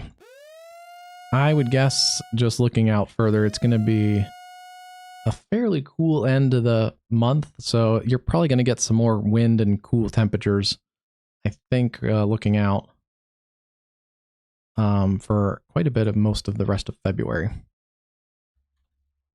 I'm ready for winter to be over.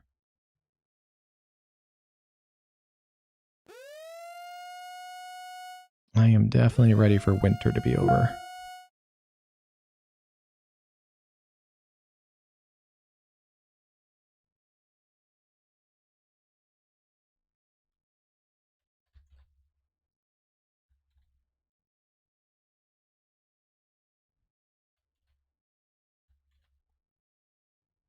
Couple supercells still moving through eastern parts of Indiana.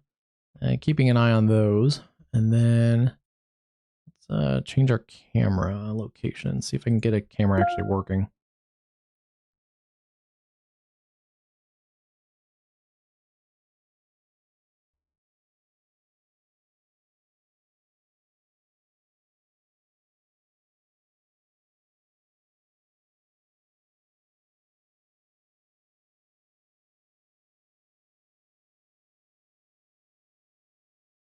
Ah, perfect.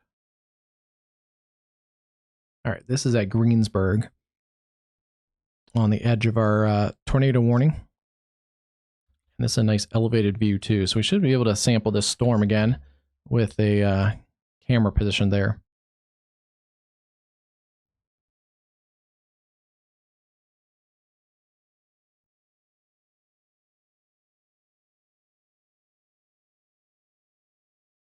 So they've extended that warning. Just timing wise, another 10 minutes. I bet they'll extend that again though.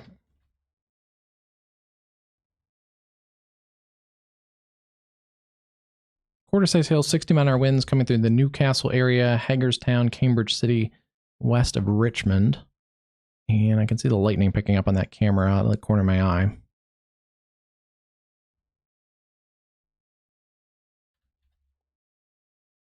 Both of these cells look like they're becoming more outflow dominant, so that's a good sign.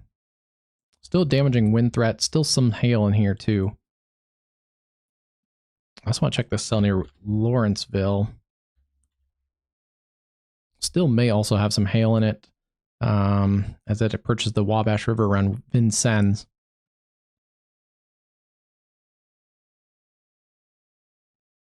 And check these again.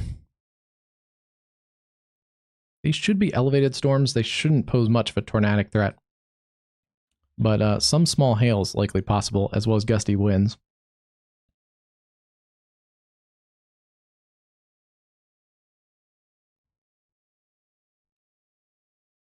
Interesting setup. Yeah, it's a very interesting setup. How they're just riding right along that warmer nose of instability. Storms are increasing a little bit in coverage across Ohio, but we lose a little bit of the instability, but also a little bit of the shear as those storms work to the east.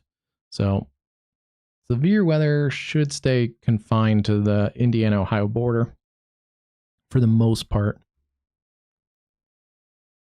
Let me inspect a little bit and see. I'm looking at some of my other radar products just to make sure we're not missing anything.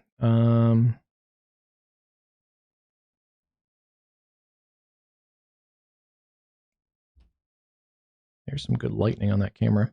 Yeah, not missing anything. Looks like.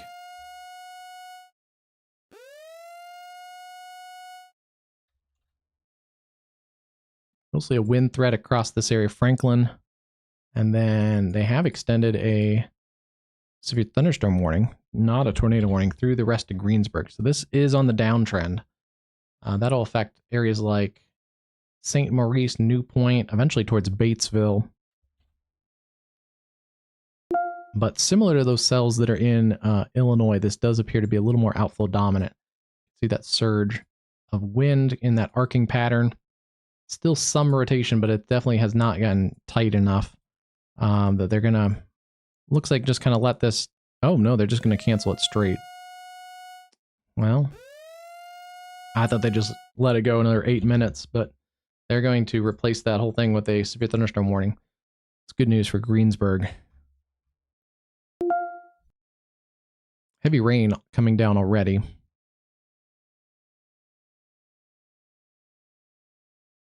Oh, and here's what I was curious about. We did get an expansion of the tornado watch.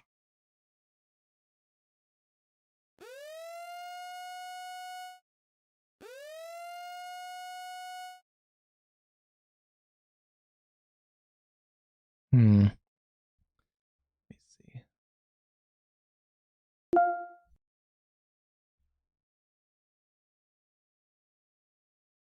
Let me try and reset it.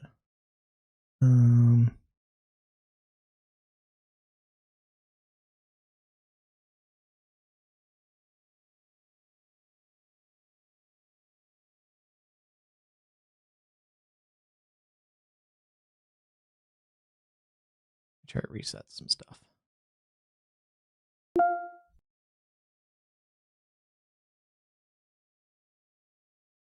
Okay. Should be better. Can you hear me at least? Is it just lagging the, okay, yeah. That worked. Okay. Cool. That's weird. All right. Let's see what they did here. Tornado possible tag, Oblong, Robinson, Palestine.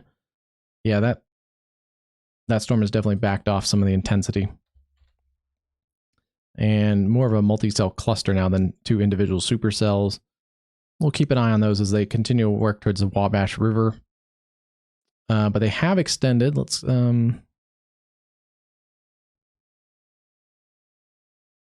see what we have here. We have new counties into the tornado watch from Sydney and Greenville through Springfield, and then down towards Wilmington, across Fairfield, Hamilton, and the north side of the Cincinnati metro. So Chipmunk, this is your area, right? Around Dayton. So you guys are under the extended tornado watch, another 2.5 hours until 11 p.m. Eastern.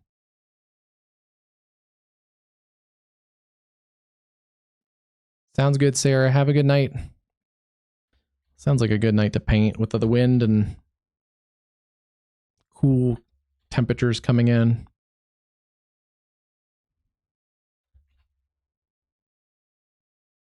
They've also extended the tornado watch, not in location, but time-wise across southern Indiana, southern Illinois. I was wondering what they were going to do because it was expiring at the top of the hour. I think that's the right idea. We have a batch of severe thunderstorms. A couple of those are supercells. Moving into eastern Indiana. They're going to continue moving into western and southwestern Ohio. And then we still have these cells that have had supercells at times. They are in a downtrend, but they're going to continue working across this watch area too. And they're right on that warm nose of a little more instability. So yeah, I can see why they extended everything. Let's see, take a look down here. Nothing crazy down there, but I just wanted to check that.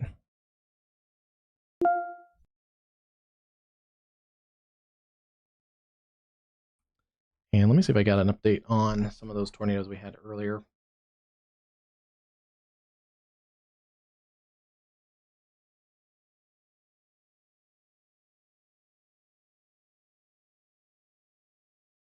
Some of these cells had pretty good structure, especially the ones in Illinois.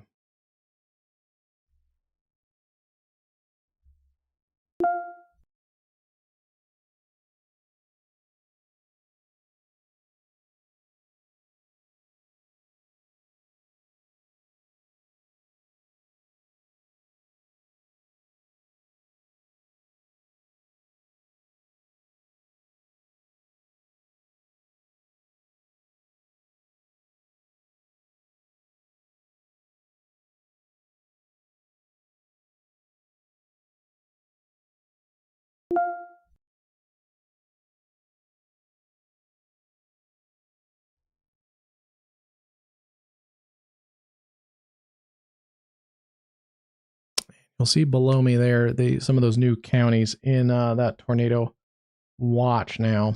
Again, that doesn't include downtown Cincinnati. It does not include northern Kentucky either. It's north of there, north like Fairfield, Mason, Loveland, Hamilton, and points north. So I guess they don't expect a lot more development south of US 50. Interesting.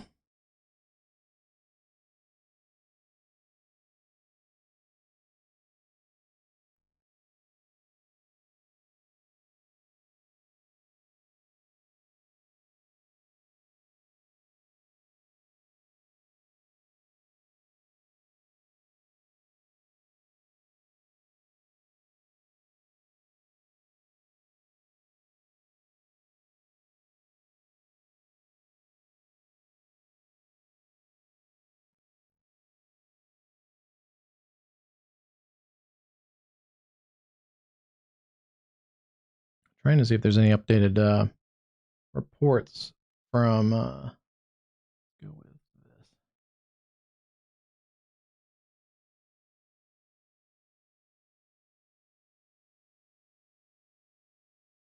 Trying to see if there's any reports for those more significant looking tornadoes on radar that we covered today.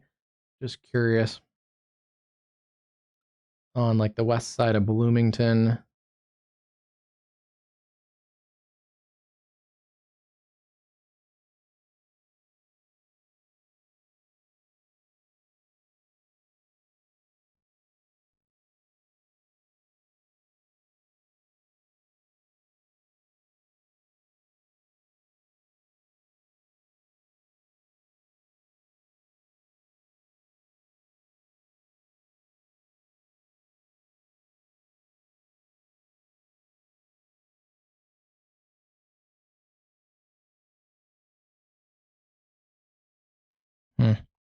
Nothing. I'm surprised we haven't gotten more reports out of this area.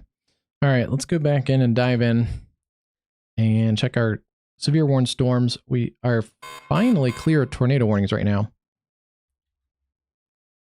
Hagerstown, Cambridge City, and Newcastle. 60-mile-an-hour winds, some small hail. Those storms are weakening. Still see some rotation in here, but it's mostly outflow. But there is some broad rotation. Milford, Adams, Greensburg. That's the storm that caused all kinds of issues across southern Indiana. And then also near Franklin, seeing some small hail, gusty winds. Nothing too ominous over there.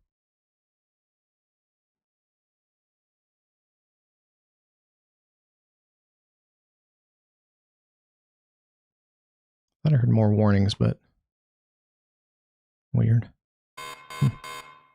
Yeah, I am hearing new warnings. Why am I hearing new warnings?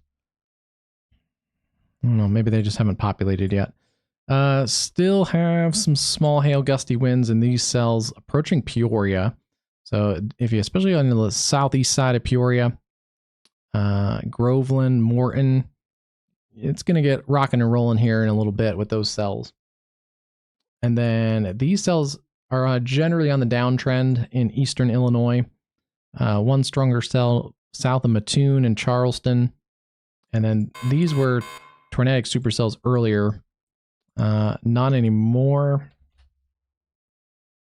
Still some rotation in that cell north of Robinson. So we'll keep an eye on you guys. Those are approaching the Wabash River with some small hail, tornado possible tags, and gusty winds up to 60 miles an hour. And yeah, we do have stronger storms lifting through Hamilton right now. Mostly just wind. I don't see a lot of hail in that right now.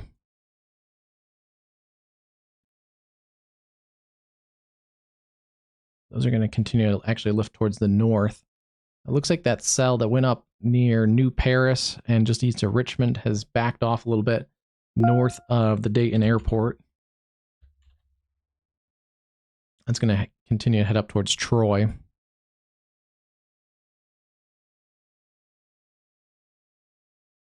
It does appear like the hail threat is coming down some. Not seeing those larger hail reports as much anymore.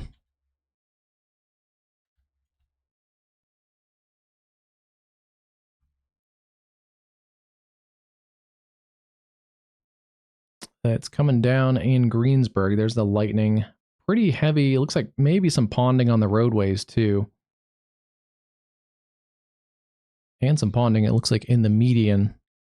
So there is some heavy rain with this cell as it works across the Greensburg metro. Pretty large town or small city.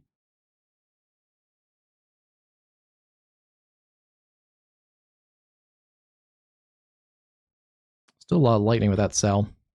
There is still some rotation too, but supercells, they can rotate for quite a while. That mesocyclone, once it gets spinning, it can stay spinning for a while, even if it's not to the level of a tornadic rotation. But I'm just kind of keeping an eye on it in case it tightens back up.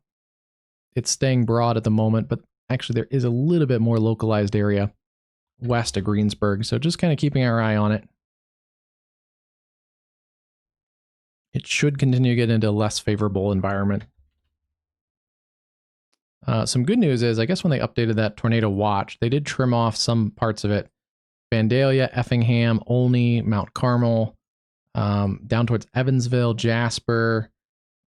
Louisville was already trimmed earlier, but a lot of these areas into southern Illinois and also extreme southern Indiana, basically along the Ohio River and points south, you're good to go.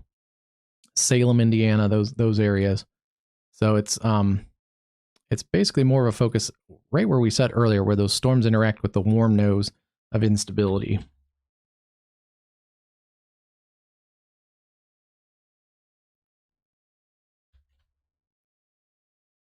And these storms do seem to continue to be on the downtrend towards Robinson, Palestine, Riverton. Areas that got tornado warnings earlier.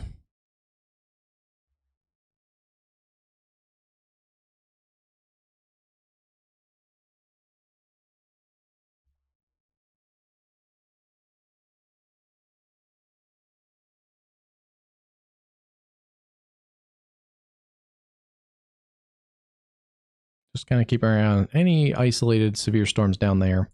But it looks like we're okay right now.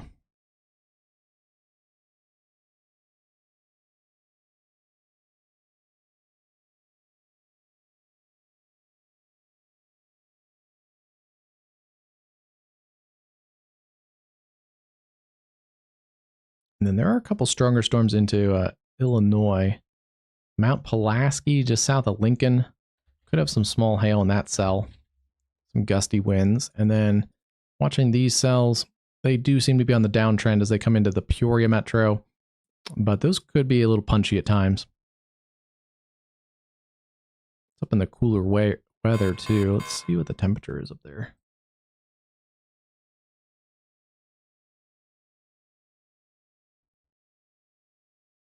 Yeah, it's in the mid even lower 50s up here. So these are more in that cool atmosphere. They shouldn't be much of a tornadic threat.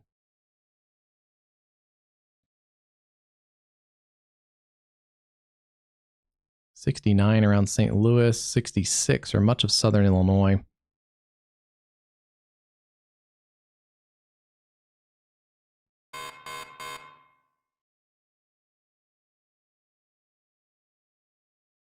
And here comes that cool air. It's very cold across the northern plains tonight. -6 already in North Dakota. -11 with a wind chill of -17 also in North Dakota. And then much cooler and drier across the central plains. That's where we have the snow ongoing.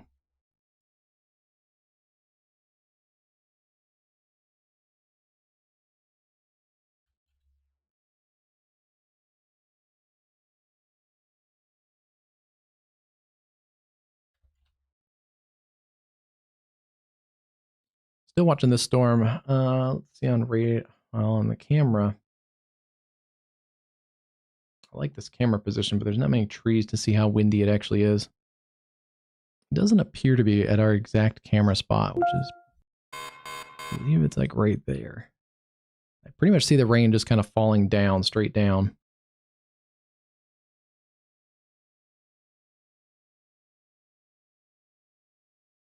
Looks like the gustier winds might be just south of our camera.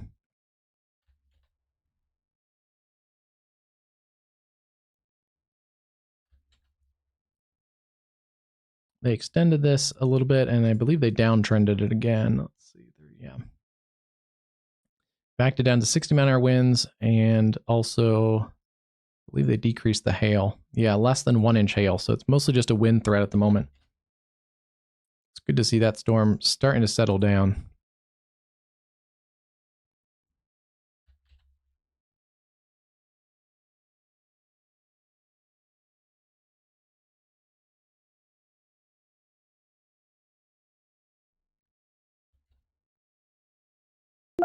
Rotation has really backed off those cells into eastern Illinois around Hudsonville. It's good to see. That area does not need any more tornadoes tonight.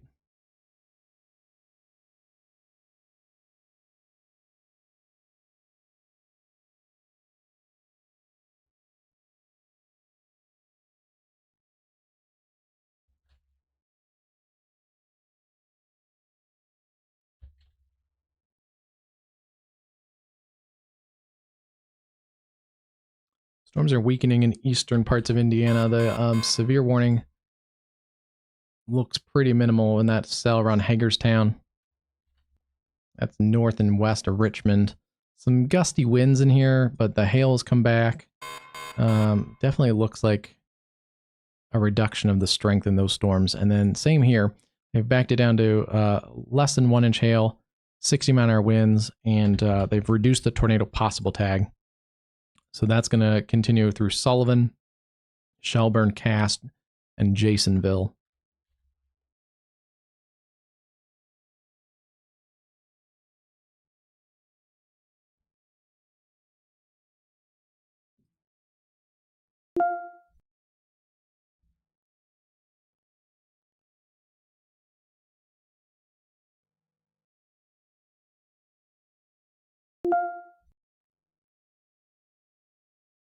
See if there's any new updates. I'm really interested in Bloomington.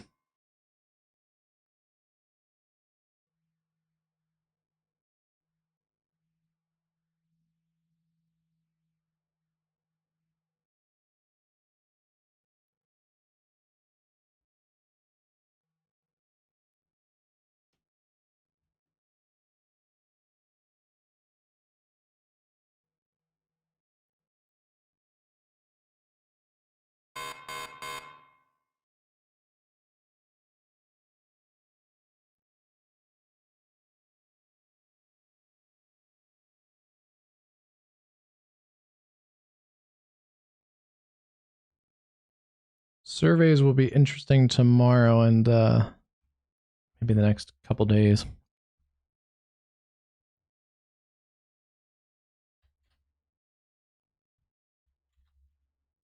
Unlike the other night, where it's mostly weaker, short-lived QLCS type tornadoes, I think we definitely had our first potentially significant tornado really of the spring season. Somewhere down there near Flat Rock, or potentially also on the west side of Bloomington, near the airport, and where we saw the pretty decent drop in correlation coefficient around Gifford Road. And unfortunately, these are fairly heavily populated areas too, so curious to see more information coming out of the Bloomington area.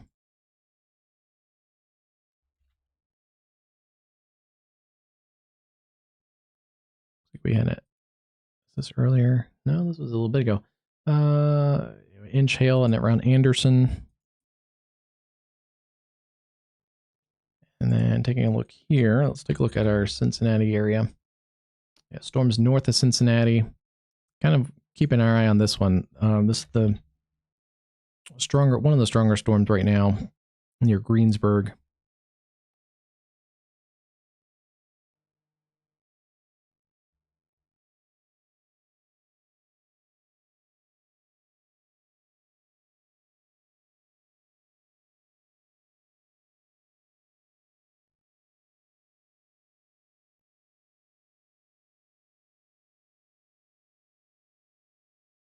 Still see the heavy rain coming down. I don't see as much lightning in that camera anymore.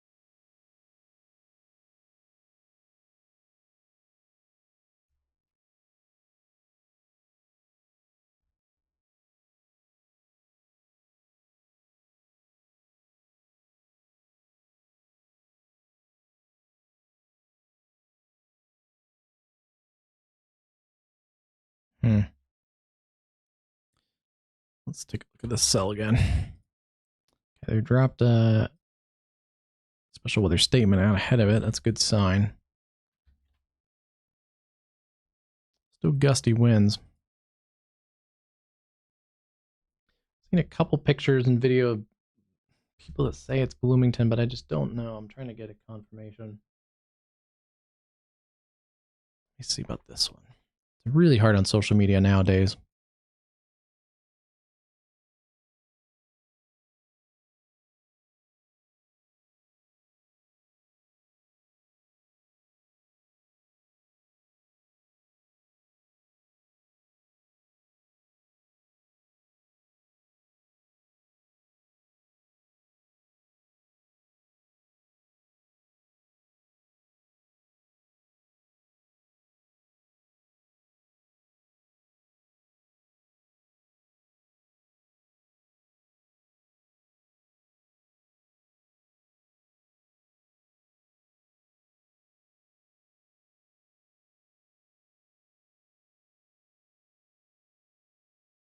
Yeah, it definitely looks like this. I just reposted it. You'll see it come across WXCastUSA on X. It definitely looks legit, but it looks like some damage around Bloomington is starting to come in. So we may start getting more pictures and video from the Bloomington area.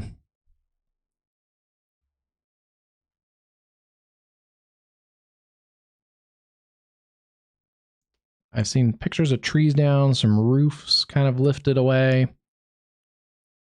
Good news is, at least the pictures I've seen so far, I still see structures on the buildings. The four walls are intact. It looks like parts of the roofs are off, but not the whole roof.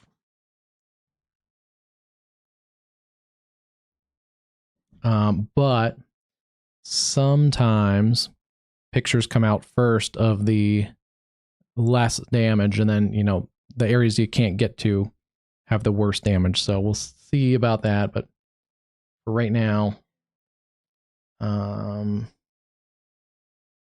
look like that west side of Bloomington took a pretty good hit. Very interested to see, and we'll recap also, should come around. WXCastUSA will also repost surveys when the National Weather Service comes out with their survey information. Wind is decreasing. I see a decreasing field of wind. There it is.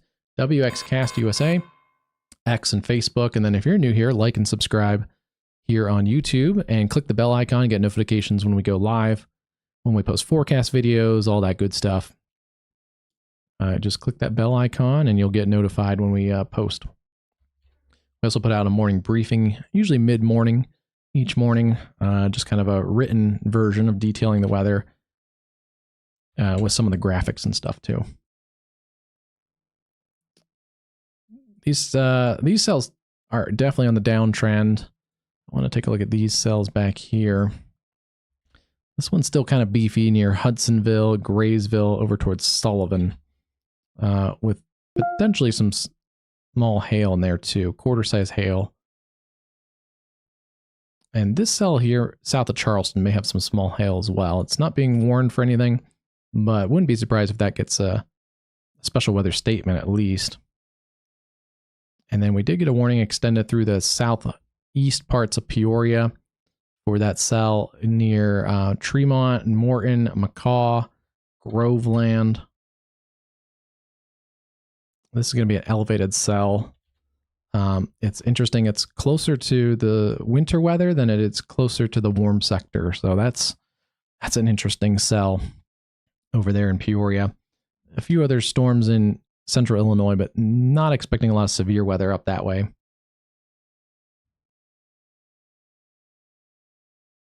then we do have storms extending out from Oxford, Middletown, Lebanon, out to Washington Courthouse. Let's see, other cells further north. They've decreased in intensity quite a bit.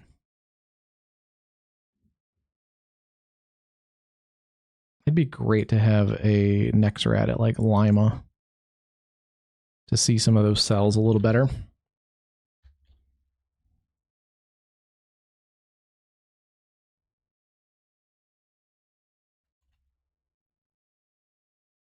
That one continues to come down.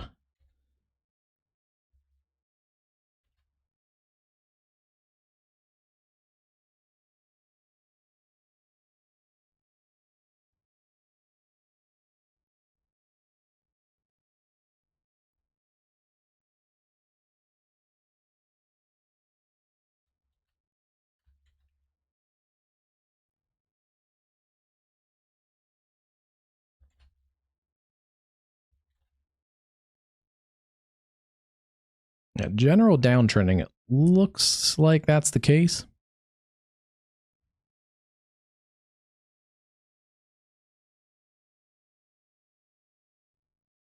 Most of this is going to be south of I-70.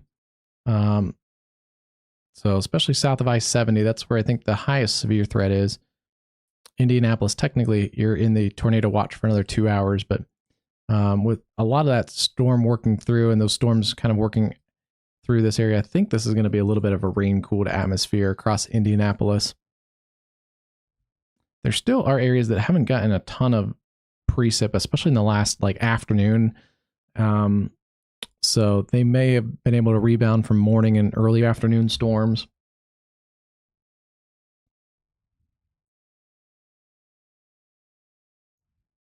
Surprised that Bloomington 70-mile-an-hour wind report is our highest wind report of the day.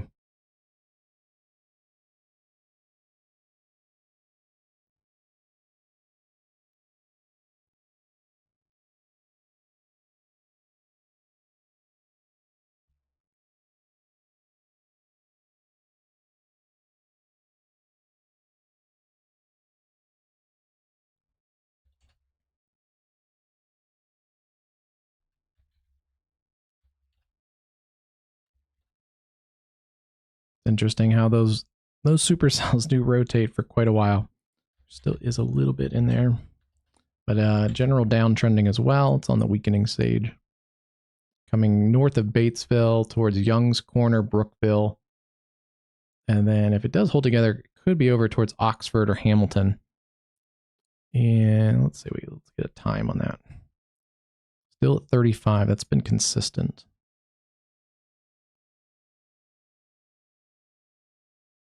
This whole complex, I'll just kind of take out and we'll bring it down to 30, 35, about 50, about an hour towards Hamilton, and then a little less, about 50 minutes to the Oxford area. And that's just kind of the leading edge of the heavier precip of that cell.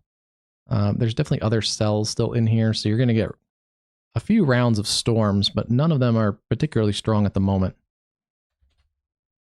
That's our strongest storm in this area, it appears.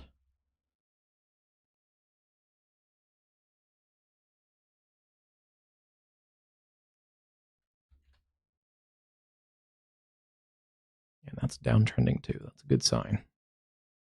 Still heavy rain coming down on the highway there at Greensburg. Take a closer look at that again too. Oh yeah, there's still more storms in and around that area. Some of those seem to be on the downtrend a little bit too.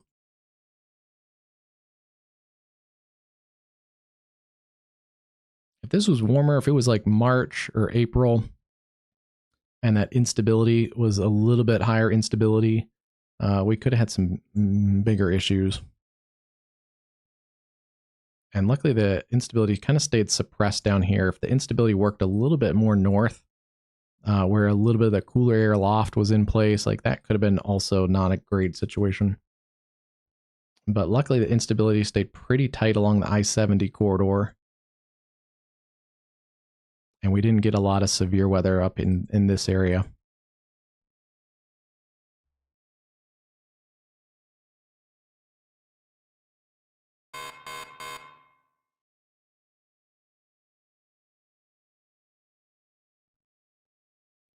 They've extended that warning through Sullivan, Shelburne, Colmont, Duggar.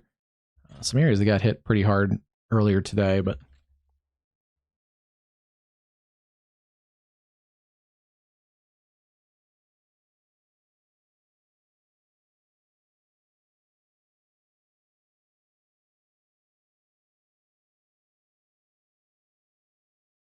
this is our camera that was at Bloomington. This part of, was about a mile and a half, I think, north of the circulation.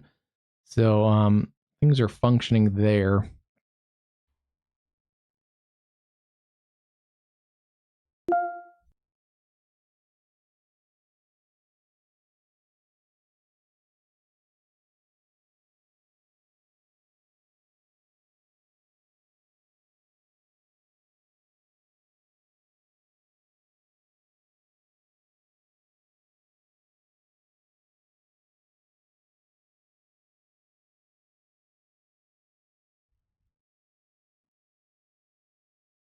And yeah, flood watch is in effect for parts of the Appalachians.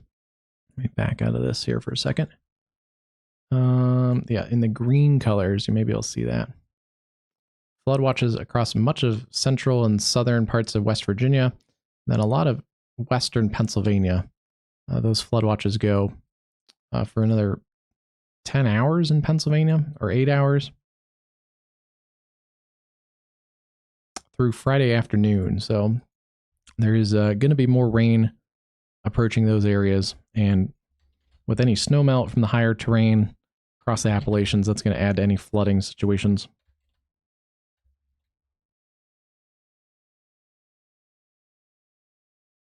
Looks like they're going to let this severe thunderstorm warning expire in the 4 minutes. And let's see, let's check our other severe thunderstorm. This did get extended out another 34 minutes to the Morton area. McCaw, watch out for Deer Creek. Those areas could be under the gun for another, I think hail is probably the main threat. Quarter-size hail, 60-mile-an-hour winds with an elevated storm. Again, not much of a tornado threat up that way. Wouldn't be surprised if that storm north of Casey got a severe warning just by the look of it, with some potentially some larger hail.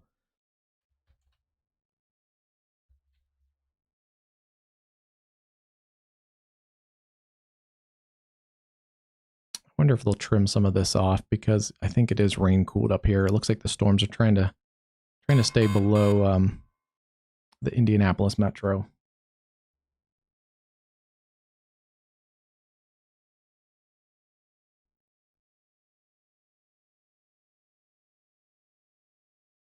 And yeah, a lot more snow in the west as well. Oh, here are, but the new fire weather outlook is coming out. Those are red flag warnings for Friday.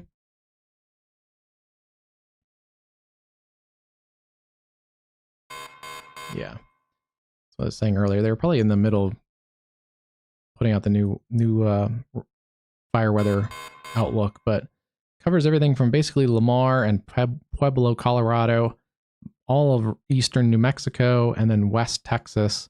the Texas Panhandle, Amarillo, down to Midland, and then down into the Fort Stockton area and all the way down to the Mexican border tomorrow.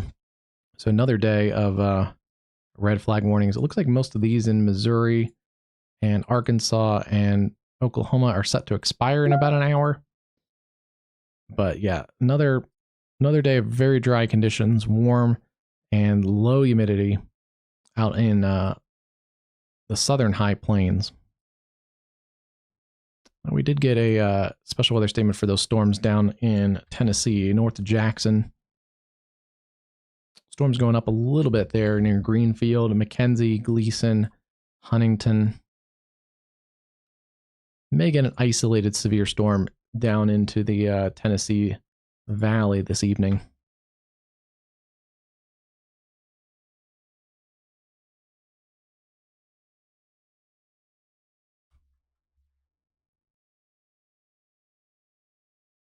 And they have let that severe warning expire, so that's good to see. Just 2 severe thunderstorm warnings right now. Couple special weather statements, and then tornado watches still go another 2 hours until 10 p.m. Central and 11 p.m. Eastern for parts of, let me move this out of the way. There you go. There's a look at your tornado watches. Extreme southeast parts of Illinois, southern Indiana, but not along the Ohio River, and then southwest Ohio, but also not along the Ohio River, for basically the Dayton Metro, Springfield, Xenia, Hamilton, and Greenville. Those go another 2 hours until 11 and until 10 in the central time zone. So we're going to call it because it seems to have died down when we expect it to in the evening. But if anything gets crazy again, we can always pop back on. If there's just like one tornado warning randomly, we probably won't, but unless it's like maybe, coming into a major area or something. But otherwise, have multiple ways to get warnings. NOAA Weather Radio is a really good one. Make sure your phone alerts are on. And we'll see you on the next live stream. I also have to do a little bit of forecasting to see what's going on tomorrow. Marginal risk tomorrow across the Mid-South. So we'll keep an eye on that as well. Otherwise, yeah, thanks for joining us tonight. Hopefully helped out, pass on some life-saving information to people that needed it, and also just some, it's good to pass on some meteorological knowledge. So hopefully you enjoyed that and learned something. Like and subscribe if you're new here. Click that bell icon to get notifications when we go live or post forecast videos. And we'll see you on the next one. It's going to get busy as winter starts to wrap up and then we get into the spring severe season. This is just a tiny little taste of what's to come as we get into March and April and May. And probably have some times where we're live streaming like every single day in a couple weeks from now. So hopefully this was also a good test run to make sure people have their tornado safety plans ready to go, their communication plans for severe weather. So hopefully a good test run for a lot of people, as this stayed fairly confined to a fairly narrow corridor of peak severe weather. But keep an eye again on things as if you're in this watch area for the rest of the evening. Have a good night, everyone.